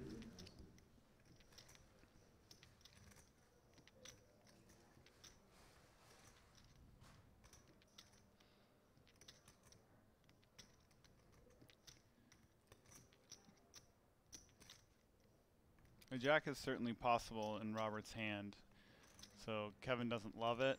I'm pretty sure he's not going to fold, but I don't. He might trying to decide if he's going to shove to try to deny the equity that Robert has in his hand, which would usually be spades. Sometimes it's open-enders, and there's a double gutter in 8-9 also. So he could just shove all in to try to make it so that Robert can't see those cards. But he's just going to run into a jack sometimes when he does that. So I think he might decide to just call. But then he's going to have a real tough decision on a lot of rivers. So there is the call up to 1.4. Kevin's king's good right now, but to the river we go, and the open ender does not get there. It's an 8, which hits Robert's hand, but it's not the card that he needed. It's really interesting because he could continue bluffing. That card actually is a scary enough card. It could win him the pot sometimes, but it's not going to get a jack to fold. He's probably not going to get an overpair to fold. So since there's not that many cards, not that many hands that are better than 8s that would fold, I think Robert's just going to check and just hope that his 8s are good, like he beat ace high somehow. So Robert with the check over to Kevin. This is a big pot, 1.4 million in the middle. And yeah, Kevin act like he's going to think about it, but shows the kings, and look at that. Now 3.4 million for both of them. Almost 800,000 chips for Kevin, 755,000 to be exact, that are new going his direction. It really remains a back and forth battle between these guys. That was a big pot for Kevin. So now the chip leader and again. Good decisions. Yep.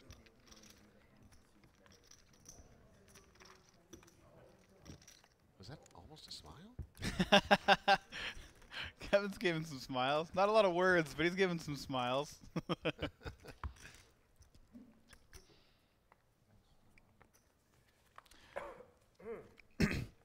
Not rooting for any particular player, but I kind of wanted to see a spade just to see if Robert was going to pile and if Kevin would have called with it or not.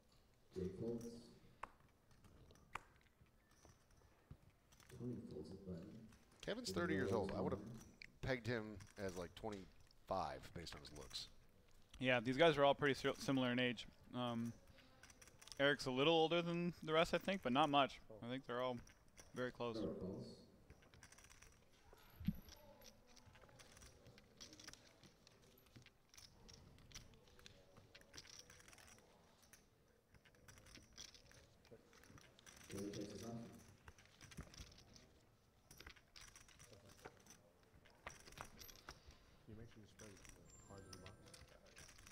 Robert limps with the 9-4, and Kevin checks back the Jack-10 off.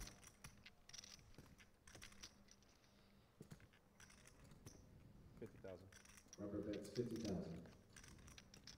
50,000 bet there from Robert. Kevin obviously very much in control here with his pair of 10s. This bet is just because they're blind versus blind, and most of the time both players are going to miss. And the 9 has some value with the 8 and the 10 out there.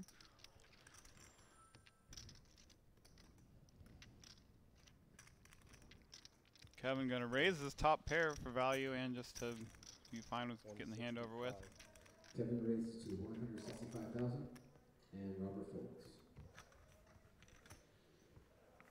Yep, so Kevin now with a little momentum shifting his way. Things started off pretty hot there for Robert coming back from the break, but Kevin starting to take some of that shine for himself.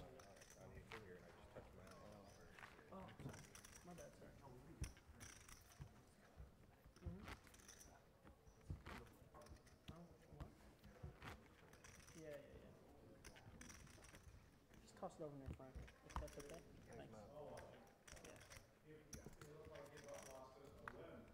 Thanks. I know.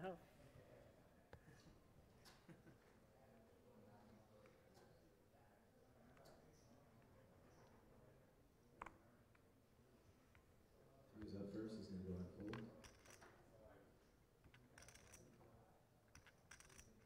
Raise 110. Robert raises to 110,000. 110 is the raise from Robert, so Robert continuing with the strategy of just building some of these pots, putting the pressure on. Still has 3.4 million behind. Gonna scoop a small one there. Get the blinds.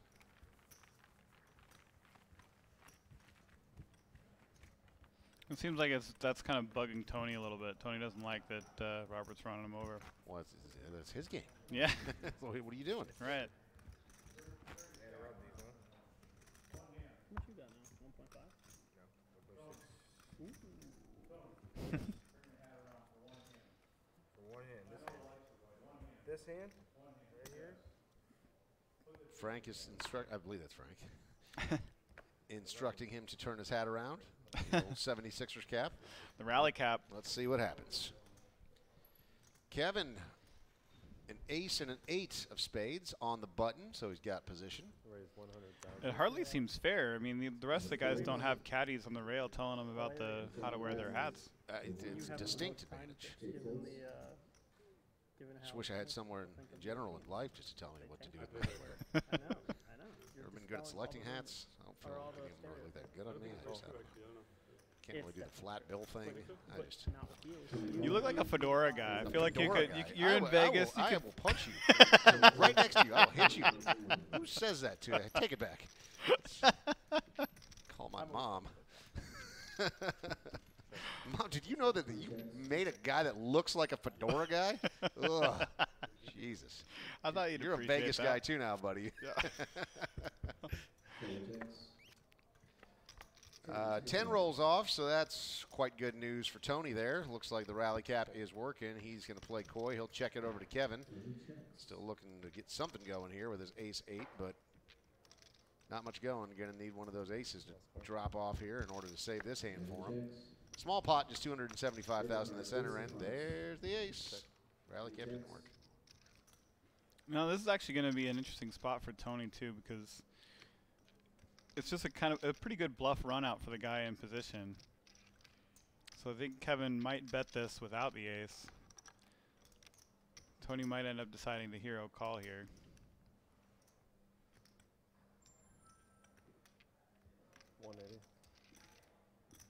Kevin bets 180,000. 180,000 is the bet from Kevin with the ace, and Good Tony fold. gets away. Good fold from Tony. Again, not a huge pot, you know. I mean, 455,000 out there, and I mean, he had a piece of it, but immediately turns the hat back around. My man.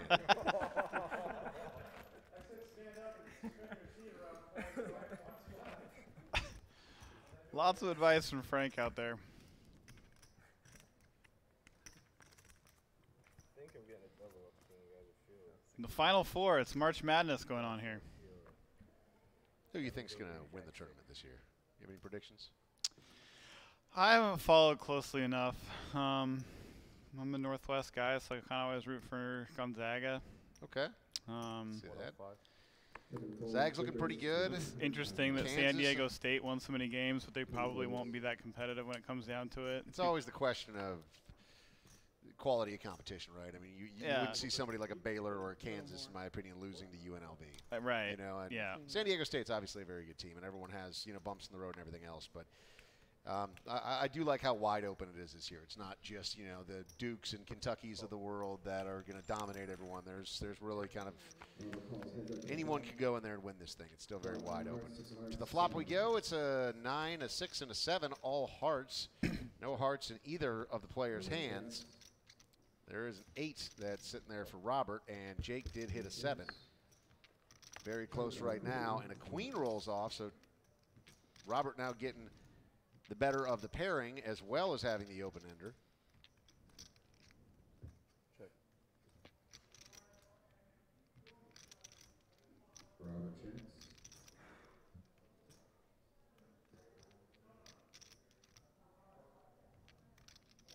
Jake considering betting here because the 7 could still be the best hand, and he could get some value from hands that would draw.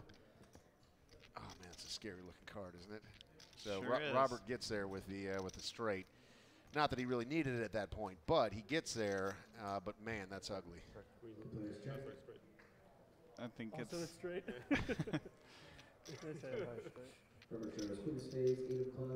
Yeah, like you said, it's just too much of a lockdown board. There's too much going on. They just wanted to show it down. And Jake Montez, this one goes to Robert. So the first year they did this tournament, it happened to be over that first weekend that was the first weekend of March Madness. Oh, and yeah? it was also St. Patrick's Day. So it was just a complete nuts. Like, I mean, it was a mess. Quite the show, I bet. Yeah.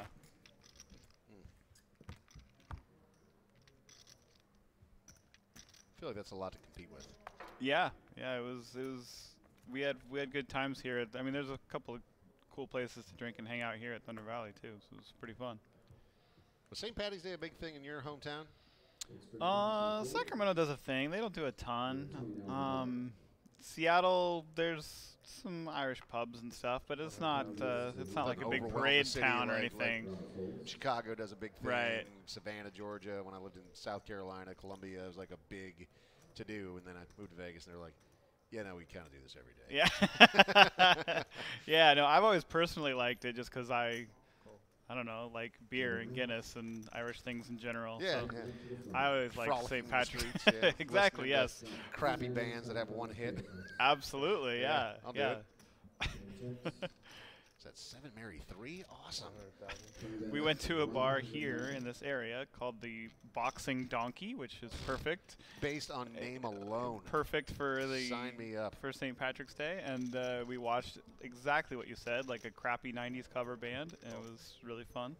Like, how is there even Eve 6 cover band? Exactly, it was exactly Eve 6. Whoa, speaking of a 6, Yeah, Kevin how has about that? 6-7 here for the nuts. Yeah, so Kevin gets the straight. Tony's going to lead out with 250,000. All of a sudden, we got ourselves a little pot that's cooking. So 7 1/4 in the center. Kevin with the nuts. Now Kevin's deciding if it's more likely Tony's bluffing, he wants to just call and keep Tony firing away, or if he'd like to raise now and get as much value as possible on 2 streets. Tony's stack size doesn't really warrant the 2 streets idea, I don't think. So I imagine it's probably a call and hope he bluffs again in the river. But we've talked about Tony being a little bit sticky too, so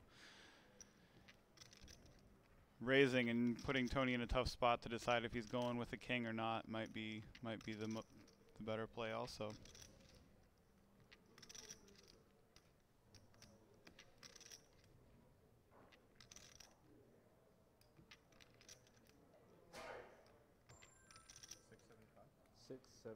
There he goes, up over the top. 675 from Kevin. And again, Tony, not a lot of extra time to take, just tosses it. 1.4 million. Kevin, 4.2 million chips is the mountain that he is starting to sit on. It's a nice pot for him there.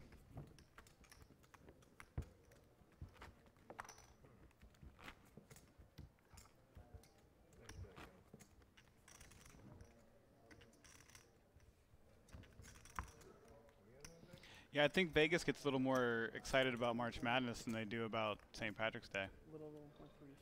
Well, yeah, because, I mean, you can't bet on St. Patrick's Day. Hey, you can have a Steinhold. No, that's Oktoberfest, the Steinholding contest. Tried. The Hofbrauhaus thing? Yeah. You could bet on what guy's going to hold the beer the longest. Yeah, but do you know what's better than that? Betting on a month's worth of basketball tournaments. Yeah. One game after another. March Madness in Vegas is so fun. Kevin in the small blind here. Another nice starting hand for him. So ace-9, 4-handed. Kevin on a stack of 4.1 million. Let's see how he plays this one. Robert did raise it up to 110 on the button. If you're going to do March Madness in Vegas, why don't you come out a little bit early and do the World Poker Tour Venetian. I'm not sure exactly what it's called, but it's at Venetian, and it starts on the 15th, I think. Well, yeah, and I mean, it's Selection 13th, Sunday. starts on the 13th. Starts on the 13th, runs through the 17th, but Selection Sunday is this Sunday, the 15th, so it's right there in that window. Yeah, so so just perfect. stick around for one extra weekend. You're there for just a couple of days. I mean, it's like you said, March 13th is Friday, Selection Sunday. It's right over that window, so it's fantastic. Great time to come to Vegas. So this is a big moment here. Jake all in with his ace-8 of clubs, and Kevin with the better hand gets pushed off, just not willing to risk it at that point. Jammin' Jake once again picks up 220,000 new chips, but yeah, big move from him there in order to That was a really interesting pot. I'm sorry we were talking about March Madness over that, but so Kevin limped a small blind and basically has a trap with ace-9. Huh? If Jake would have raised a little bit, I think he would have shoved the ace-9, and also it plays well. But Jake just shoves the whole 20 big blinds, 25 big blinds, and did not expect that to happen at all. And so Kevin decides not to call it off. I'm kind of surprised he didn't even really grind to think about calling it off with the ace-9 there. Speaking of similar hands, ace-9 for Robert this time, raising his standard, so going up to 110. Back over to Kevin on the button this time for Kevin. He's got ace-10.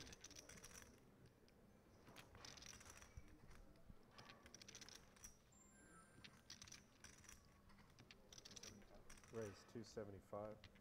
275 is the raise from Kevin. Jake in the small blind with his 5-4 offsuit. Kevin does 3-bet here. I don't think Jake is taking this seriously, but it's possible he's thinking about a bluff 4-bet, but I don't think that's really going on.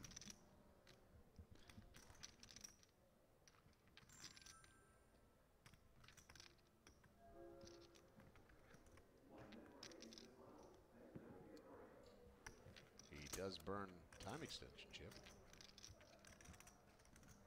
So in the background, you hear the level going up in a minute. I think that's what's going on here. Jake is hoping that the level goes up on his button, and so he's taking a little extra time to fold it so he doesn't have to play the button at a smaller level. Because he's not really thinking about playing the 4-5, so I think that's what's going on. Nice bit of strategy if that's the case. And Robert gets out of there, and Kevin's going to pick up another pot.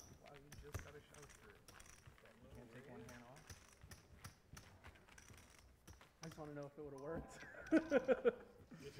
That's all. Maybe he was thinking about it. Maybe. I still don't think so. I mean, I don't care what physical read you get. You're not just putting your tournament life on line with 4-5 at this spot. I feel like it could have worked. I think he's just keeping up the charade. I think he would have. I think he's really just messing with the position at the different level. Oh, but that maybe there's another tournament going on. Maybe that wasn't their clock because the level didn't go up. Yeah, maybe. So I'm just making up whatever. It's a some high level move, and no, he's really just like thinking about jamming on 5-4. I love it. This is a fun final table, man. These different personalities, like you really feel the texture amongst these four guys. And Kevin there with his king deuce, going to take that one down. Scoop up some blinds in the process.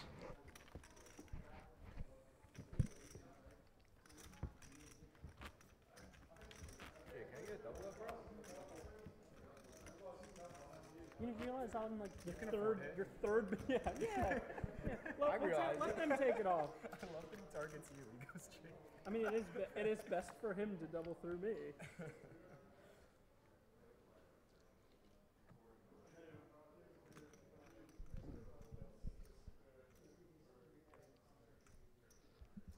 Raise it 105. Jake's first up, he raises to 105,000.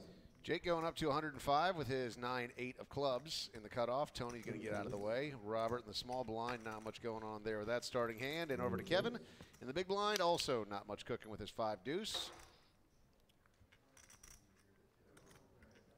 Getting a really good price, but 5 deuce, might let it go. Yep. Don't give him a chance to change his mind.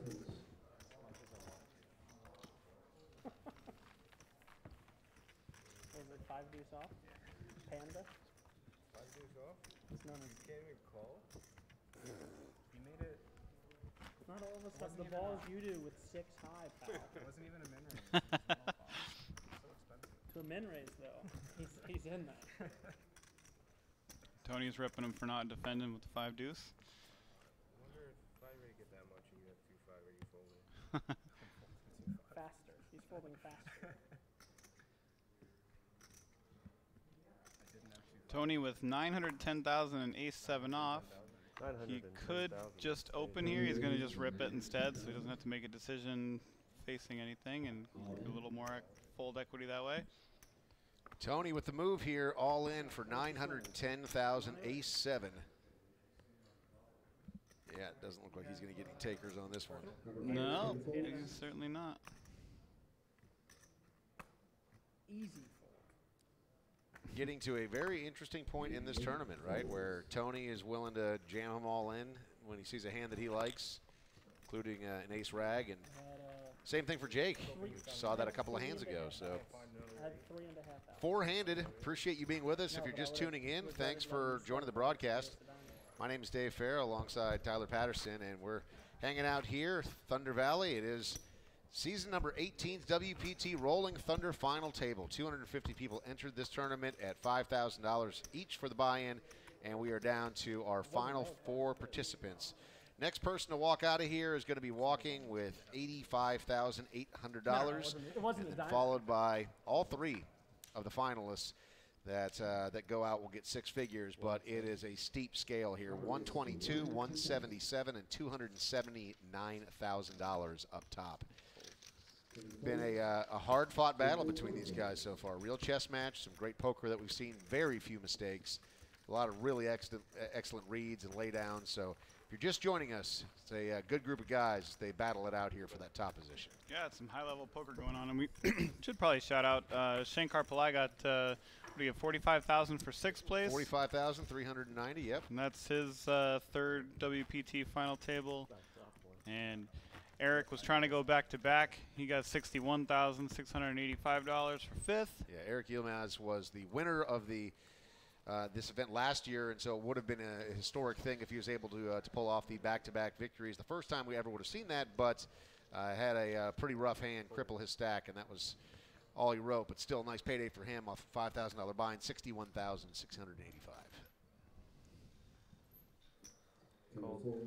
Jake calls.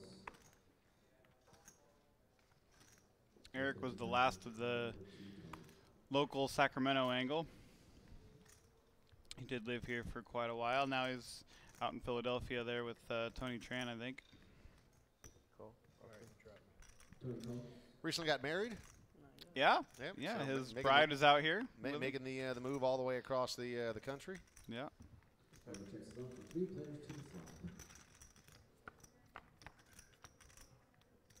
To a flop we go. There's a deuce, a 5, and a jack that falls out there, and pretty much an air ball for everyone. So the queen high is still good for Robert, but not a lot cooking on that board. Pot's now at 265 with that bet from Jake of 65,000, and Tony is going to go ahead and make the call. Now up to 330, only 820 back for Tony. Wow, Tony just floating with the 10-4 of clubs here. Planning on making a move? He is planning on making a move. That diamond's probably going to keep Jake firing, though.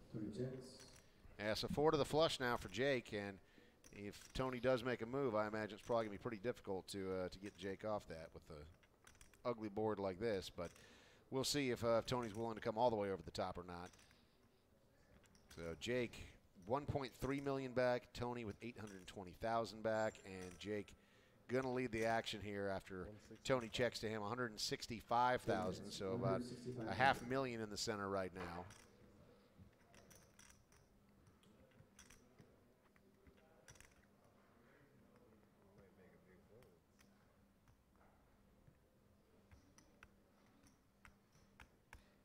I think he just said I might make a big fold. What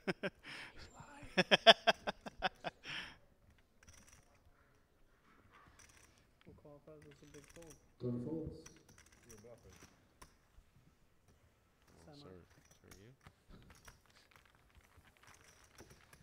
I do like Tony's commentary, though. I mean, I feel like he does a good job of making little comments and extracting information that otherwise he wouldn't. So he just kind of needles at his opponents a little bit and will get pieces of information because of that. So yep. Tony's a lot of fun to watch on this final table. I mean, you certainly get the sense that if he gets a big stack of chips in front of him, he is going to be a lot of quite the challenge for challengers to deal with and contend with if that's the case. But does have an uphill battle here, so only 820,000 back. Queen 3 there on the button's going to get out of there. Robert on the small blind with his Jack 3, sitting on a nice stack of 3.2 million.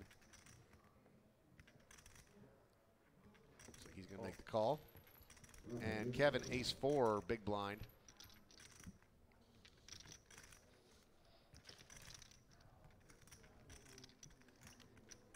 Kevin's considering raising, might just check it back. That last pot was interesting with, he is going to raise it up. 175. So another buck and a quarter over to Robert. So Tony was floating out of position there with a 10-4 clubs. If Jake hadn't turned the diamond, that might have worked out. Tony might have been able to bluff the river and win the pot instead. But with Jake turning the diamond, Jake got to keep the pressure on and win it right there. Why is it me, man? Why is it me? You keep bluffing me. We're friends. We're going to room together starting tonight. Sky's the limit. Did they just say they're rooming together? No, they start winning together starting tonight. Oh, that's nice. Okay. Or maybe he did just ask him, will you be my roommate? What is this vendetta you have? You bluffed him. You showed him the king 9. It was a big bluff.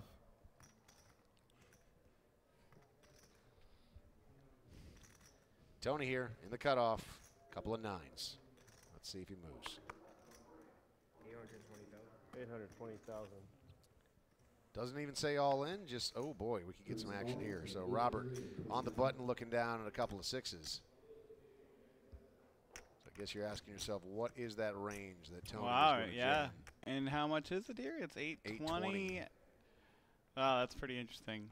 With that ace-queen fold earlier, I could see Robert folding this. It's would usually be a call, I think. Yeah,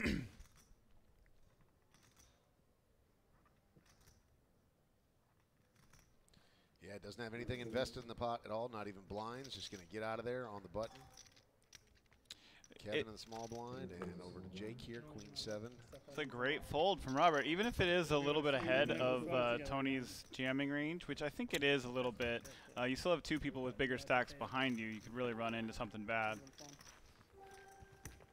And it can't be that far ahead of Tony's range either. It's going to be flipping most of the time and losing a little bit of the time.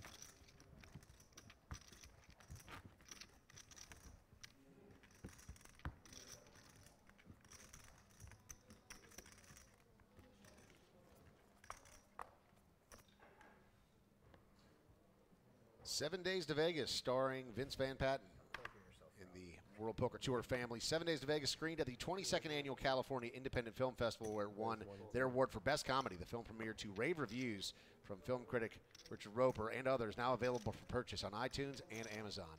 Another interesting hand here, Robert looking down at his own set of 9s this time, excuse me, his own pair of 9s, raising it up to 110. Kevin on the button, Jack 10 of spades.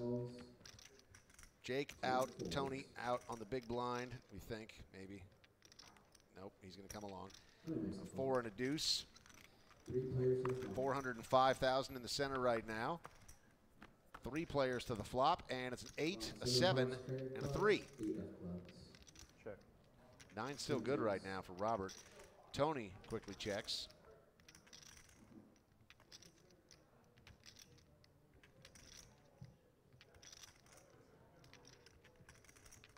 Tony was getting a great price in the big blind with this hand, but it's pretty hard to beat 2 other hands with a 4 and a deuce.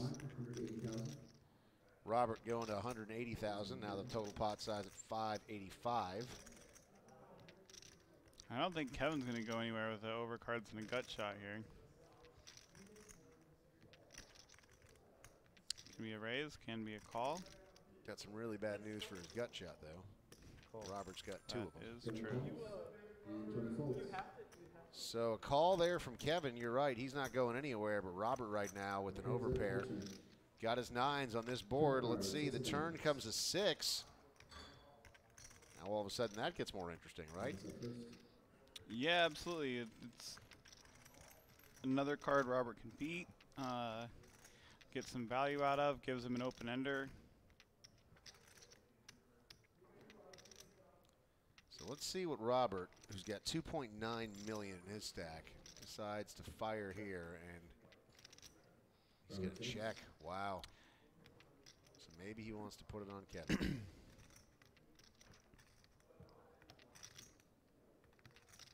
Yeah, I don't know if Kevin's going to fire a shot here or not.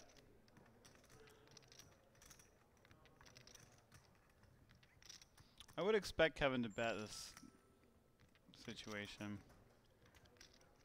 and reevaluate the river, because 5 1/4. So Kevin making a sizable bet. This pot is now 1.29 million in chips.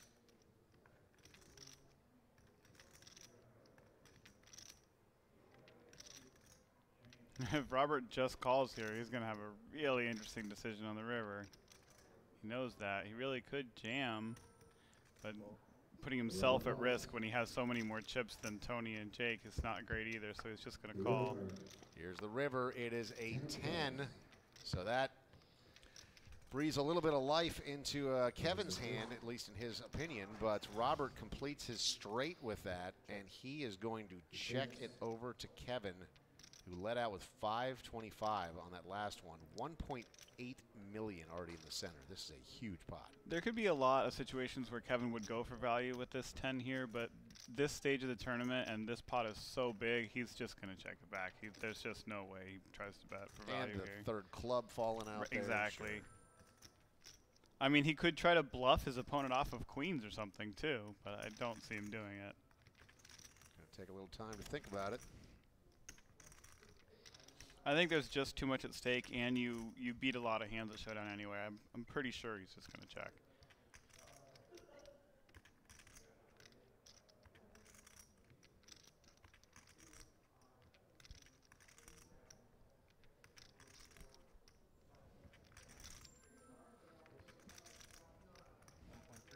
Wow, my goodness. Kevin not with the stone cold move. The thing is, it's not. I don't think it's a bluff. I think he's betting for value here, and he's just going to get called and lose. I don't think that Robert's folding this hand. I don't think Robert's raising this hand. 1.1 million in the middle. A bet of 1.3. This will easily be the biggest pot. I could be way off here. I'd actually like to just talk to these guys and see what's going on in their heads on this pot. It's possible that Kevin does see this as a bluff. I don't think so, though. I think this is a value bet, and it's just a thin one. Now Robert with his task of trying to figure out, did he hit that flush? Because Robert gets there with the straight. It's such a brutal spot, Robert. Straight? Could he have the 9 and the jack? I mean, it's pretty unlikely with 2 9s in his hand, but it was a big decision.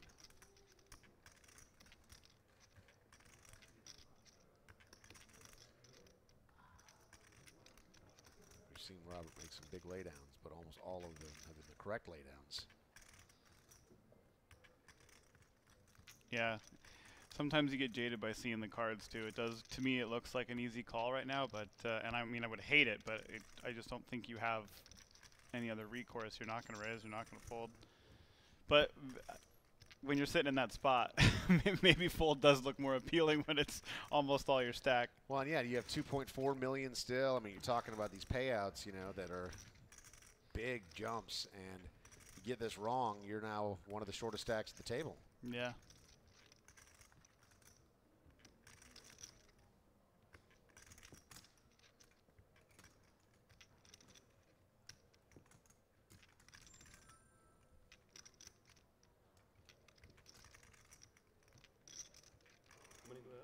You're up to 3. That's 4 now.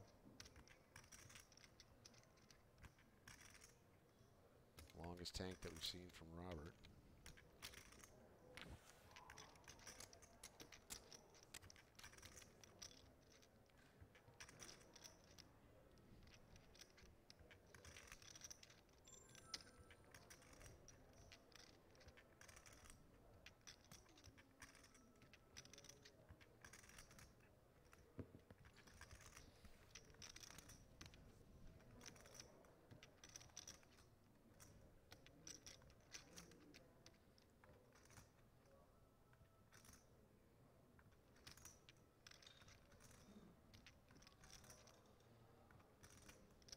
be a $200,000 decision. Wow. Oh Oh, my God. goodness. I want that's just wild. I don't know what's going on. I really want to talk to them about this. Come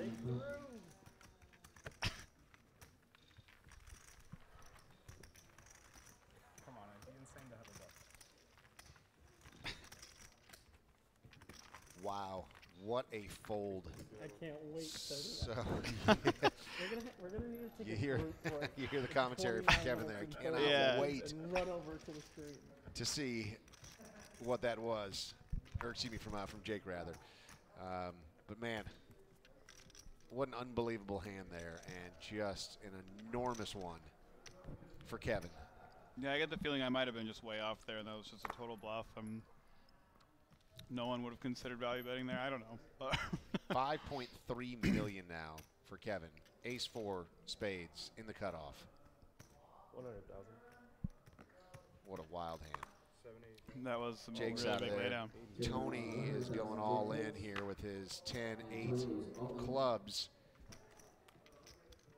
And yeah, he'll just get some quick folds around the table. Pick up a couple 100,000 in blinds. One of the things that for Robert's hand there, having 2 9s makes it less likely that Kevin had a 9. So if it's not a bluff, the value bets, there's less value bets. It's only flushes, it's not straights, you know, because you have 2 9s. There's less straights out there.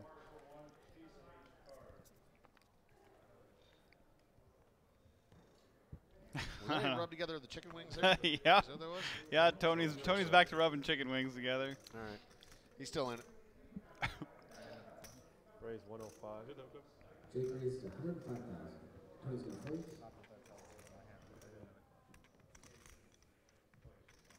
Robert folds.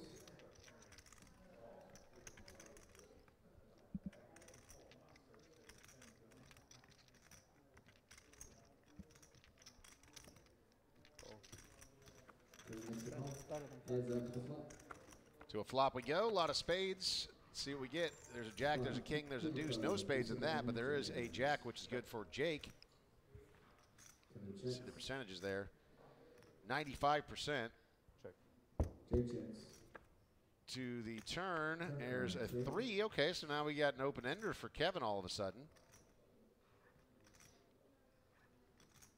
Imagine Kevin's going to take a stab now.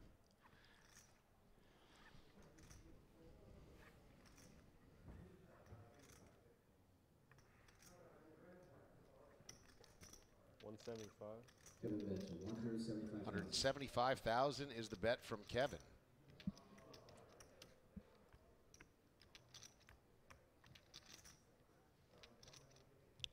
Jake was trapping. Now he might not like all the action he's getting if he gets more on the river. And a 2 drops out there. Doesn't help Kevin's hand. Jake has the best of it with his jacks. 635,000 in the center. Card is such a brick that it might deter Kevin from bluffing again, but it also, he might decide to try to bluff ace high or a 3 off the pot. Hopefully he assumes he's going to get a jack to fold. Yeah, he's reaching. And the size of the bet suggests he's only trying to get a 3 or ace high to fold, and I think Jake is likely to call pretty quickly. 350, and there's the call, and Kevin has to flip over his cards. Jake's gonna scoop up that pot for 1.3, and all of a sudden, Jake at 2.3 million.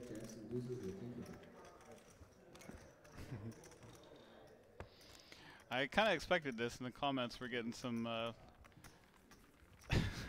opinions related to that fold with the 9s.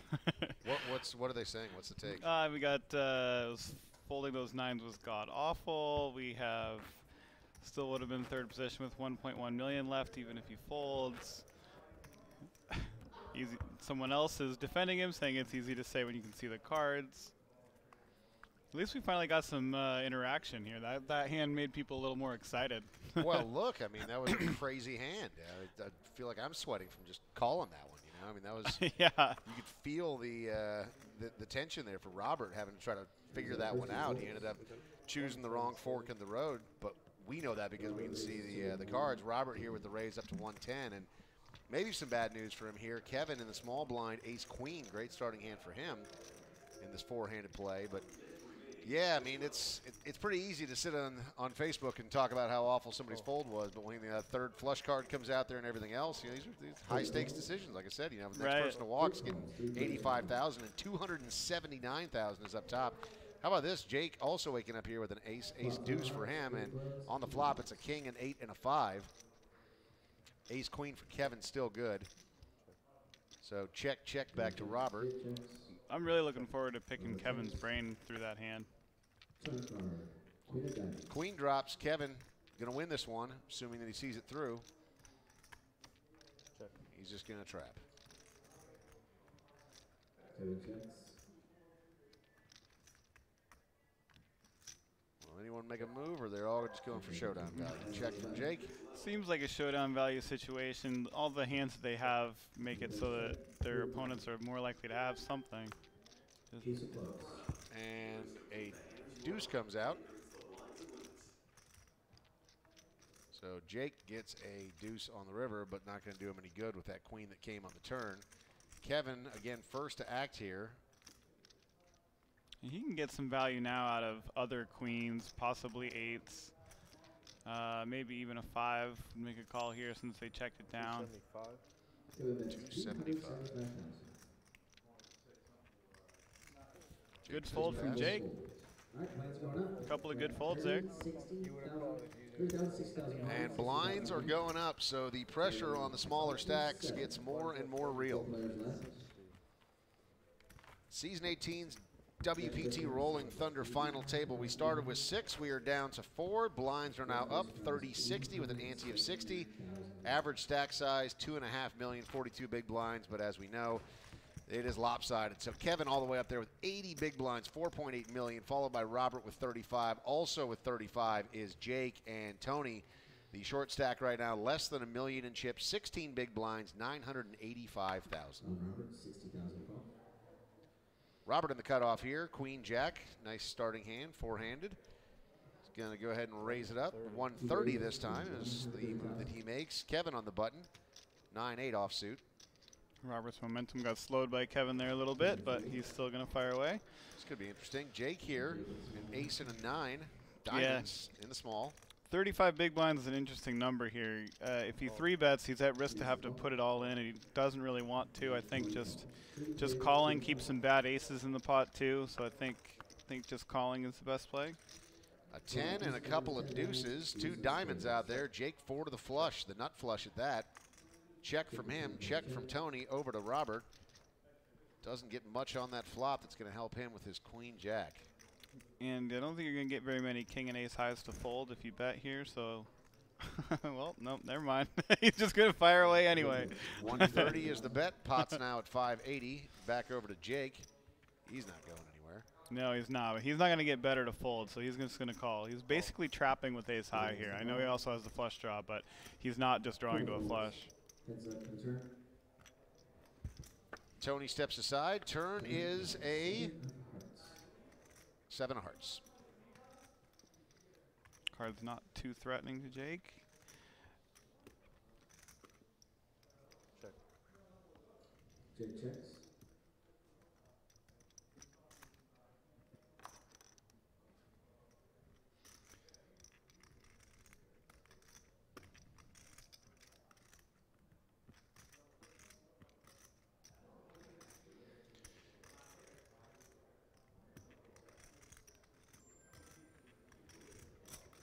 Bets 385 is the bet there from Robert.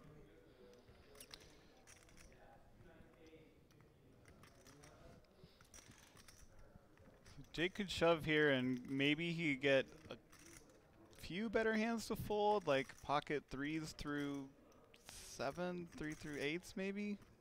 8s wouldn't even fold, so 3s through 6s, maybe a 7. Oh, wow, he lets it go. I'm really surprised by that one. Pot over $1 million, and Robert represented strength all the way through, and Jake 4 again to the nut flush and decides that that price is too big for him, lets it go, and that was a big pot for Robert.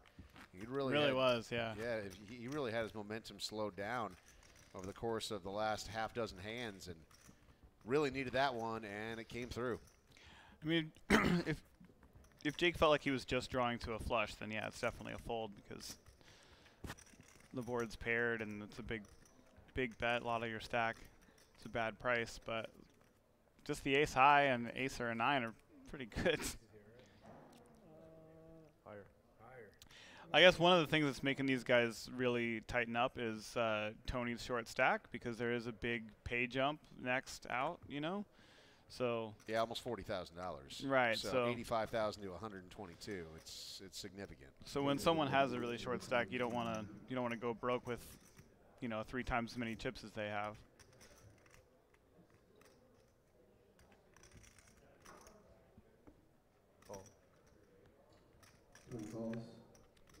Tony going to make the call here with his Jack-6 offsuit. And Robert in the big blind this time in 9-7 of clubs.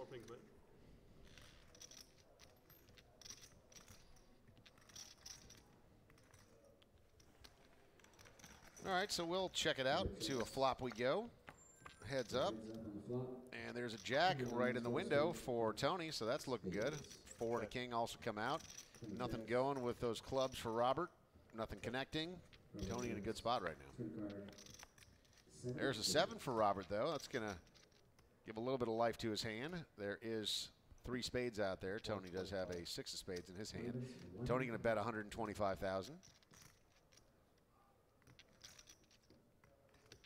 Not an easy decision for Robert here.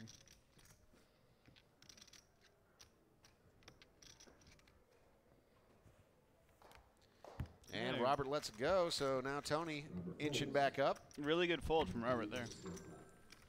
Are you thinking that it's possible if he makes that call that Tony just gets the rest in on the river, or why do you say it was a really good fold?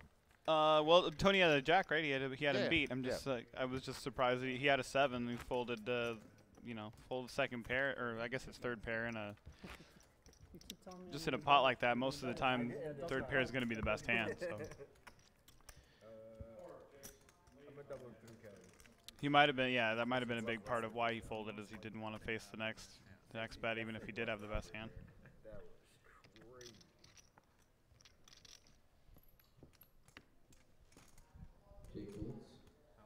Check out shopwpt.com, the official World Poker Tour store, when you get the opportunity. And also a lot of great stuff from our friends over at Club WPT, including lots of opportunities to spin it into some really big opportunities. Details up on the website. And if you want some cool gear, shopwpt.com.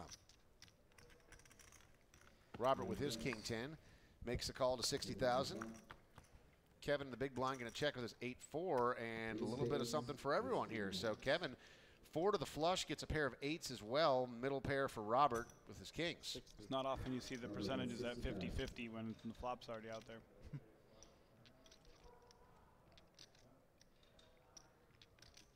Robert, 60,000. Kevin weighing his options.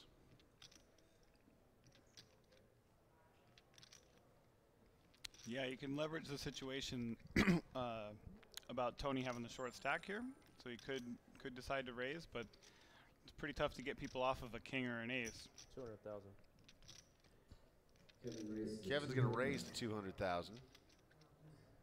This is a really ugly spot for Robert. You don't want to be bet folding a king here very often, but with Tony sitting over there. Yeah, he's going to make the call. Yeah, even if you're best right now, there's so many things that can burn you. It's a pretty good card for him, 7 of clubs.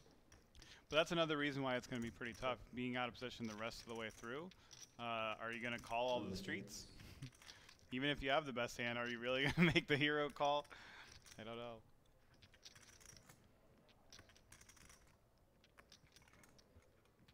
And I'm sure Kevin knows that too. I mean, he can peel off a free card here, but we have seen Robert have a bit of a propensity to fold in big spots. And so Kevin's going to take a little more time to think about it.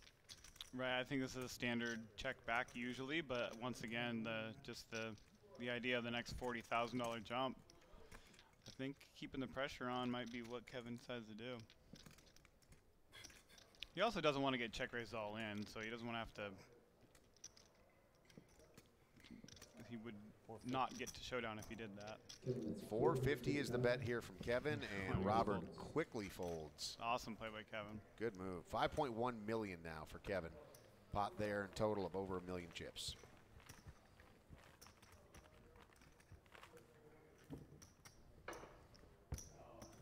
Pretty tough spot to have a king in there. You mentioned it a moment ago, but these pay jumps are significant. So Kevin right now sitting atop things with over 5 million in chips, but the payouts go like this: 85,800 for the next person out, 122,105 to third, 177,680 to second, and first is $279,270. And Tony here, shortest of the stacks in the cutoff with a couple of jacks, only 915 back. Yep, so he's going to say it, 915, jams, Robert out. Kevin looking down at Queen 7 from the small blind. Also going to pass. And Jake here he's going to call. He's going to call, and boy, that's bad news.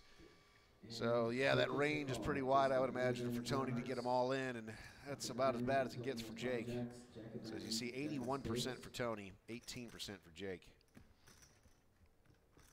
Big percentage of Jake's stack, I think. And the flop comes, a couple of 6s and a 3, so Jake hunting for that 9.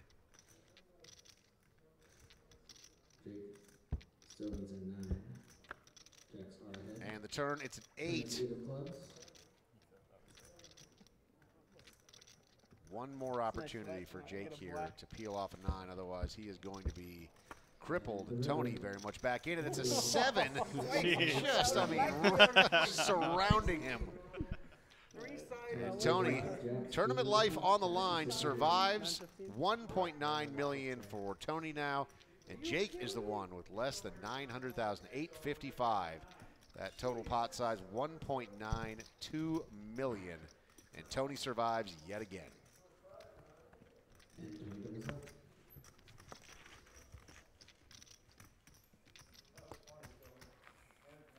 That was not funny. I saw 84 big blinds from Kevin, 37 for Robert, 32 for Tony. Jake now is just 14. Pretty wild little pendulum that we're seeing swing here, isn't it? Yeah, Tony and Jake just kind of flip spots there. The 3 side and the 4 side, I mean, it looks close when he throws it. We went through just a moment ago, but those payouts, they're big jumps. Only 4 people left sitting at this table. Somebody's walking out of here with almost $200,000 more. Rather be lucky than good. It's like the cleanest run out too. If you just have like any ace suited Broadway, then you win. Yeah. Then you win. Robert first act here in the cutoff, ace 7. Don't do it, Robert. Yeah. Just gotta talk about it. Kevin on the button here, a king and a jack.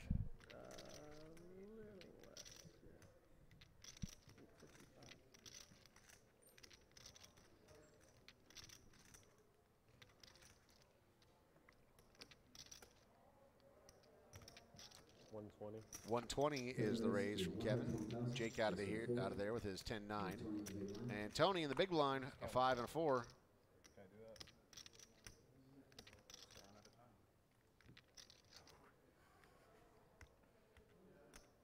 think Tony's probably just going to call here.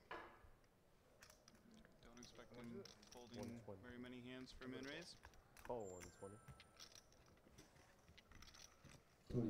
Makes the call, and to a flop will go. Heads up, here we go. It is a king in the window for Kevin, a 7 and a 3, so some possibilities when it comes to straight for Tony. But Kevin firmly in control.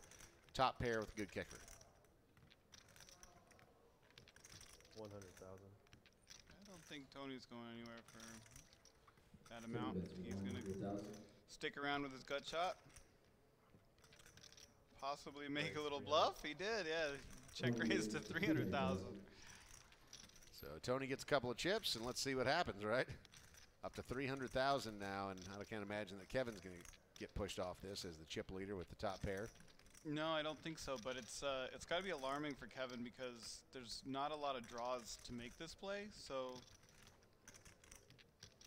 it does look like it could easily be 3-7 or King 3 or King 7. Cool. Does make the call. 930,000 in the center. A 6 my rolls off, and goodness. my God, Tony hits the straight. Unbelievable. Wow. The gut shot straight. Gets there on the turn at that. I mean, you got called when you check raise on the pretty wide open board. I think you're gonna get called by a king or a 7 if you bet here. It doesn't have to be that big because you don't have that much behind. Tony bets 500,000. 500,000. Pot's creeping up here. 5's pretty big.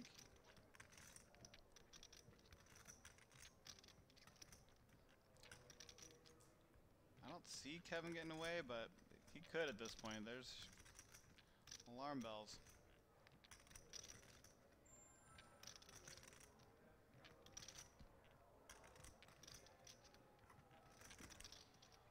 Not yet. Another 500 goes in. 1.9 million in the center. Here's the river. Deuce of spades. It's a deuce. It's another spade. Tony's up first. Tony's definitely going all in. I don't know if Kevin's calling or not.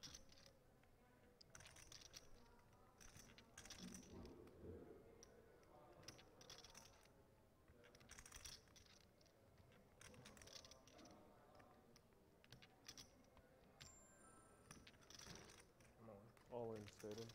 Makes the call. He's all in. Now the big decision for Kevin.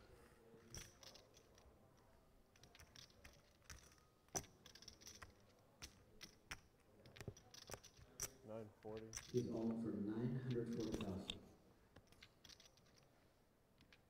In hindsight, pretty sick move by Tony there with that repop. And great yeah, fold. Kevin's going to let it go. Another nice fold from him. But Tony, look at this. Knocking on the door of 3 million chips. Got ourselves a game.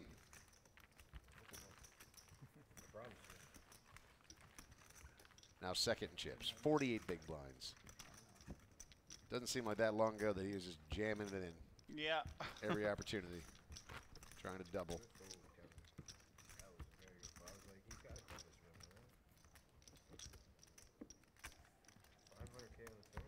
Tell you, ever since he rubbed those chicken wings together.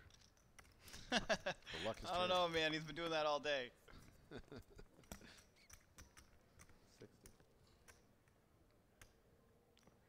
You're gonna see the hand, you're gonna be sick. Kevin here still 4.1 million in chips. Like you got there. Did he just say when you see it, you're gonna feel sick? Yeah. In the cutoff, Kevin ace jack. What a nice starting hand. Raise 120. 120. Jake here, the short stack. Couple of 4s. I think it's going in. It's not a great feeling to put it in with 4s when you are likely to get called. And all in, quick fold, and now Kevin. Yes, 825. He's going to be calling. Confirmed. Yeah, he makes the call, so here we go. Jake's tournament life is on the line. 4s for Jake. Ace jack for Kevin. 1.8 million in the center. Jake is the winner risk here. Tournament life comes down to this. Flop and a 4 in the window. Wow, 4 and a jack. Jeez, what a flop. Kevin has a pair of jacks. So here we go with a 7 on the turn. And Jake is going to take this hand down. Another 7 rolls out. A boat for Jake. And he is going to double up 1.8 million. What a rough couple of hands for Kevin, man. I'm saying, imagine if I had more chips. I'm going to win a big pot. And the head count remains 4. Jake still the shortest of the stacks, 1.8 million. But 30 big blinds.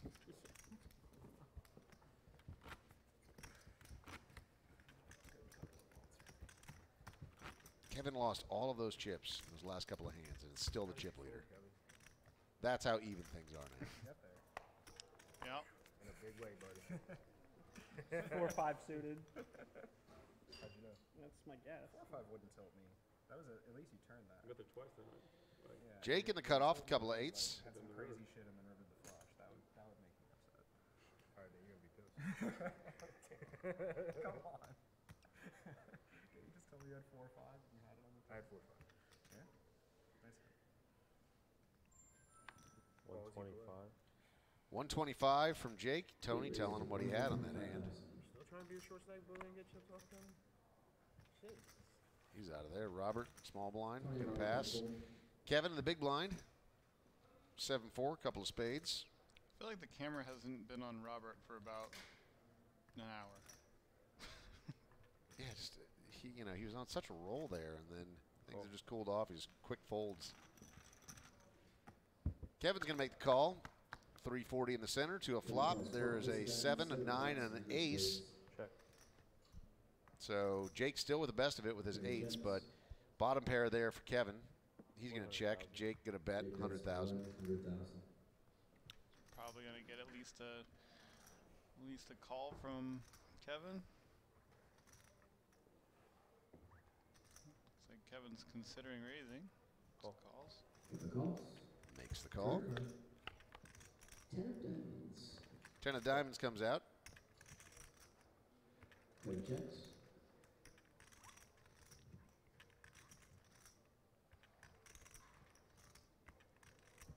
Good spot to check. To the river, it is a 5, which means Jake's 8s are good. Yeah, I think they're probably gonna go check at this point.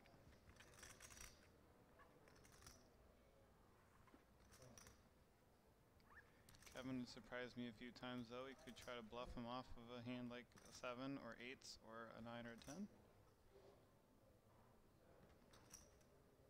Check. Both players check.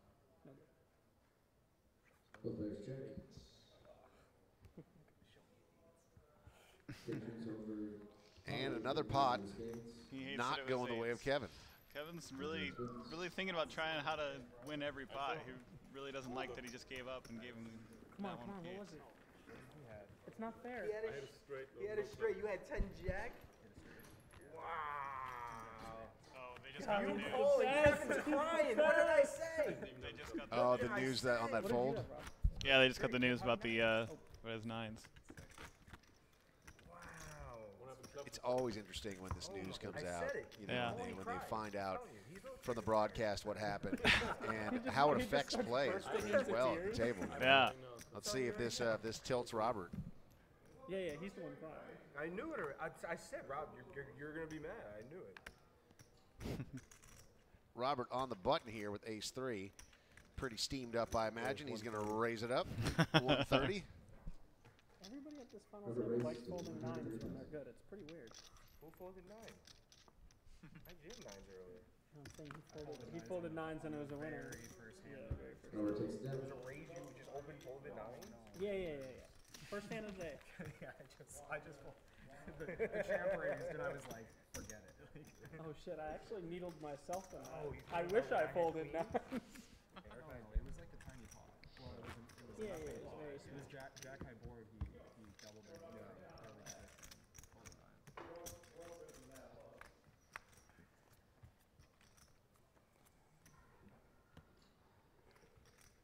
Well, Kevin hasn't said anything about that being a value bet, so I was probably way off about that. About to get more. Kevin on the button here, an 8 and a 6 offsuit. There's 3 million chips. Gonna pass. Over to Jake in the small blind. He's also getting out of there. And Tony with the walk with ace queen of all things. Bring your friends and family. Join us March 31st through April 2nd at the Luxor Hotel and Casino in Las Vegas and watch the live filming of 3 of the World Poker Tour's premier final tables filled with the best players in the world competing for millions of dollars in prize money. Once-in-a-lifetime experience filmed for television, aired on Fox Sports Networks at the state-of-the-art HyperX Esports Arena. Seating is limited. RSVP today for free at clubwpt.com to secure your seats. Also, go by anytime and go play Mario Kart in a tournament for like 20 bucks on a big stage with hundreds of people watching. It's pretty fun. Yeah, if you're a big fan of esports, the newer stuff or the classic stuff, there is plenty there at the HyperX Esports Arena. Oh, they have other games besides Mario Kart? Shockingly, I wouldn't think that they would need it either, but for some reason they want to include everyone. Whatever. They do that Fortnite stuff or whatever all that other nonsense is. I don't know what that stuff is. To the flop we go. A couple of jacks and a 7 out there. Ace for Tony is still good right now. He's going to check it over to Jake.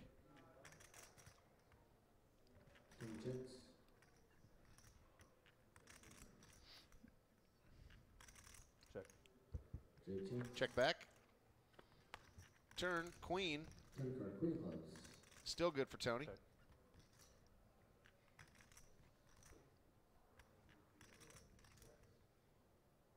Tony checks.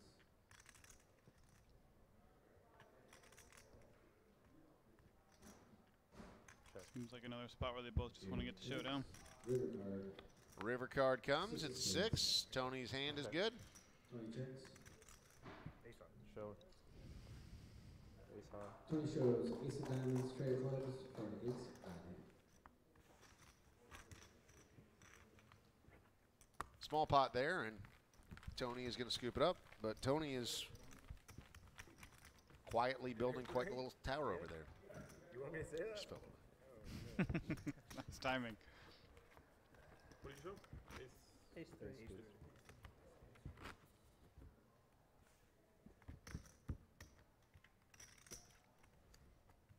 I'm sure at other final tables people aren't talking like, hey, what did you show? What was it?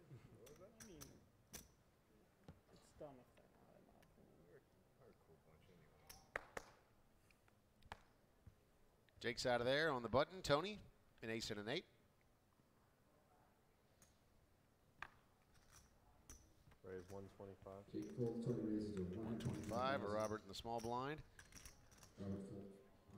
Gonna pass. Kevin in the big blind. Actions on. Queen and the 10 of hearts.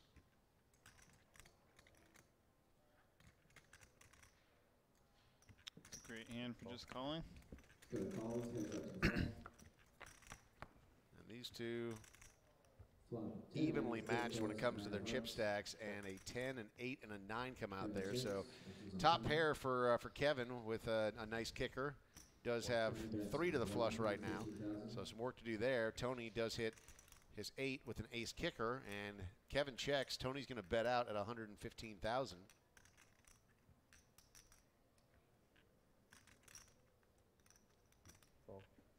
Makes the call, because of course he does. 570 in the center right now. The turn is a deuce of spades. Quick check from Kevin. I would imagine Tony would check at this point, but might want to try to get value from straight draws. I think it's definitely weighted towards checking. 225. 2 1/4 from Tony.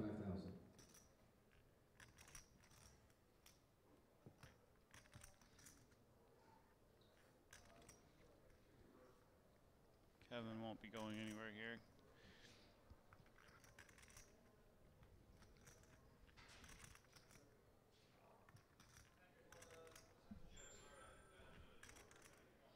He just calls the 225. Pot's over $1 million now. And the river, ooh, an ace hits for Wow, that's such a good bluff card that it might be a tough spot for Tony. He might end up having to pay off a bet here if Kevin decides to bet. I mean, if Tony decides to bet. And Tony has just had a couple of really nice hits at the right time in this tournament. He bets so much, he's not really just representing an ace. He's betting 485,000 is the bet from Tony. 1.5 million in the center.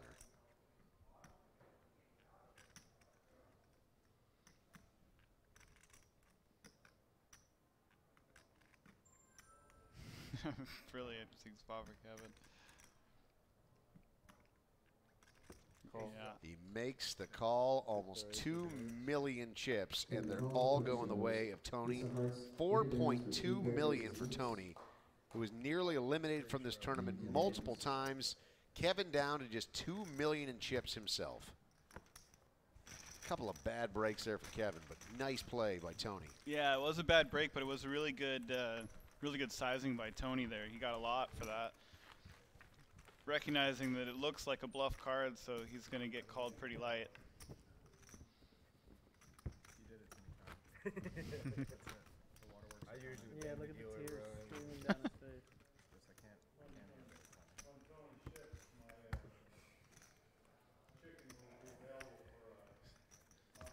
There's Frank talking about chicken wings again.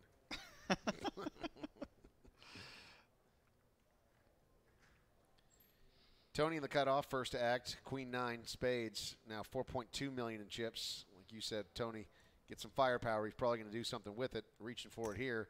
Going to raise it up, 130. Over to Robert, 8-3, he's gone. Kevin, 6-4 off in the small blind, also gone. And Jake, Queen 10, will make the call. And Jake makes the call. He heads up to the flop. 350 in the center, and the flop comes a 6, a deuce, and a jack. Not a lot going there for either one of the guys, but Jake best right now with Queen 10. 200. Jake checks. Tony bets 200,000. Tony bets the 200, pushes Jake off the better hand at the moment, and he'll scoop another pot.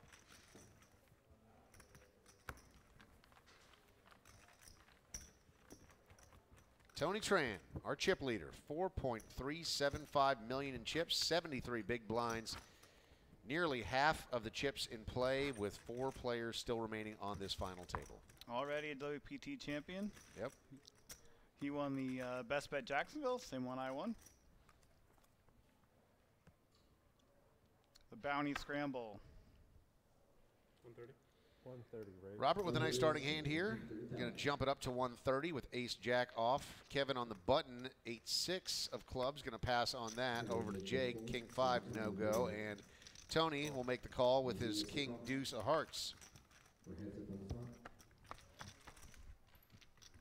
And a 9, a 4, and a 3 drop.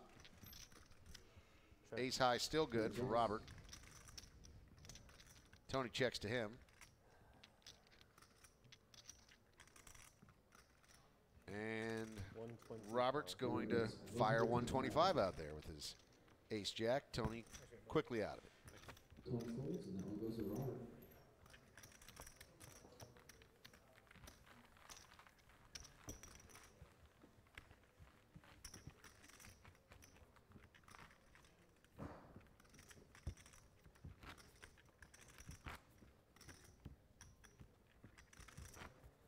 So when you're playing in a tournament final table like this, and you make it through, you make the final table, but you're 6 hours into play, what are you feeling at this point? There's enough adrenaline to keep you going, even if you might not have got a lot of sleep because you're pretty excited about the situation. But yeah, even though you're just sitting at a poker table, there's a lot of money on the line, so there's adrenaline fueling you, I think. So it's easy to be focused, and I think it's pretty easy to just be your normal self playing poker. Jake here on the button, King 10, going to just call. Tony right behind him in the small blind, King and a Queen, going to raise it up to 225,000. Robert's out of there. Robert folds.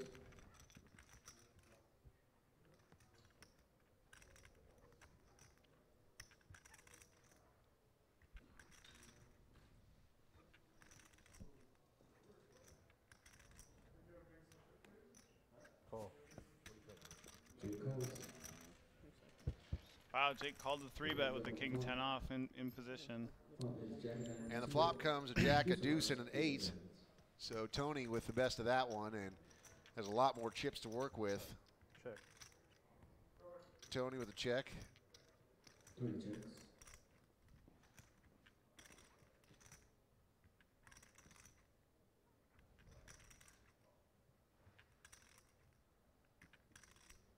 Jake must have limped and then called a raise from Tony. That must have been what happened.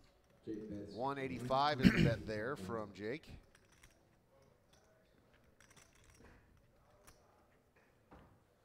Tony lets it go. Jake plays that position well. pot of 755. And Robert, as if he could get more handsome, puts on some shades. Cool shades, cool scarf. Look out. Things are getting serious at this final table.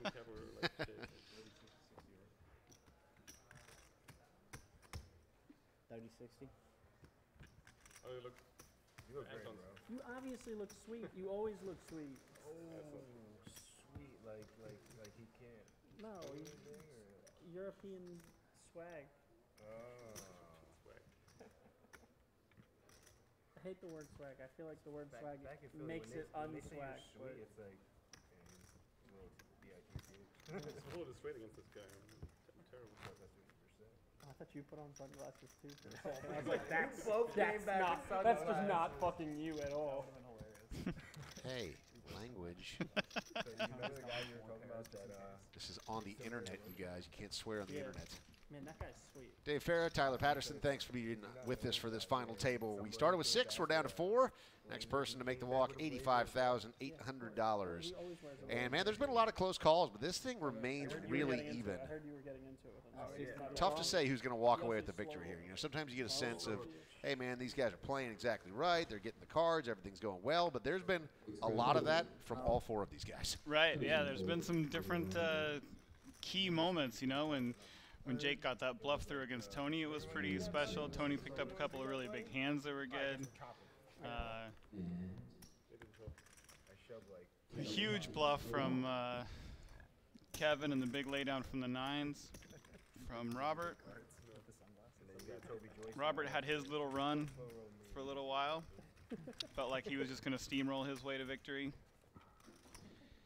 And we've seen some really interesting strategy to change their fortunes. I mean, the rubbing of the chicken wings, the rally cap, now the shades. I mean, these are, you know, high-level plays. This is stuff that not everybody thinks about. He's got a big sweat. He's got a big sweat, so he doesn't.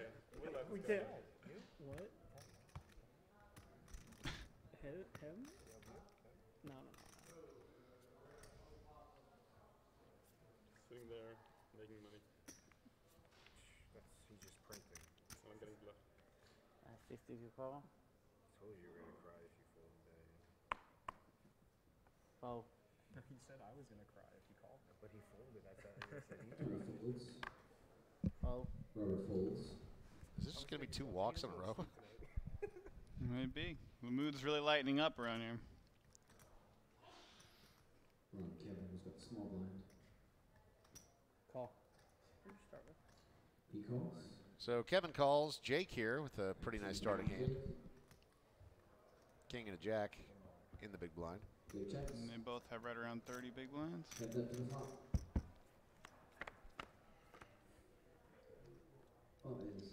Flop, how about that? There's an ace, a queen, and a 9. A couple of clubs out there. Kevin does have 1 club in his hand. Bet 60,000. Kevin bet 60,000. 60,000 is the bet from Kevin. Call. Jake's just going to call. Jake with a king high and a straight draw. Call. King drops out there. It's a great card for action. Yep, so that gives the second pair to Jake with his kings, but that's another club. That'll be the second nut if another club comes out. And a straight draw for Kevin.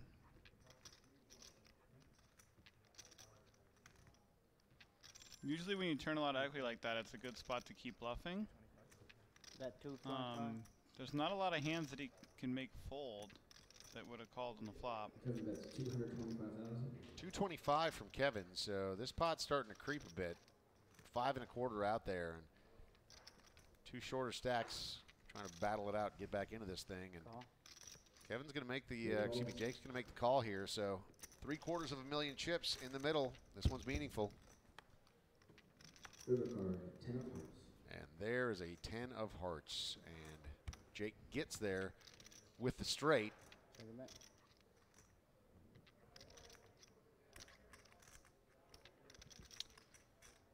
Yeah, Kevin can beat a 9 now, but most of the 9s would have already folded. He can fire a bluff now, but there's no reason Jake doesn't have a jack.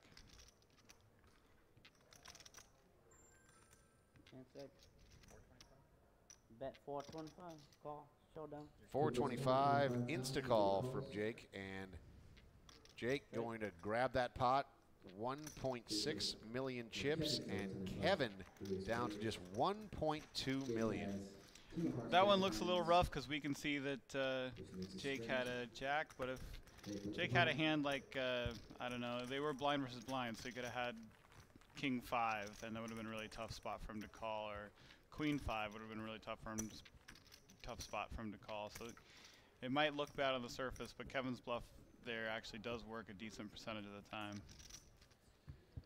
And Kevin, who sat down as the chip leader at this table and has maintained that chip lead through much of it, is now the shortest of them all when it comes to stacks. And I would imagine not looking forward to this leveling up. He's got to figure out how to get back into this, but we've seen this time and time again. All these players have seen themselves in danger at times on this final table. All have managed to survive up to this point. Fresh hand as we continue. It's the Season 18 WPT Rolling Thunder final table. Lincoln, California, just outside of Sacramento. Thunder Valley, beautiful casino up here. Yeah, pretty sweet rooms.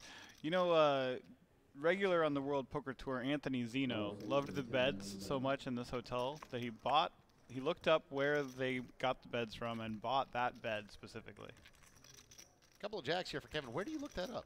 I don't know. I don't know how did he he just did like it. pull the sheet off and like look at what the I what don't mattress know. it was? I think he probably went down and talked to someone at the casino. I don't know.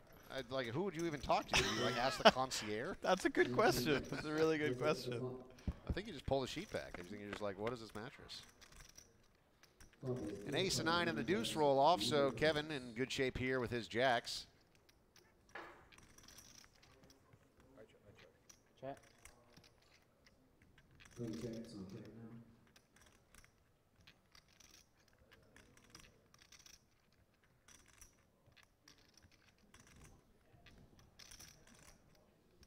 Kevin bets 80 and Tony folds.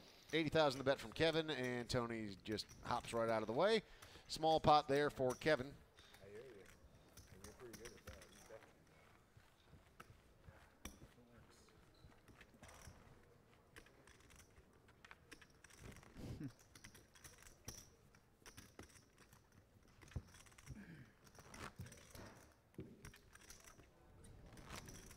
What are you back up to? 2.4? A little under 2. What? You got more than both of them?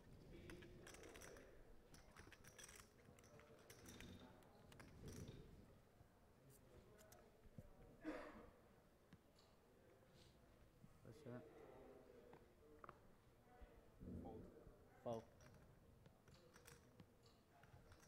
Kevin folds. Over to Jake here on the button. He's got King Jack, 2.7 million back. Tony now 3.8 million back. He's got ace 9 in the small blind. Jake's going to raise to 130. Let's see what Tony decides to do. Call. He'll make the call. Robert in the big blind. I think Robert's going to come along here too. Looks like a couple of live cards, a 4 and a 3, suited connectors. 3 players to the flop. 450,000 in the center. Robert, the shortest of the stacks amongst these three, 1.9 million. Flop comes a deuce, a 7, and a 10. A couple of hearts out there. And Tony's got the best of it with his ace high. He'll check. Robert checks. Jake Robert check. Actions on Jake. in position on the button will also check. Turn comes, and it is a 6 of hearts. Now 4 to the flush for Tony. His ace high is still good, but 4 to the flush, more importantly, for Jake's jack of hearts, which would give him the best hand should another one roll off. Right now, that ace high is still good for Tony. It's a check and a check over to Jake here.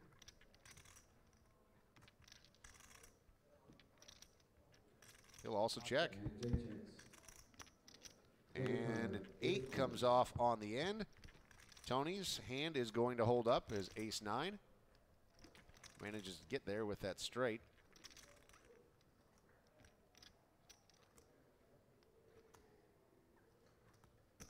Bet 225. Tony bets 225,000. 2 1/4 and 2 quick folds. 4 chips going to the chip leader. have been a pretty tough spot for Jake to win that pot. He had a couple chances to bat at it, but I think both those chances Tony would have probably called. You can feel it in the air, Rob? 69 big blinds for Tony Tran, our chip leader.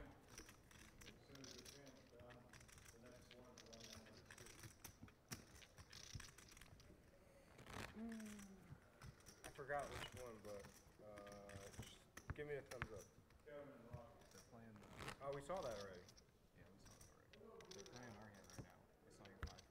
Yeah, I told you. I'm not gonna lie to you. No, I believe you. I'm just saying that's where they're at right now. He had 5. Yeah, you did have 5. I told him I did. Yeah, I believed you. Why am I gonna lie? Well, I feel like they're like an old married couple. Right, they have like a they just had a weird bickering that they do. That they didn't even disagree, and they had a little argument. Like, what are you talking about? What are you talking about? It's great. Love it.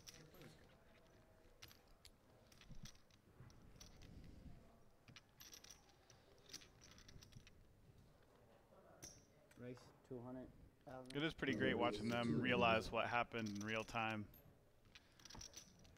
Looks like we might play in the dark here for this hand. Robert's going to raise it up to 200,000. That's going to get a fold from Kevin, and he'll take down the pot of 320,000. I made a bad fold for Rob. And it's like the maybe the most nonsensical fold that's ever. You fold to Kevin? No, I fold to Rob. I don't even remember. I don't even know why I folded. We're all making bad folds. I must have been really like thinking about the other. It's just like the easiest call. Kevin's making good folds, but he's just bluffing. For some reason. I hit it. And all of a sudden they stopped working. Well, I couldn't fold the river ace. Jake plays good, man. Folded I'm an not ace high bluffing this flush guy. draw to your second barrel. Called him with a jack once. Second barrel was just big, so it scared me. Oh, scary barrel. Paired board, you know. Can't be too careful. Yeah, scary pairs too. Deuce, deuce. Oh. Fold from Tony. Oh. Robert folds.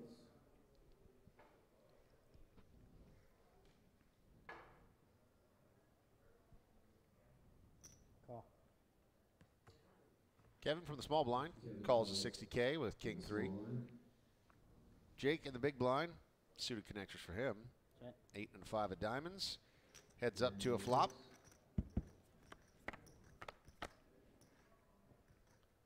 There's an 8, a 6, and a 4 that roll out. So Jake getting the best of that, top pair. Check. Check. And just pick up a gut shot as well. Kevin, the first to act, he checks. Now over to Jake, who got a nice piece of that.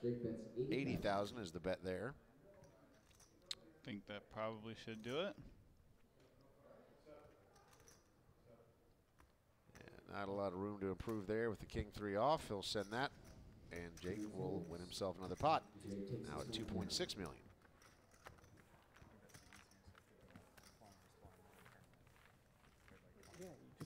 Hammered in. Taking a look at our scoreboard here. Tony sitting atop for the first time this afternoon. 69 big blinds for him. Jake with 44. Robert with 34. And Kevin, who's been our chip leader throughout much of the day, the short stack with just 19 big blinds. My hand did all right for it, actually. Right there? King Jack? I didn't know. 10-3 and Kojak. Yeah, yeah. I could have ISO'd and helped you, but I just decided. What do you have, Jake? Huh? What do you have? 2.6. 130. Race to 130. Huh? 1,000. Robert in the cutoff. Ace King for him, raising up to 130,000. Oh. This could be interesting. So Jake here with a couple of sixes in the small blind. He's got 2.6 million back. Very awkward sizes, stack sizes for these hands. Makes a call. Tony in the big blind with a king deuce of diamonds. Looks like he is also going to come along. That he is. Three-way action to the flop. 450,000 in the center, and interesting grouping of hands here.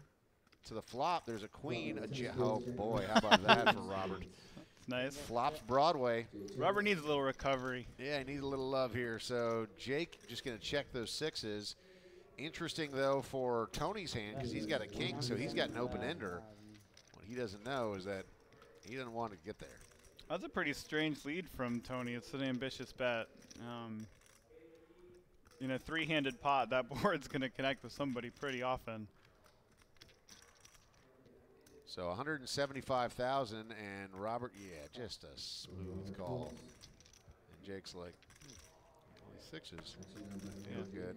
Good thing you didn't get in a flip for all of it, Jake. Yeah. 800,000 is the pot, and here we go to the turn. A 3 of diamonds. Bit of a brick. Check over to Robert, who's got the nuts right now. He doesn't have to bet very much to be able to get the rest of it in on the river. I think you're going to see a small bet around 225 here.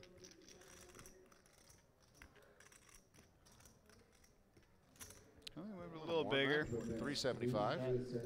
375,000. Almost 1.2 in the center, and Robert's got 1.4 back, so I think you're right. He's setting this up to try to extract this out of Tony, and we'll see if he's able to get there. Smaller size bet, 375. Might be a little big for a random king to call, but we might see Tony stick around. A good fold by Tony there.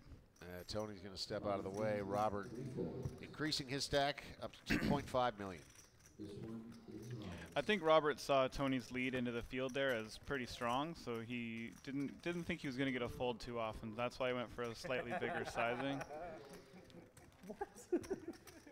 And I think that we can confidently say that the sunglasses, it is not correlation but causation. The reason he was able to flop Broadway is exclusively because of those glasses. Yeah, the sunglasses are clearly better than the rally cap. Makes a lot of sense. The alcohol is flowing. Either a wild boar is being killed in the poker room, or that's Frank. I promise next time I lead, I'm going to be a lot stronger, right, Robert? Sorry? I said, I promise next time I lead, I'm going to be a lot stronger. All right. Like maybe the nutted. I was hoping you were strong there, man. Kevin's up first. Yeah, I think he was too. I think he was hoping. 60,000. Yeah, I think we solved that one.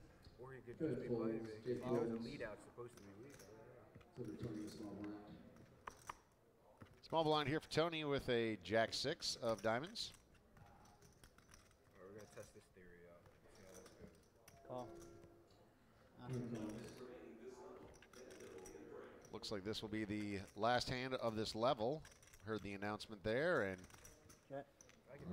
Robert's going to check, so we'll go to a flop heads up. Queen 10 versus Jack 6. Pots at 180K. A deuce, a 6, and 8 roll out. All hearts. So 4 to the flush for Robert. Pair of 6s for Tony. Tony checks. Robert checks. Couple overs for Robert as well. Let's see. Check, check. Turn card comes a Jack of hearts, and man. Robert flushes out. Could That be one spicy. gives Tony 2 pair, though, so maybe we'll see some action here. Tony with 2 pair checks over to Robert, who's going to bet just 75,000. And I'm pretty sure Tony is going to continue, at least for now. Try to fill up and then maybe have to make a tough decision on the river. And the river is a 4 of diamonds, so doesn't get there with the boat. Tony's going to check, happy with his 2 pair.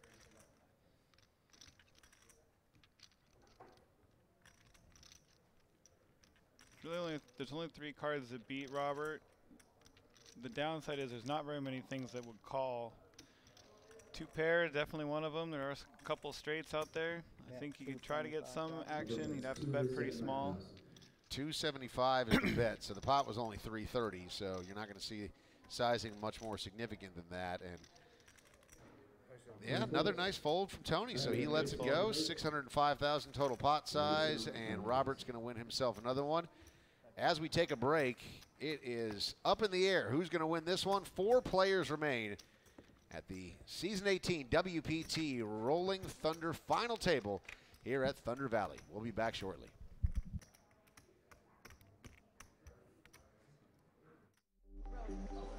Hi everyone, Andrea Johnson here with the WPT Royal Flush crew. I am here with our very own WPT's Executive Tour Director, Matt Savage, who just won Best Tournament Director of the Year at the Global Poker Awards and also just recently joined WPT Honors. So Matt, congratulations. Thank you. We're so proud of you.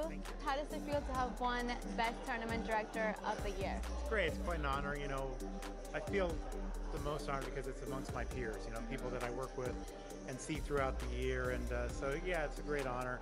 The GPI does a great job with putting together a great list of things that people win and be nominated for. So it was nice to be winning that and also nominated for Industry Person of the Year, even though I didn't win that one. So Matt, I know you've actually also been nominated 5 times, 4 years in a row for the Poker Hall of Fame. Yes. But have not been able to take it yet. Yeah, and being nominated is nice, and again, you know, it's an honor. Something I want to leave as a legacy to my friends and family. But yeah, haven't got in yet. Hopefully someday that'll happen. So how do you think the industry has changed over the past couple of years? Definitely, it's grown globally.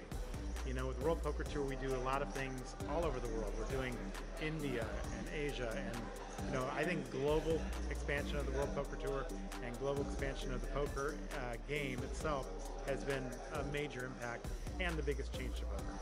So if you could have every tournament player in one room at the same time, what would you tell them? I think I would tell them to have fun. You know, I think that's the most important part of the game itself is that, you know, a lot of people come into the game as an entertainment. And whether you're a recreational player or a professional, you should be enjoying what you're doing. Like, I love my job. I enjoy being with these people, meeting these people, and I think that is a big part of poker itself. So that would be my one thing. If you're going to play this game, either professionally or as a pro or as an amateur, have fun. What do you think they would ask you? They would probably ask me, give them a free food coupon. That would be the thing. Really? Oh, that's so funny.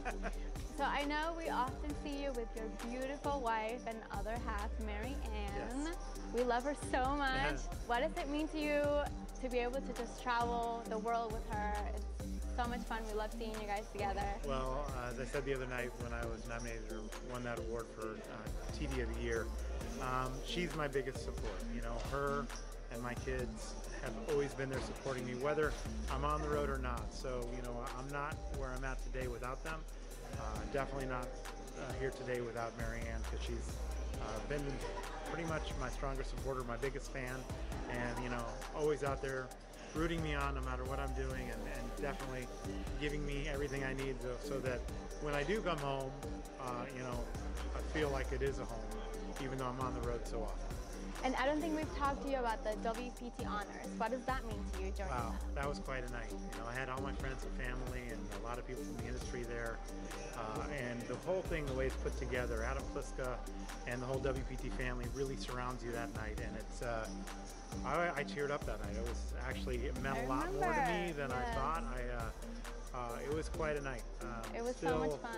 Still gives me chills thinking about that night. So I love that night. I loved it too. We had a great time, and it was great to be there with Deb Giardina, friends and family, and yeah, I really loved it. Well, congratulations again for all your success. We're so proud of you. And for more information, check out WPT.com.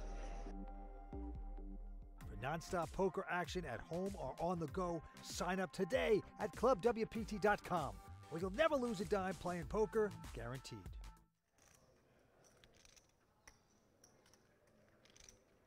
Eight's got to seem like the best hand here. Gonna go for a little bit of value with it.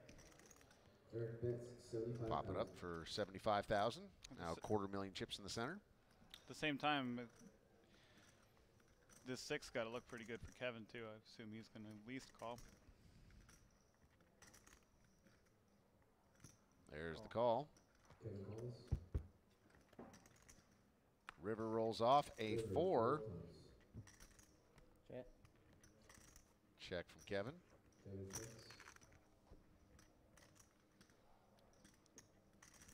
a pretty good looking board for pocket 8s.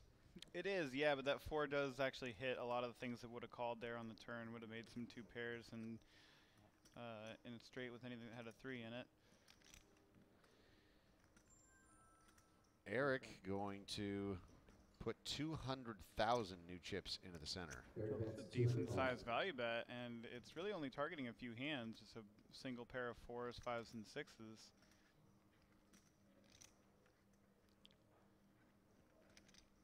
So a good read from Eric, knowing that his opponent has exactly that.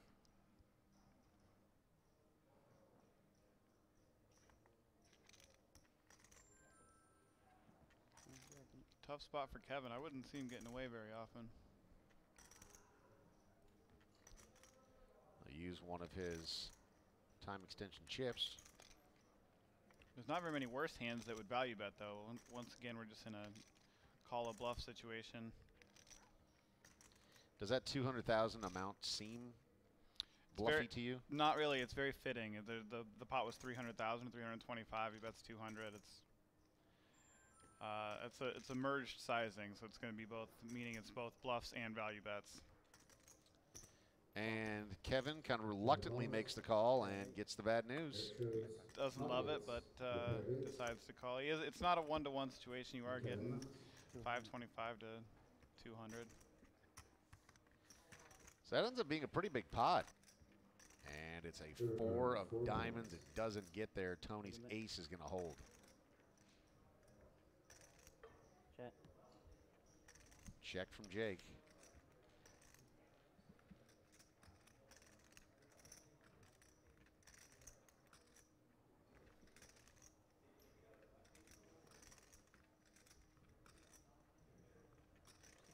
Tony's hand did improve there, so he got a second pair with that river. Tony's thinking about going for a value bet here.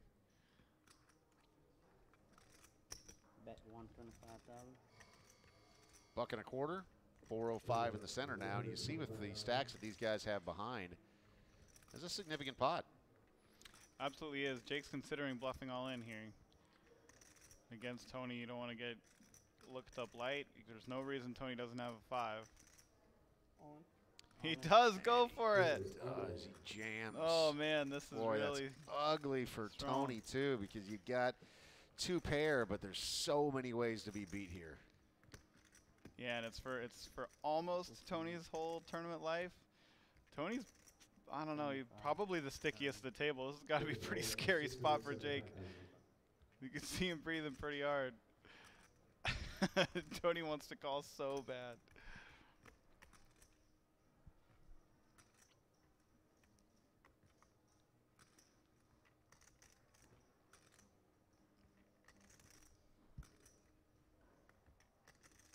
When you have the king of clubs, it's just it's a few flushes your opponent can't have, and you know they can't have the nuts.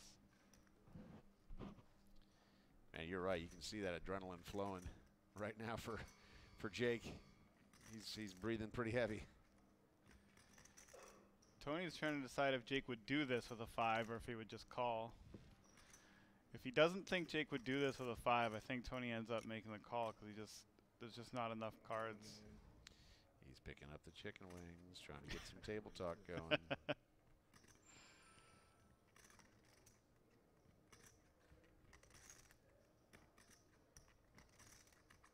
Credit to Jake for making this play. He really wants to get this title, finally get one of these. 7 final tables, looking for that first WPT title, and Tony going to burn another time extension. Understandably so. I mean, this is just such a huge spot. Can't be wrong here.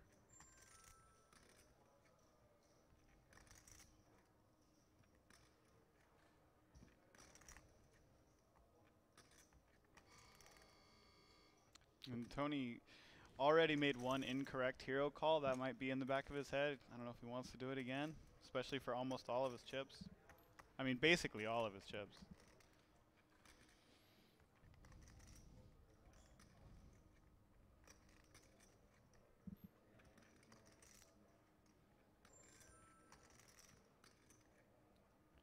Hear that 10-second ding again. Burn through this whole stack of time extension chips on the action clock. Yeah, he's only got one left now. Now it's We'll see how that affects things it's going really forward. decision time. There's so much pressure right now. I'd be scared to make this play if I was Jake. Tony's the stickiest at the table, I think. There it goes again, another ding. You said it's decision time. Oh, my goodness. Oh, and you see the relief. Yeah, an actual exhale there. Woo. Look at him. Oh, he shows him. Oh, my God. Brutal. Tony's like, oh, my God. Oh, Tony. So mad at himself. Look at him. Oh, man. And just so brutal for Jake to show him that, too. Like you said, Tony, stickiest man. at the table, Great has play. such a hard time folding already, and then just shows him the all-in bluff. I mean, Tony had him crushed throughout that entire hand with the absence of that final club that he needed. To the flop we go. There's a king, there's jack, there's a 4, there's 2 hearts out there, so interesting flop for Shankar now all of a sudden. He's got 4 to the flush. Yeah, this is an interesting situation. See if Jake bets or just checks his he has showdown value with ace queen high.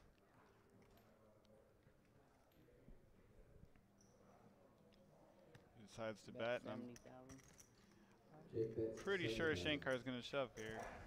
Shankar with 405,000 behind. Going to give it a quick count.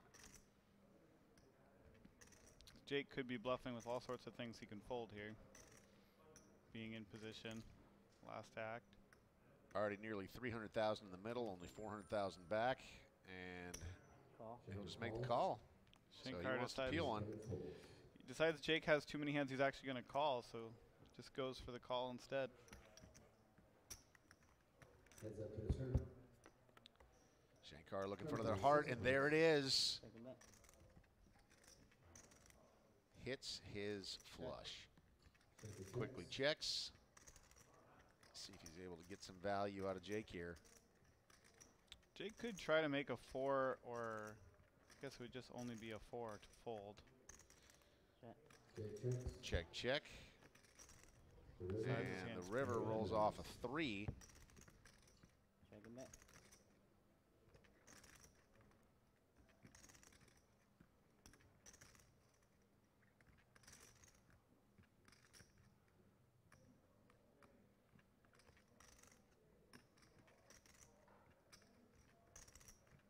Shankar realizes he probably doesn't have any bluffs in his range, so shoving he's not going to get called very often, but I don't think Jake's going to bluff very often either, so he's going to go ahead and bet it all in, hope that Jake has 2 pair, or maybe just calls the king. Total pot size of 700,000, so Shankar, man, he's probably still steaming, but he just looks displeased still. Yeah, I mean, well, this'll help. Can't blame him for being displeased. This is a tough spot to be in. 655,000 behind. Will you be the next winner on Club WPT? Hi, I'm Adam Pliska, CEO of the World Poker Tour. Everybody knows that we give away more than $100,000 in cash and prizes every month on Club WPT. But what you may not know is that we're upping the ante and we're sweetening the pot. Now you could win $1 million. If you win your WPT Main Tour event seat on Club WPT and go on to win the event, you will walk away with an extra $1 million bonus. Real people are turning that dream into reality at ClubWPT.com. Not so bad. Check out ClubWPT.com today to see what's up for grabs this month. Robert in the 1 seat, Kevin in the 2 seat, Jake in the 3, and Tony in the 4. There was a 75,000, blinds of 50,000, 75,000. 75. 75. What's low? 50, 75.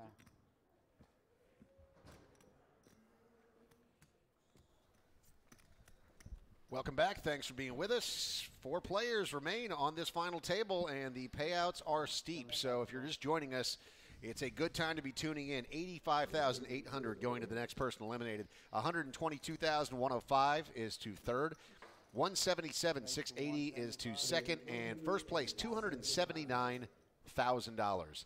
Appreciate you being with us. Dave Farah, Tyler Patterson here at Thunder Valley, and just outside of the Sacramento area. It looks like we're going to start this new level, 30-75K on the small blind, big blind ante of 75,000. With a couple of nice starting hands. So Jake going to raise it up to 175,000 with ace 10 offsuit. Tony's going to 3-bet it to ace with his ace queen up to 400,000. So first pot here before the flop, already almost 1 million chips in the center. And this should create some fireworks. An ace there in the on the flop, and both players getting a nice piece of that. This is the final four of 250 players here. They've been playing four-handed for quite a while, and right when we come back from break, it looks like there's some serious action going on. 1.2 million already in the center. Tony is going to lead out there with 275 after Jake makes the check, and he is going to call 275 to a turn, which is a 3 of clubs. Tony still very much in control here. Jake first to act, checks over to Tony. Also checks. And a 4 of hearts drops on the river. That means Tony's hand is best. Both players again with an ace in their hand. Could see a blocking bet from Jake here or just a bluff catch. I would expect Tony to bet for value now. 1.5 million in the pot. Jake has 1.9 million left. Maybe 500,000 or 600,000. Could go for less. 600,000. Yeah, you nailed it. And quick call there from Jake. Bad news for him. 1.3 million behind now for Jake, and Tony once again up over 5 million in chips. Huge pot. I mean, that's almost 3 million chips. Yeah, that was one of the biggest we've had. Yeah. So Tony's a returning champion. He won in Jacksonville, Florida. Jake has 7 World Poker Tour final tables, but no wins yet. The elusive win still hanging in the balance for Jake, though. He's had a couple of close calls. Looking at the blinds here, and Tony up top, 68 big blinds for him. Robert with 35 has managed to muscle his way back in. And 17 for Jake, followed by Kevin at just 14. Kevin sat down as a chip leader, maintained that chip lead throughout much of it, has had a couple of really rough hands as of late, and the blinds are going up, up, up. So interesting times for these 4 players. Like you said, we've been playing four-handed for quite some time, about 6 hours into this final table so far, and Tony has done a nice job of being on the brink of elimination a few times. Muscling back, has got the chip lead now. So again, blinds at 50-75 with an ante of 75. Robert on the button, 8-3, says goodbye. Kevin here in the small blind. Suited connectors, 5-4 of hearts. Pot's already at 200,000. He's only got 975 behind. Will he want to hang around here?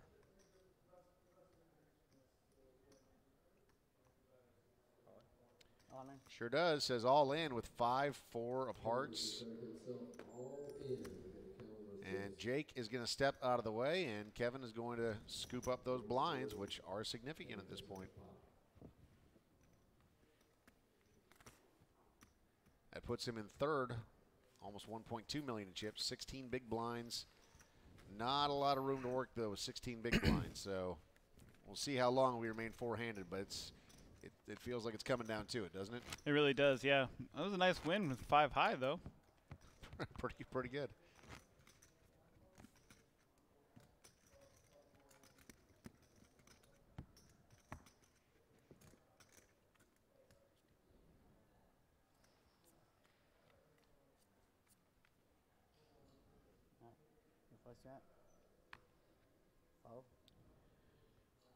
Robert's out of there with his 7-3. Kevin on the button this time. A king and a 4 of clubs. 1.2 million behind.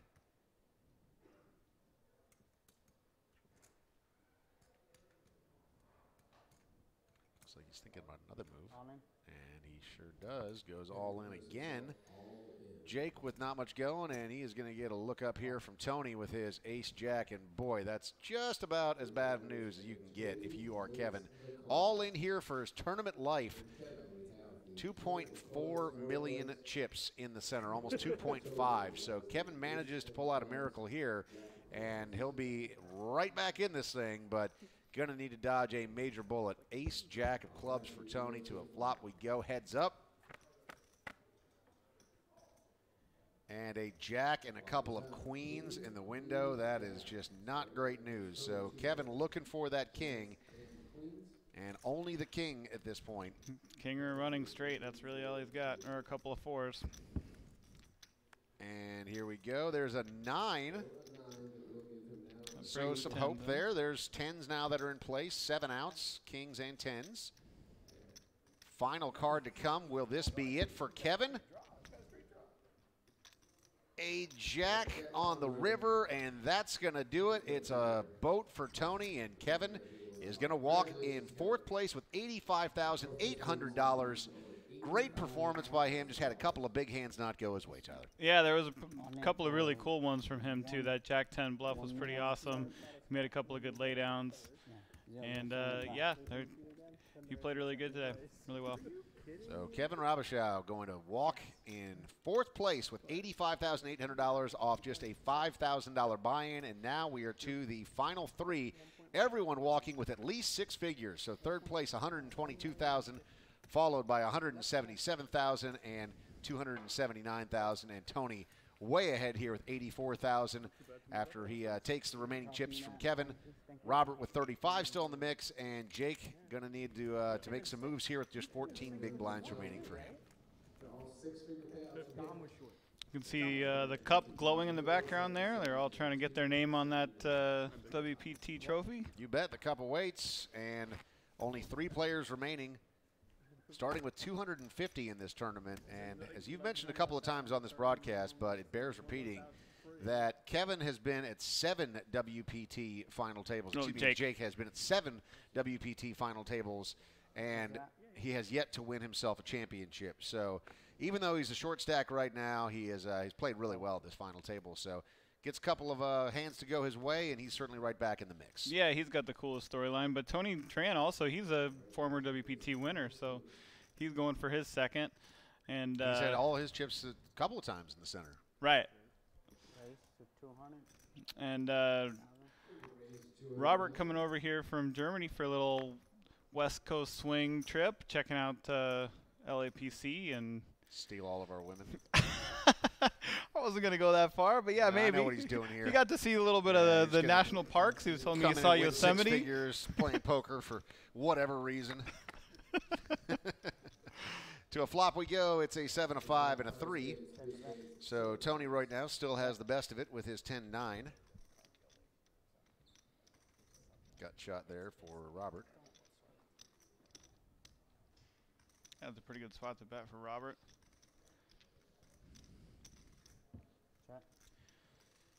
He'll check, and to a turn, which is an ace of diamonds. Tony still best with 10-9. Another check. Neither player is going to try to credibly rep the ace, I don't think.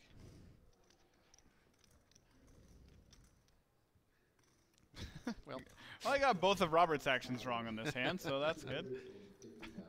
$250,000 from Robert.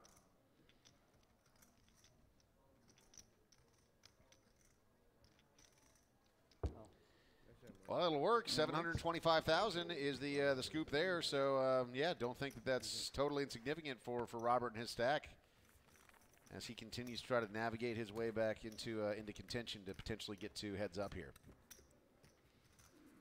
Yeah, every little pot like that matters now.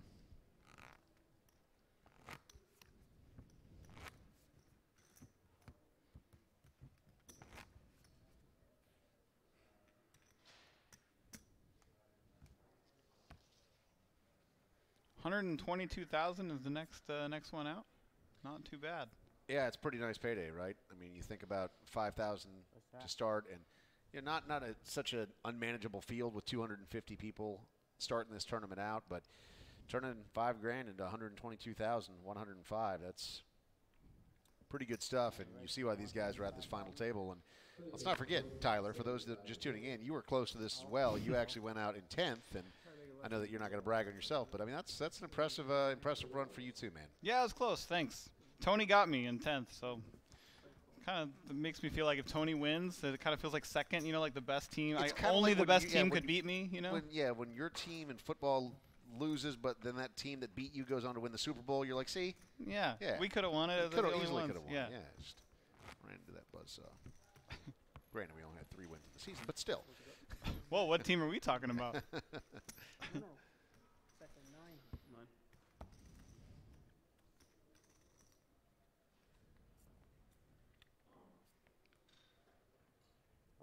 Are you excited about the Las Vegas Raiders? Sure. I'm not going to be your team? No, I mean, they'll be on. They're the home team, right? So, I mean, Yeah. I'll root for them. I'll enjoy going to games and stuff like that.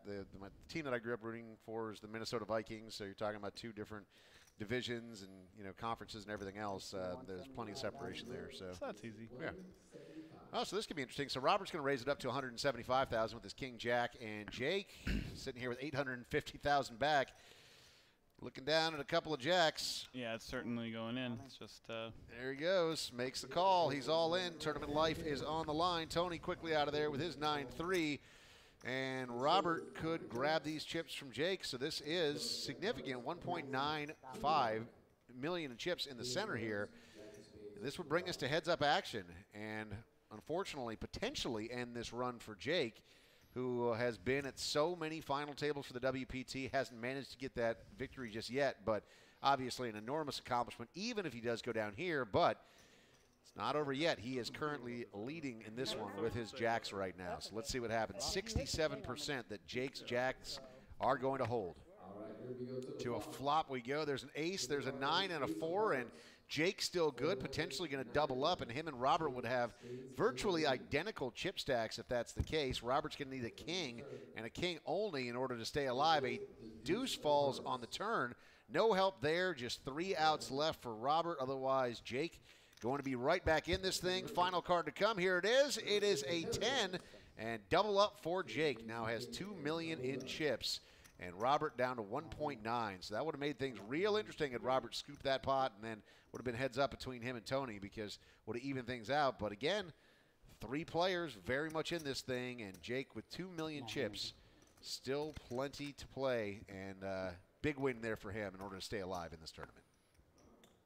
Yeah, it was a big hold for Jake. Important pot in the tournament. So you see how even it is. Tony way up top there, 82. 26, 25. Sunglasses go back on for Robert.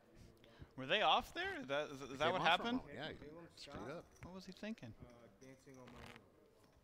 And that'd be like Tony turning his hat back around. It'd be a terrible play. Can't do that. Come on. Strategically rub the chicken wings Bob together at the right O'Reilly, time. your favorite song? Coming to you live from Thunder Valley Casino Resort in Lincoln, California, just outside of Sacramento. Just a short, about 25-minute drive from Sacramento Airport, and 3 players remaining with $279,000 up top. Jake is going to jump out of that one. Tony in the small blind with a great starting hand here. 3-handed, ace queen offsuit. 1-8. I didn't think so. Tony's asking Robert how much he has left. 1-7 maybe. 10-7. They're playing 50-75 are the blinds. All in. It's a pretty big all in. Tony gonna move. Robert. Gonna get a fold from Robert. Yeah, he's out of there. Tony now north of the 6 million chip mark, and he is starting to run away with this thing. Jake. That's right. Oh, put your card in the box. Something wrong, buddy. Put it in the box? Yeah. I put it there. Okay. And if Tony eliminates the next player out, it is going to be an uphill climb for whoever has to face him heads up. Right, he does have most of the chips, and that would give him overwhelming chip lead. I immediately told you I have a much better hand than I should ever have here. C-A-L-U-M, Scott. I like that song. It's on YouTube. It's very inspirational to me. All right, Tony will be first. Tony on the button, 5-4. He's first and searching for inspiration. Oh. Just pass on that. In the small blind, Robert, 8-7 offsuit.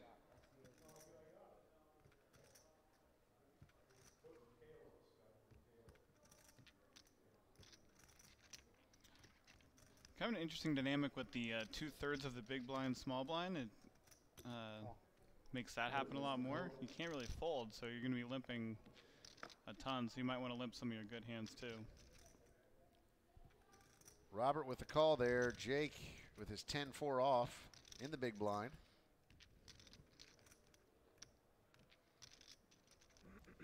Raise it up. 275 to go now. Robert's going to pass. Nice move by Jake. Jake realizing that you have to limp almost everything. Tony.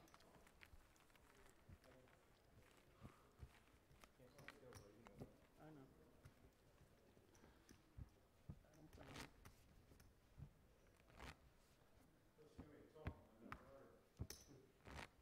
It's my inspirational song, especially when Simon Cowell presses the buzzer at the end. Golden buzzer. Whoa. America's Got Talent? I love America's Got Talent. What's going on around here? Guilty Bro, pleasure, you gotta bro. listen to that song. That's I'm like a season and a half behind. Now are they broing down about America's Got Talent? What is It's wild. They're talking about how much inspiration he gets out of Simon Cowell pushing the buzzer.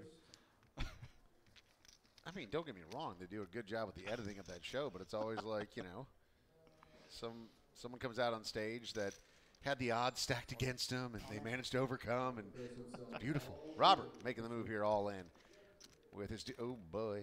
Oh boy. That's a good reaction. Oh man. Yeah, so he's going to hate this. So Robert with his deuces up against Tony's tens, and Tony nowhere near at risk here, whereas Robert has put all of his chips in the center. 3.4, so if Robert can manage to pull out this miracle, they'll be in pretty good shape and even things out a bit with Tony. But Tony in a commanding position right now, as you see the percentage is 82% to take down this pot with his overpair. It looks like we're heading to heads up with Jake's storyline.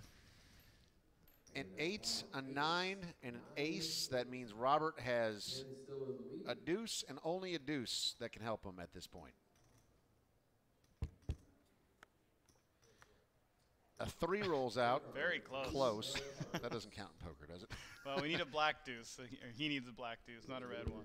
And here we go. Final one is a 4. Close again. Doesn't get there. And Robert is going to make the walk with $122,105.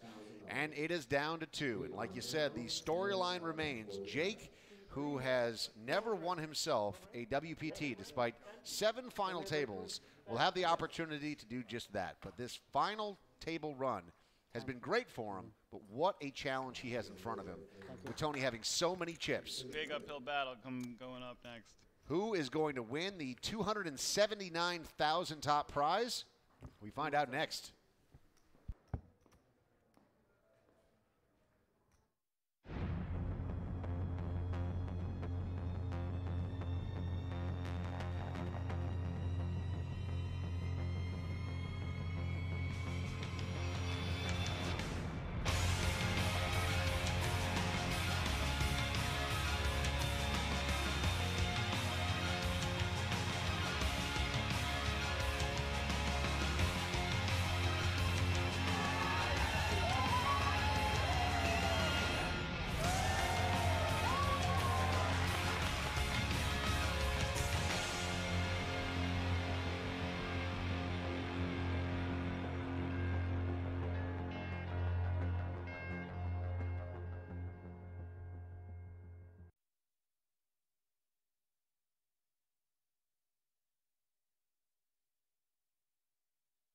Tony's whole tournament life. Tony's, I don't know, he's probably the stickiest at the table. This has got to be a pretty scary spot for Jake. You can see him breathing pretty hard. Tony wants to call so bad.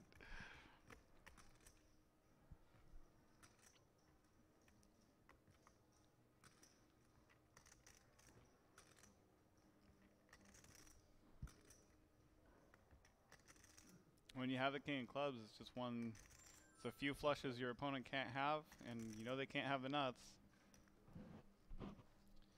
And you're right, you can see that adrenaline flowing right now for Jake. He's breathing pretty heavy. Tony's trying to decide if Jake would do this with a 5 or if he would just call. If he doesn't think Jake would do this with a 5, I think Tony ends up making the call because there's just not enough cards. He's picking up the chicken wings, trying to get some table talk going.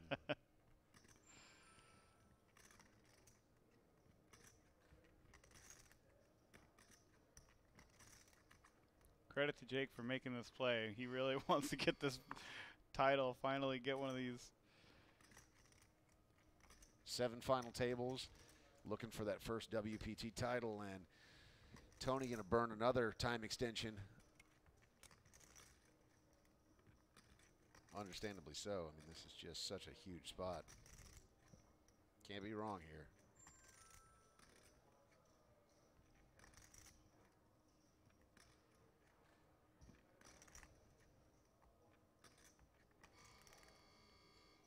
And Tony already made one incorrect hero call. That might be in the back of his head. I don't know if he wants to do it again, especially for almost all of his chips.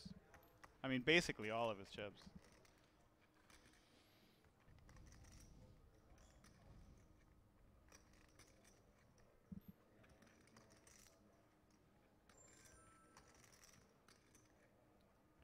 Hear that 10-second ding again. Burn through this whole stack of time extension chips on the action clock. Yeah, he's only got one left now. Now it's We'll see really, how that affects things it's going really forward. decision time. There's so much pressure right now. I'd be scared to make this play if I was Jake. Tony's the stickiest at the table, I think. There it goes again, another ding. You said it's decision time. Oh, my goodness. Oh, and you see the relief. Yeah, an actual exhale there. Whoo. Look at him. Oh, he shows him. Oh, my God. Brutal. Tony's like, oh, my God. Oh, Tony. So mad at himself. Look at him. Oh, man. And just so brutal for Jake to show him that, too. Like you said, Tony, stickiest at the table, Great has play. just such a hard time folding already, and then just shows him the all-in bluff. I mean, Tony had him crushed throughout that entire hand with the absence of that final club that he needed. To the flop we go. There's a king, there's jack, there's a 4, there's 2 hearts out there, so interesting flop for Shankar now all of a sudden. He's got 4 to the flush. Yeah, this is an interesting situation. See if Jake bets or just checks his, he has showdown value with ace queen high.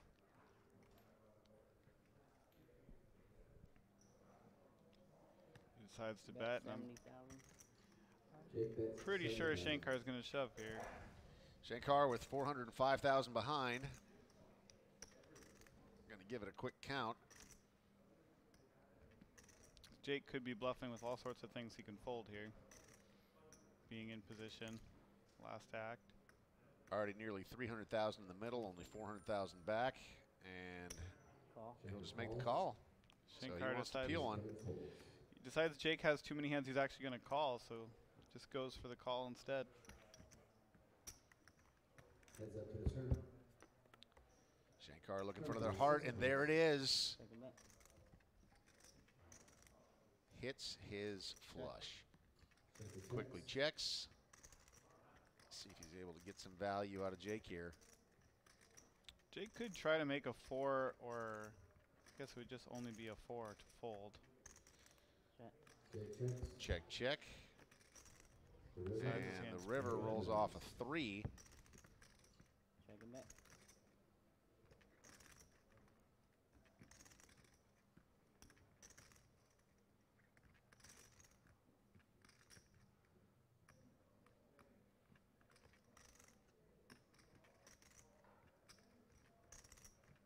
Shankar realizes he probably doesn't have any bluffs in his range, so shoving he's not going to get called very often, but I don't think Jake's going to bluff very often either, so he's going to go ahead and bet it all in, hope that Jake has 2 pair, or maybe just calls the king. Total pot size of 700,000, so Shankar, man. 6 in the window there for Kevin. So check from Kevin, check from Tony to a turn we go. There's a 10, so 2 pair now for Kevin. And a gut shot for Tony. I don't think Tony's going to end up going anywhere here, so might get a little bit of action.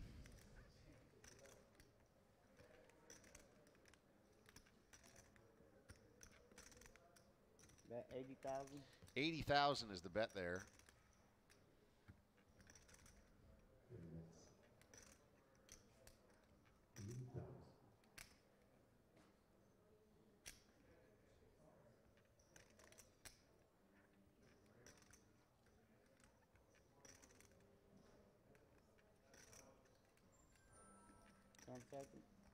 Final 10 seconds, so Tony knows he has to move. Makes the call, 80,000. 380,000 in the center right now. Final card, and it's a queen. Boy, that could spell trouble for Tony here. So Kevin's got 2 pair, 10s and 6s on the river. Tony hits his queen. Yeah, it's going to be hard for Tony to get away here. I'd expect a pretty big bet from Kevin and probably just a pretty quick call from Tony. So I expect in the 300, 350 range. Wow. 400. 4 1/4, yeah. So Tony has the perfect hand for this bet. He's going to be pretty tough spot, especially with that only that one time bank. He might use it here. That one time extension chip. Oh, little pump fake fold, huh? Did you see that? Yeah. 10 seconds.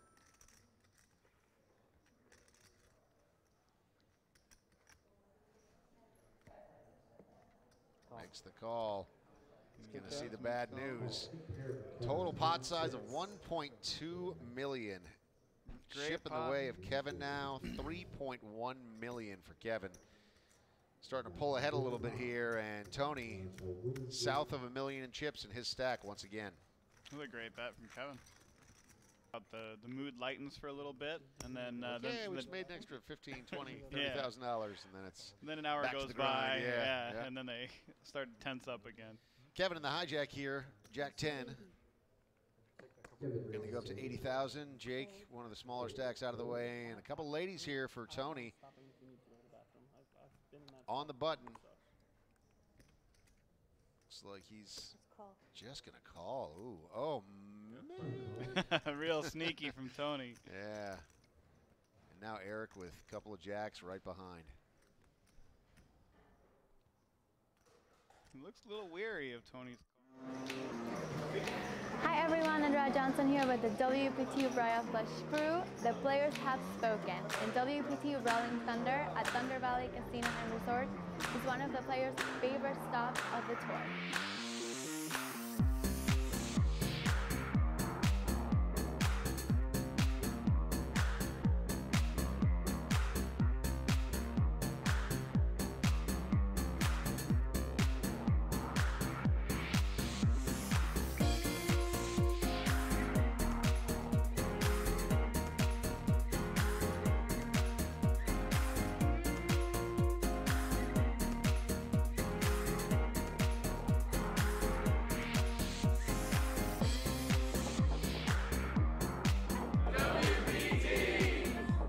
From player gatherings, golf outings, and WPT champion dinners, you don't want to miss it.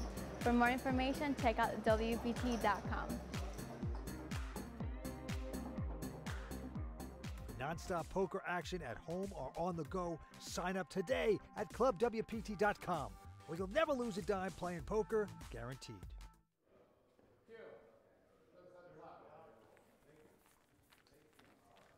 All right, here we are, heads up for the WPT Rolling Thunder title. Big blind here, small here. Jake Schwartz and Tony Tran. And we welcome you back as we are heads up. Tony Tran, 107 big blinds, over 8 million chips. Jake Schwartz, 26 big blinds, just shy of 2 million chips. And this is not the first time that we have seen these two square off in heads up action. In fact, Tyler, you actually called that final table. And these two, I mean, Tony has been responsible for one of the 7 trips to the final table where Jake has had to leave without a WPT champions accolades as well as the top prize. So he's been so close so many times, still has an opportunity here and a nice starting hand for heads-up play. Right, I had forgotten about that. I knew that, you know, Jake's record, and I knew Tony won in Jacksonville, but I forgot that they played heads-up in Jacksonville even though I was on the mic. These tables go long sometimes. It's all right. They run together, you know. So here comes the flop, and Jake getting the better of that. He's got top pair with the jack kicker, and he's going to lead out with 100,000, and Tony is going to quickly let it go. And in that last heads-up battle, they actually had even chips a couple times. They traded leads a couple times, and then it was just a big queens versus nines all in pre-flop that Tony won, and that put Jake at like a 10-to-1 disadvantage, and it was pretty much over from there. So Robert Hydorn, he was the last to walk with over 6 figures as well, $122,105 for him. Walking in third place, now the runner-up is going to find themselves pocketing a very healthy $177,680, and the winner, $279,270. And their name's going to go on the side of the WPT Cup. They get entrance into the Tournament of Champions, which is coming up in Las Vegas. And Tony looking down here at another couple of cards that he's probably not thrilled with to start out heads up. A 5-3 offsuit. Jake has got himself an ace and a 4. And Tony is going to make the call with 75,000. Blinds are 50 and 75, so 50 on the button and 75 for the player in the big blind. Ante of 75 as well. Pot of 2 1/4. Here we go to the flop, and it is a 6, 8, 9. Jake still best with his ace high. Jake was trapping there, not raising with the ace out of position, but that flop's just so bad he just gave it up. It's 30-minute levels, right? It will be the next level. It's the level You can see the Thunder Valley Poker Room director there, Ben Irwin in the background, standing back there with a cup, calling the action. Yeah, Ben's great, man. Always a pleasure to work with him. And I know that this poker room, this casino, near and dear to your heart. You're a Sacramento guy for many years, and this casino, Thunder Valley, just about 25 minutes away from downtown Sacramento. Yeah, it's a pretty nice and good place to be. Tony with a 10-3 off. Jake looking down at King 9. Jake's going to make the call here.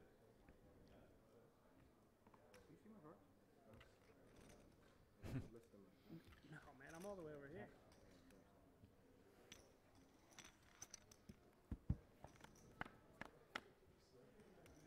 Flop comes, an ace, a 10, and a 4. So Tony gets a pair of 10s, middle pair, on that flop. That's 75,000. Jake's going to lead here with 75,000 after a check from Tony, who will call.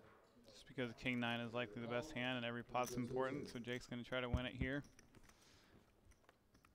Jack rolls off on the turn. Check. So some possibilities there for Jake. Queen rolls off. I don't think he's going to get Tony to fold anything better than his hand, so he's going to check back. And a 4 comes on the river. Tony's 10s are good with the 4s and the ace as the kicker. Jake hoping for some showdown value. Not enough, 375,000. So a couple of small pots to get things going here in heads-up play.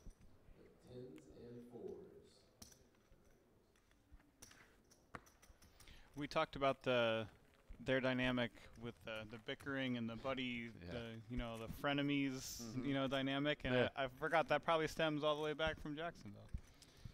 Yeah, and that it probably leads right into that play that we had earlier, where there was pretty nice bluff to get Tony off the better hand, a big bluff by Jake. So yeah, the history is deep between these two, and what a moment to. I mean, if Jake's able to pull it off here, I mean, he's got a long way to go, obviously, but if Jake can pull this off and get some vengeance for getting knocked off of another final table by his buddy Tony, that would be something. That was a pretty sweet hand, that play Jake made with the check raise with the king high, the king of clubs. Oh. Tony calls.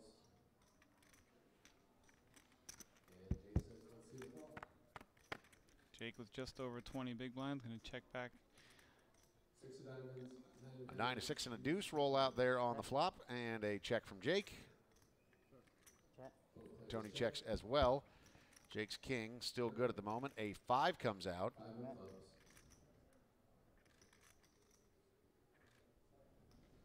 That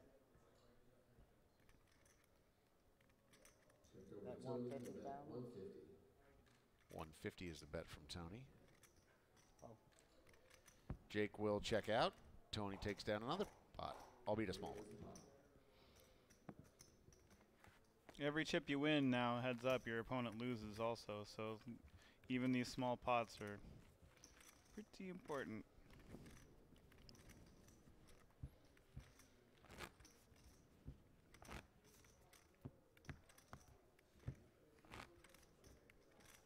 Dave Fair, Tyler Patterson coming to you from Thunder Valley, a beautiful casino right here just outside of Sacramento, and heads up play as the final two battle it out. Pretty big difference between the top prize and runner-up, over $100,000 difference, so 279 to 177. So obviously a great deal of focus in this heads-up match with so much on the line. And Jake going to raise it up here to 175,000 with his 10-6 off. Tony looking at the better of the two hands with his king-4.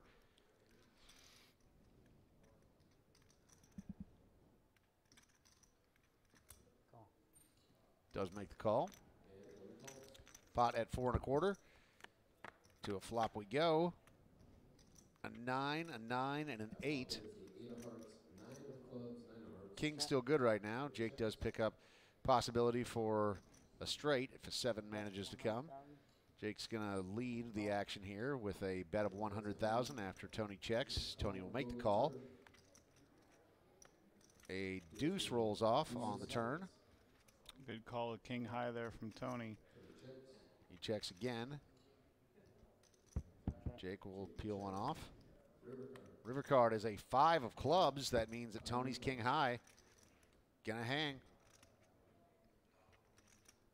And he does go for the 275. That pot almost a million. 900,000 chips. 8.6 now for Tony.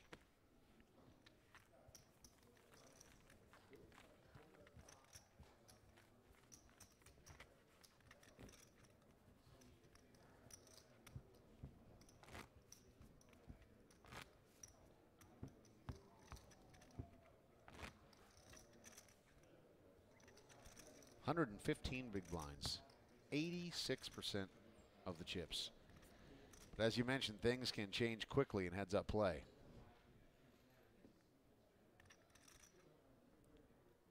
Jake wants it so bad he just doesn't have to listen to it from his friends. Tony wants no part of that one.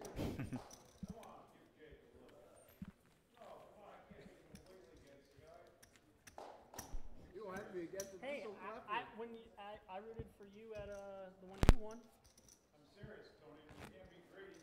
I know something can change on a dime sometimes. Not sure what Frank's blabbering about back there, but making himself part of the show as usual. Right now? I saw him on one of the breaks, and I was like, "Hey man, I enjoyed calling that final table." He was like, "Oh, I'll be back." I'm sure you will, man. I'm sure That's you great. will. Tony with an ace and a 3. Jake with a 4 and a deuce. Jake's going to call. Tony's going to check.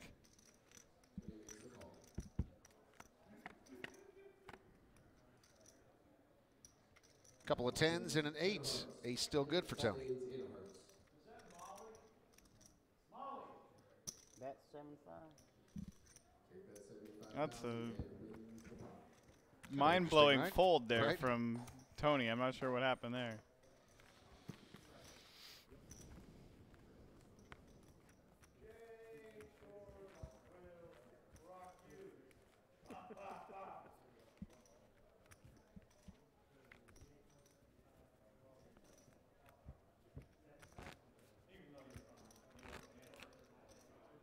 You're from Connecticut.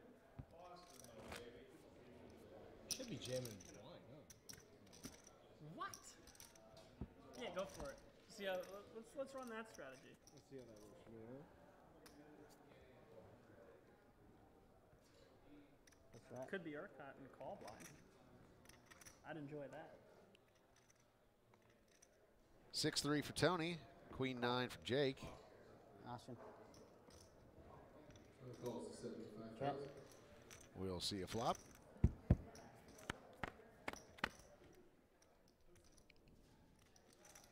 An ace, a 7, and a 4.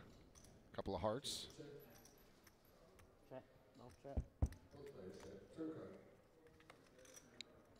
10 rolls off. Jake still in a good spot here with his Queen 9. Check. I'm surprised Tony with 6 high isn't trying to stab at any of these pots. 7 comes off, and Jake's hand is going to hold. Check. We'll check Looks like again. Tony's going to let it hold. Count down. Queen eye.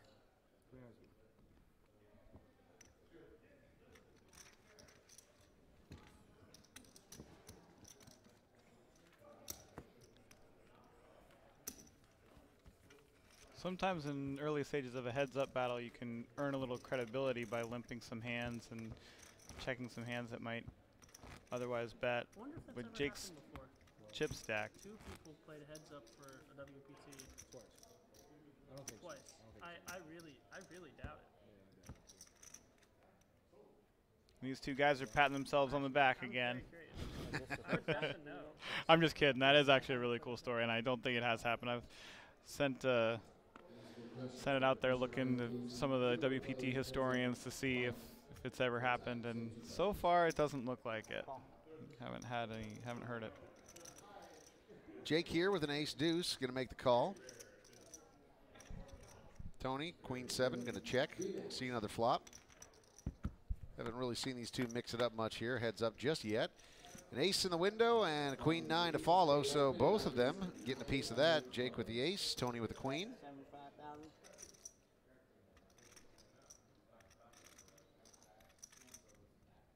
Yeah, they're both very content playing the small pots. Call 75,000 on the flop. Turn card. 9, so 2 pair for both of them now. Tony will check. No check. Jake does the same. River. And a jack rolls off.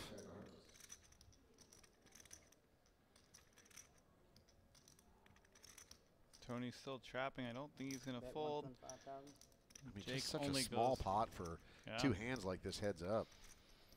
Yeah, it does not look like a bluff. Tony doesn't even want to call with the queen. This is kind of wild. He is going to call, but 2 pin. Ace 9 with the queen. And Jake shows a pair of aces. And with the pot.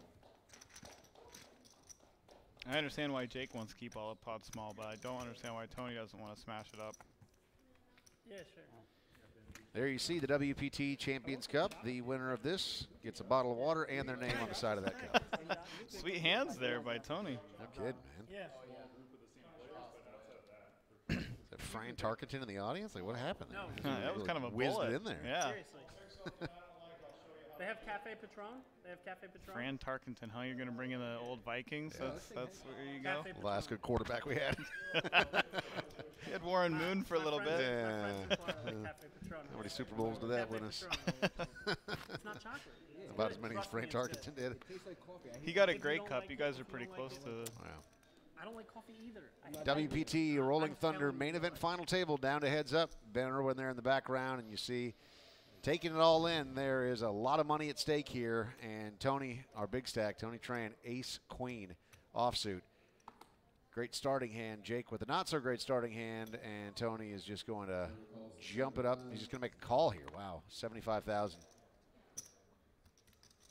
That's a pure trap. This one's not to keep a pot small. He was trying to get Jake out of line. Flop comes 4-6-3. Could be worse flops for Jake and his 9 deuce. Just a bet of 100 is going to take it down for Tony.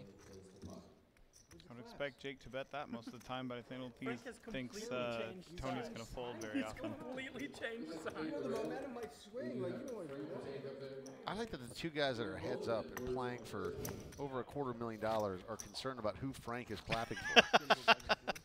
Talk about making yourself part of the conversation, right? Seriously, yeah, that's wild. I once played a heads-up match with Scott Clements, and we're both from the Seattle area, so we had kind of a shared rail. All the guys are kind of rooting for both of us. Yeah, they're like, whatever. Who cares? Whoever wins, you're taking us out tonight. Whoever buys us more beer. Yeah. Henny, right after we drink that. Tony with a queen 6 of hearts. Jake with an 8 and a 3. Jake going to make the call here.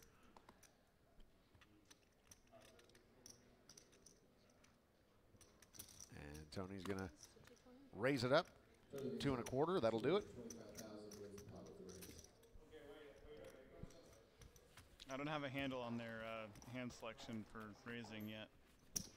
Neither do I. Seems like a random number generator. Just fold every hand as soon as the other person looks at the pot.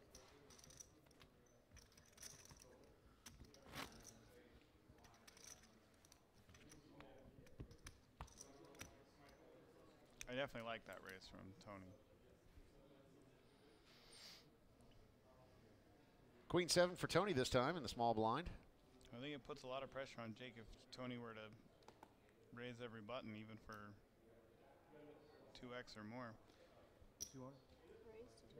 There he goes to 200. Jake with his Jack 5.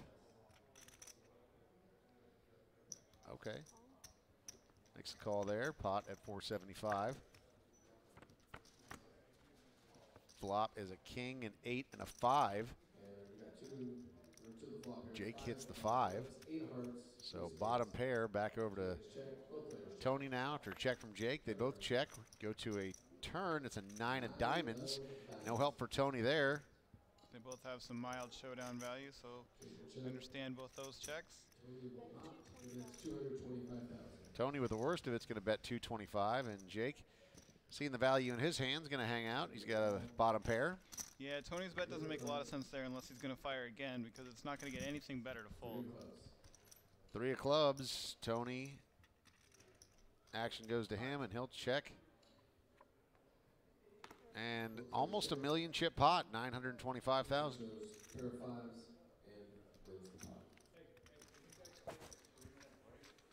That's a good pot for Jake. That means a lot. Now he's at 2.225 million in chips, 30 big blinds.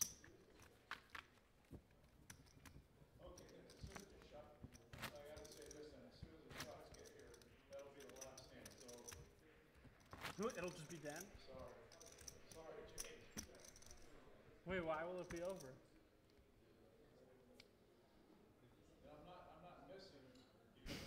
Gotcha. Pretty amazing how much they're entertaining Frank.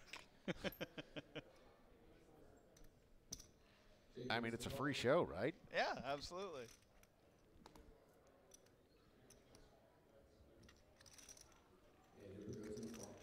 Nine 3 for Tony, 6-3 for Jake.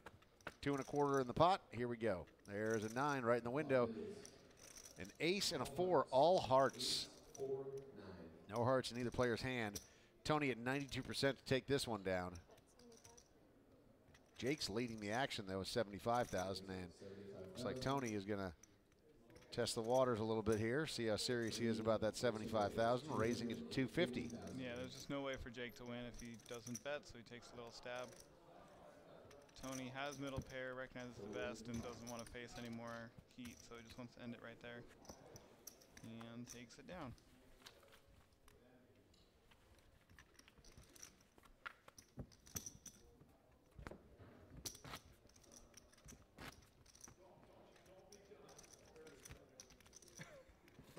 This is outrageous.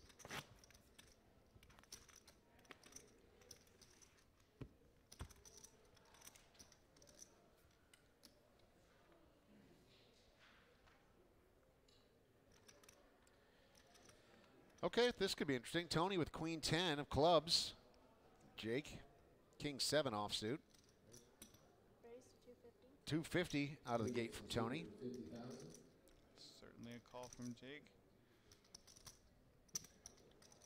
And there it is. Pot's already at 575 pre-flop. Interesting that Tony goes with 250. That's a big raise. a jack, a 3, and a deuce, 2 clubs. So even though Jake still has the best of it with the kings, you see the percentages there actually leaning towards Tony at this point. And Tony can get, might be able to get king high to fold, and he does. Another bet of 250, and that takes it down.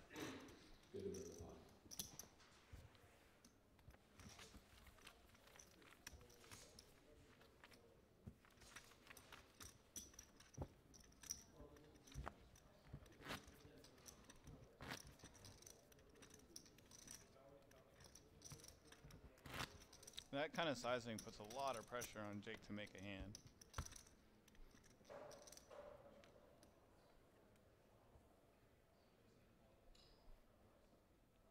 Jake, nice starting hand here. King 10.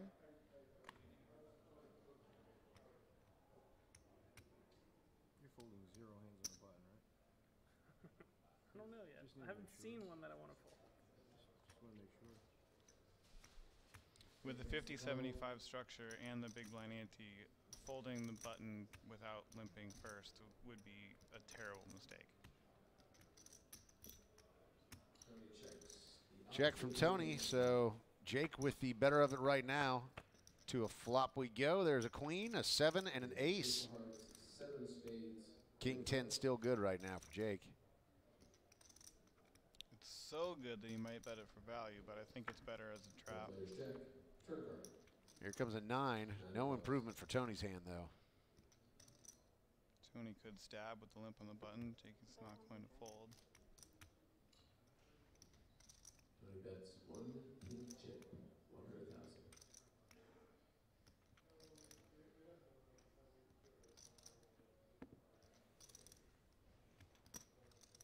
Good call. River card. River card is a jack. The nuts for Jake. Pretty nice to make the nuts heads up. Unfortunately, there's only 425,000 in the pot, but let's see here. 250 is what Tony's going to bet, thinking that he's got a crack at this. He does not. Let's see how Jake reacts. Would have been interesting to see how Jake reacted if the river was like a 7 or a 3 or something.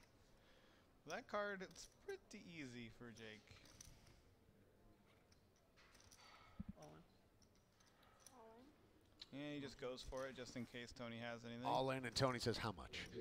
Let me get a count of that. I got to weigh my options here with my 6 deuce. Yeah.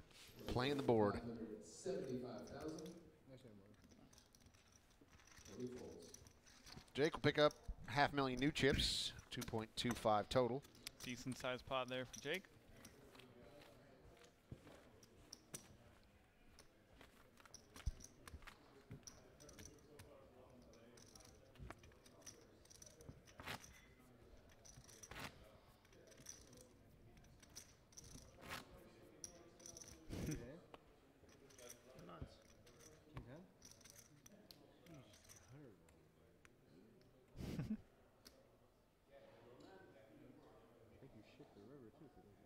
Tony with an ace-5, Jake with a king-4 this time.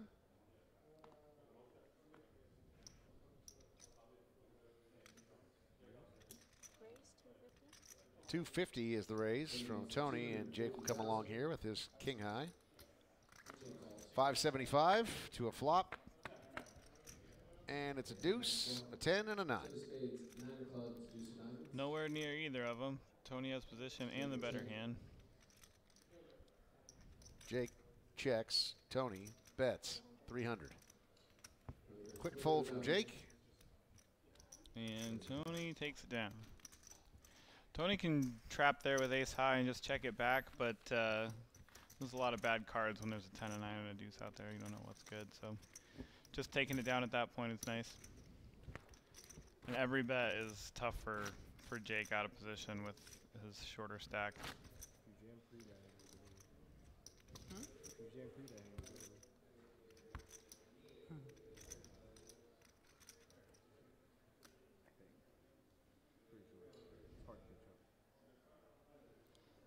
Tony here, an ace and an 8. Jake looking down at a 10 and a 9.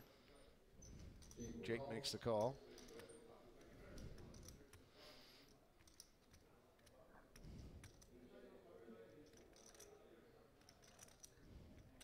Tony has a few options here. He can just shove, he can raise it, or he can check. 375 is where he goes with it, so another 300,000 for Jake. This is really awkward because that's such a good hand in position that Jake doesn't want to fold, but 375 is a big portion of his stack. Flop comes 7-9 deuce. That one hits Jake nicely. Gets top pair.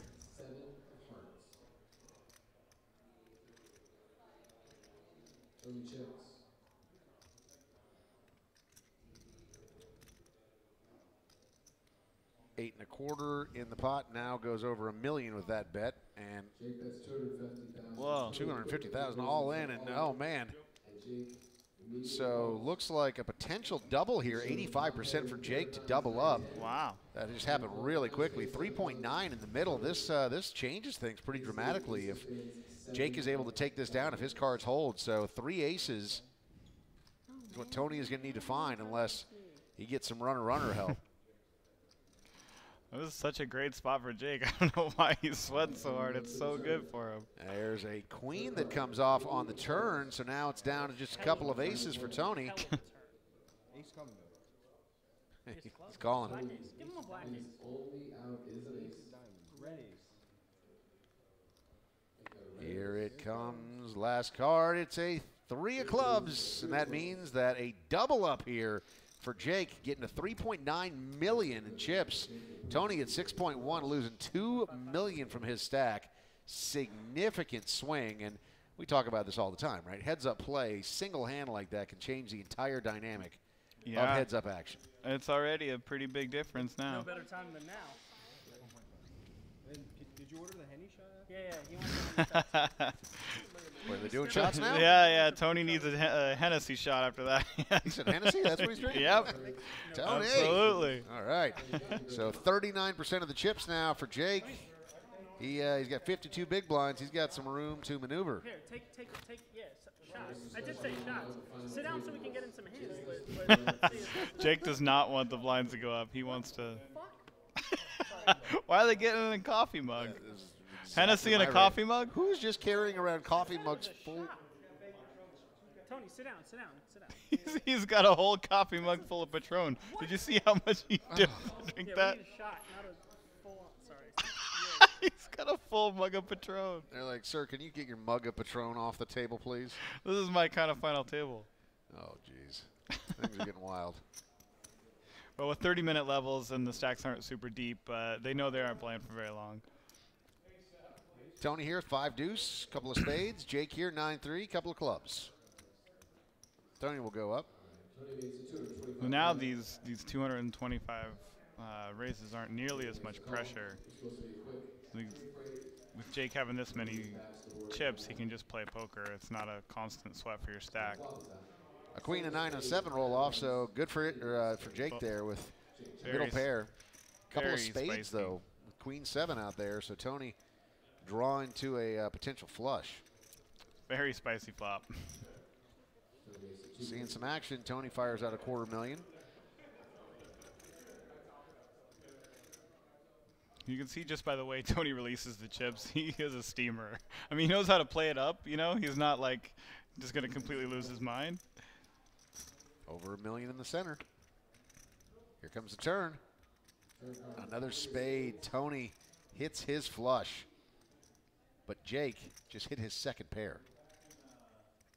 Yeah, this is a pretty big cooler. Imagine Tony bets around 600, and it's going to be a pretty tough spot for Jake.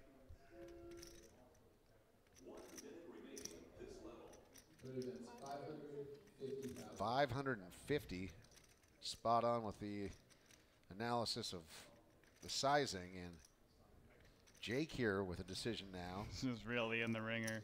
Yeah, so he'll make the call over $2 million in the center. If Jake manages to somehow pull this out, if he can fill up here, it really evens things up. But no, it doesn't. It's a 4. And so now all of a sudden there's a 4th spade out there. And that's actually a great card for Jake. It saves him. Look at him. See, wow. Wow, 2.1 going the way of Tony. So now 7.2 million to 2.8. That was a big one. And I mean, it could have been much bigger. That lots of river cards. I think Jake goes broke. Turn 2 pair.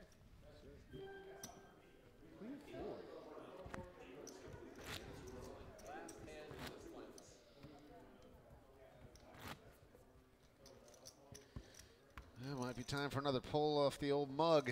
We'll see. Oh, we start 100K on Jake's big one? Jake with 28% of the chips. Still almost 3 million. Still in this thing, and good starting hand here. Ace, 9, clubs, Tony, Jack 6, off. Call on a check to a flop. There's a 6, a 7, and a 3. So Tony gets the best of that with a pair of 6s. There is one club out there. Let's see if that develops into anything. It does not on that street. There's an 8 of diamonds, so flush is out of the question for Jake now. Still has 2 overs. Has a straight possibility as well, and it's a queen of clubs on the river. That means Tony's 6 is good. And it just gets checked down. 225,000 chips is it. That's a pretty good result for Jake, too. So Jake is playing absolute small balls. He wants to play as much as possible. What is that? Is that Jägermeister? It does, yeah. But he said, let's see. Sorry, I don't know why I tossed that at you. Definitely looks like Jaeger. Yeah, that How looks did like Frank make his way well, up there? Of course that's Frank. What is Frank doing up there? Of course that's Frank. No, that's my auntie. I don't know why I tossed it at you. He's telling him to finish it. There's like a little sip like you're in college. Like, don't you leave that Jaeger laying there, man. No dead soldiers. Yeah.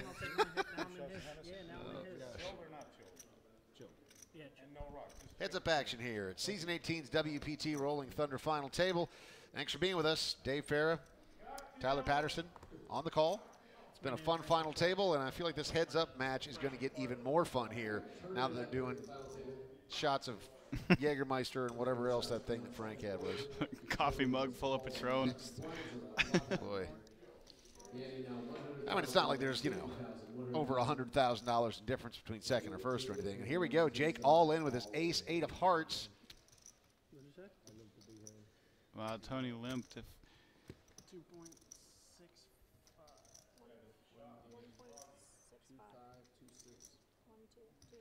I mean, it's for sure a fold. If he would have raised, he might have been thinking about calling. Yeah, and Tony even said it there. He's like, "You're probably crushing me," which he is. 2.65. How'd you double up? Oh, you double up. And then I gave you half of it back. Thank you. You're welcome. They'd be good buddy comedy. This was off to the side. Yeah, they could, like 2 cops or something, For See sure. that? Absolutely. Cop and informant. Who's the cop? Who's the informant? I'm not going there. Jake's definitely the narc. And look, he jams 2.65 million. Jeez.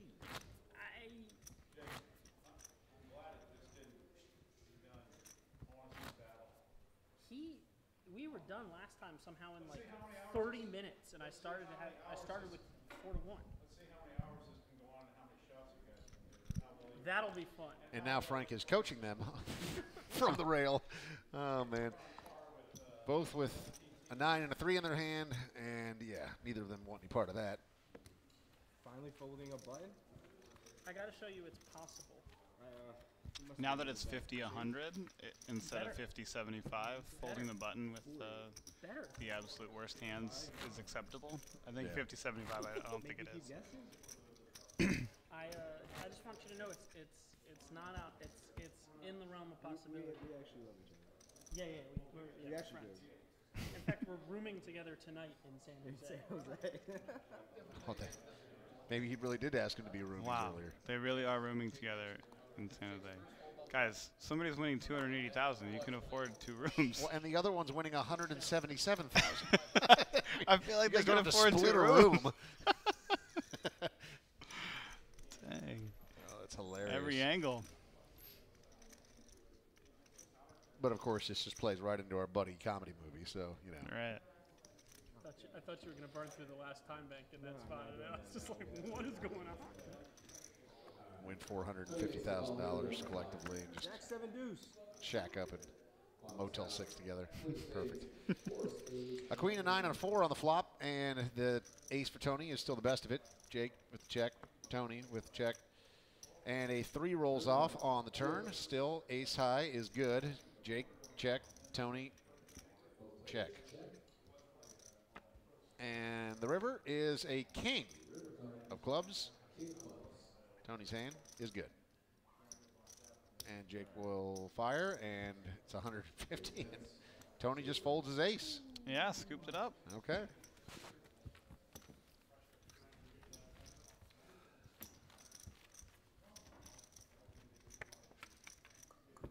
Yeah, I think Jake recognized that had to be jack high or ace high. Good spot to bet.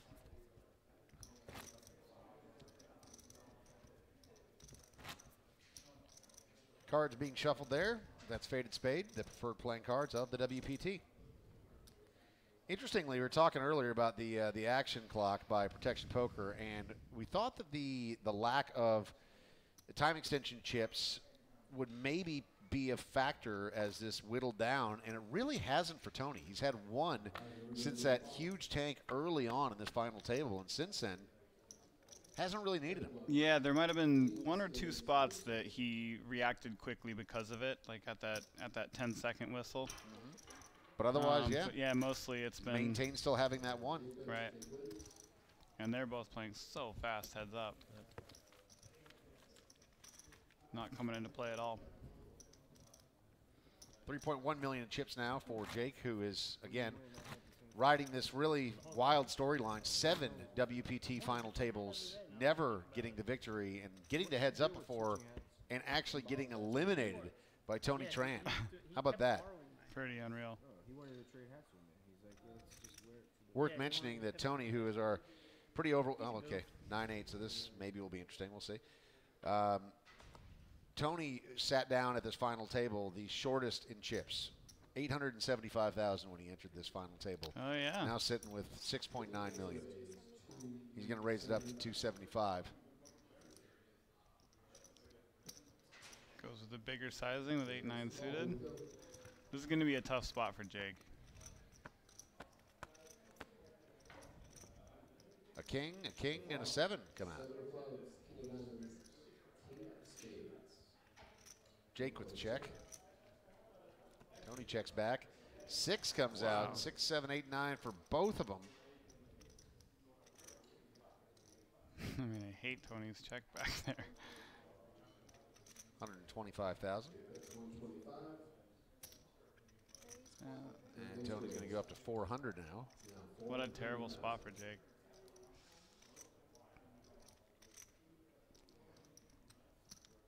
He'll come along. Almost 1.5 million chips in the middle right now. There's not very many hands that Jake can call right there. So I don't think Tony is going to bluff here. I think he's just going to give up.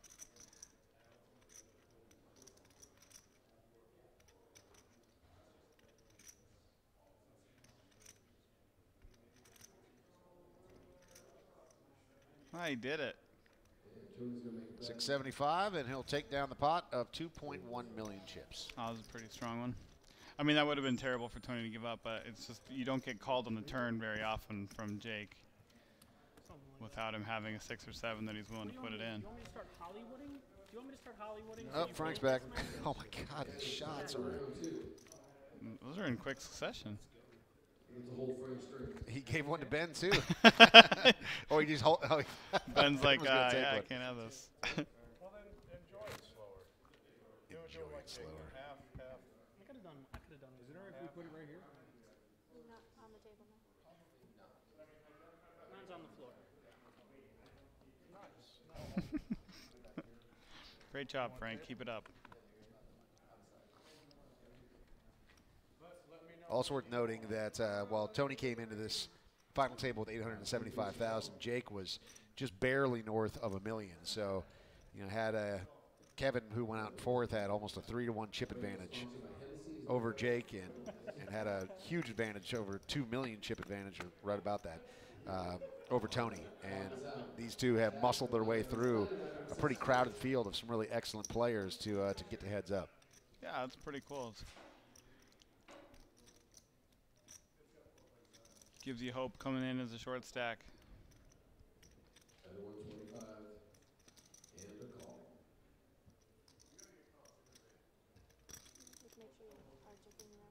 I knew it. You're always doing that. I'm really not.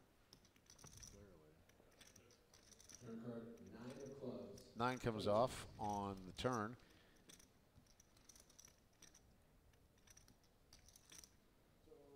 Wow, Jake's going for it. Jake going for it at the wrong time, so Tony's got a pair of jacks, pair of 9s hanging out there on the board, and Jake cannot win this hand. Gets called down for the 300,000, and a king rolls off on the river. Tony gonna check here. Let's see if Jake makes another move. It's about the best card in the deck to bluff with. Maybe a king of diamonds would be a little bit better. But it's a lot of Jake's stack if he wants to bluff. And he does, and Tony gives up. No, Tony called quickly. Oh, he did call quickly. He called right away, and Jake said you win. Oh, Jake said you win. I thought Tony was the one that said you win. So, wow, how about that? 2.3 million. And now Jake down to just his last 1.2. Good call by Tony. It was, yeah. I think Jake might have been giving up on a lot of river cards. That card was a really good one for him to bluff. Jake's like, hey, how about we finish these shots? Oh, boy. The second half of drink number 2. Back to the action.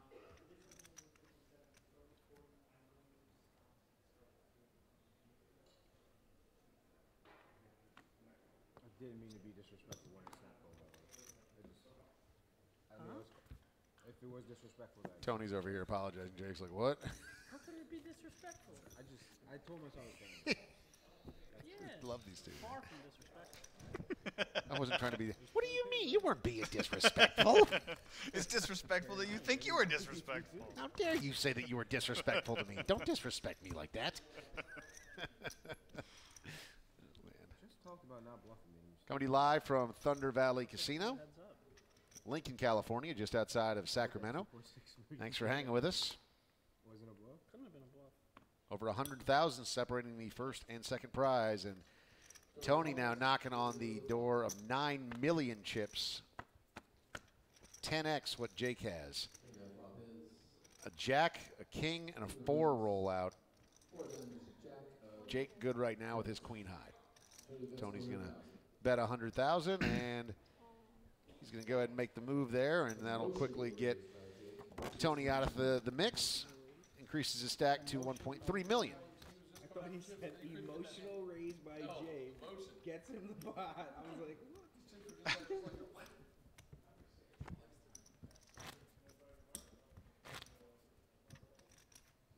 I think we're back to where we started. Nah, you got a little more. Just a little bit. I think I started with 1.7, but blinds are up, so I'm in trouble.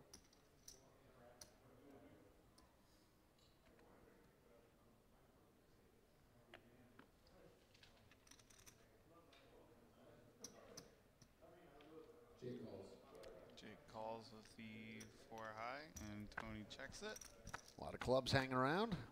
To the flop we go. There's a 10, a jack, and a deuce. Tony hits that deuce.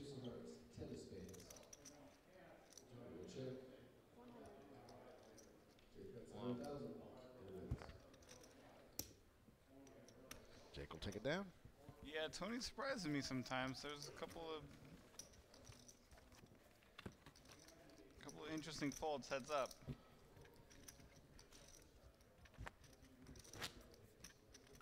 Next shot we take?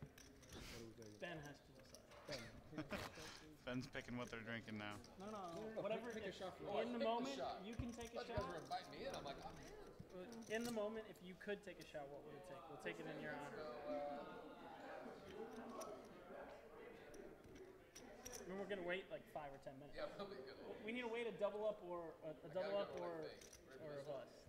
I mean, you're gambling, man. How many shots do you think they're going to get in total before this heads-up match is done? Because it's getting pretty lopsided when it comes to the chips.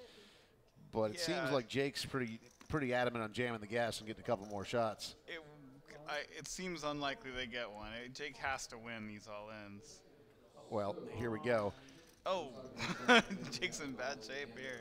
Yeah, so Jake with the Jack 10 all in, and Tony with the snap call Queen 10. And as you see, gonna need a Jack or some running hearts in order to stay alive here. But 2.7 million in the center right now, and Jake's tournament life is on the line. He's gonna hit a queen and end it. Flop is coming. There's a Jack. Oh, and, oh my! He just flopped us straight. Gosh, unbelievable. That is unbelievable. Wow. So you see the Jack in the window, you're like, there's hope. And then it just runs out with a straight for Tony. There is a 5, and that is going to do it. They can chop it with a queen. They could chop with a queen. Final card, it's a 7. What a dramatic and yet not dramatic way for that to end. And the saga continues. Another final table for Jake.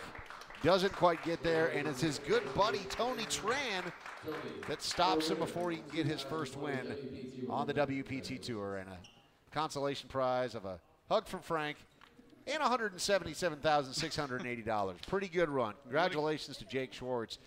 But more than anything, congratulations to Tony Tran. He also gets a hug from Frank, and he'll also take the top prize, $279,240.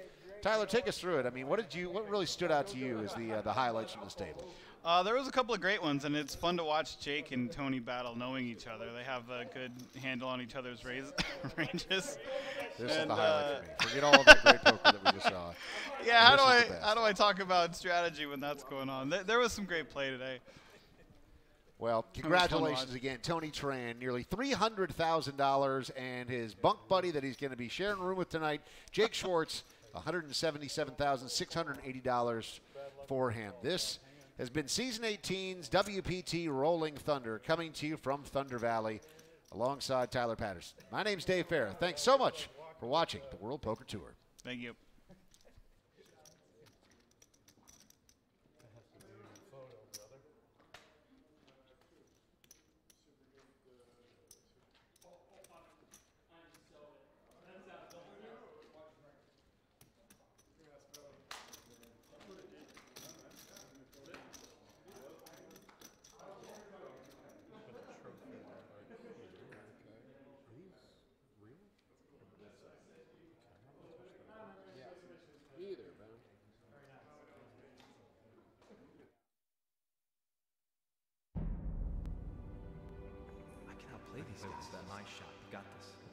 Prepare for this day. One time, breathe.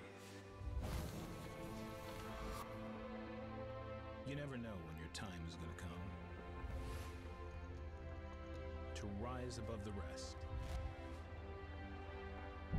To seize the opportunity. To be crowned a champion.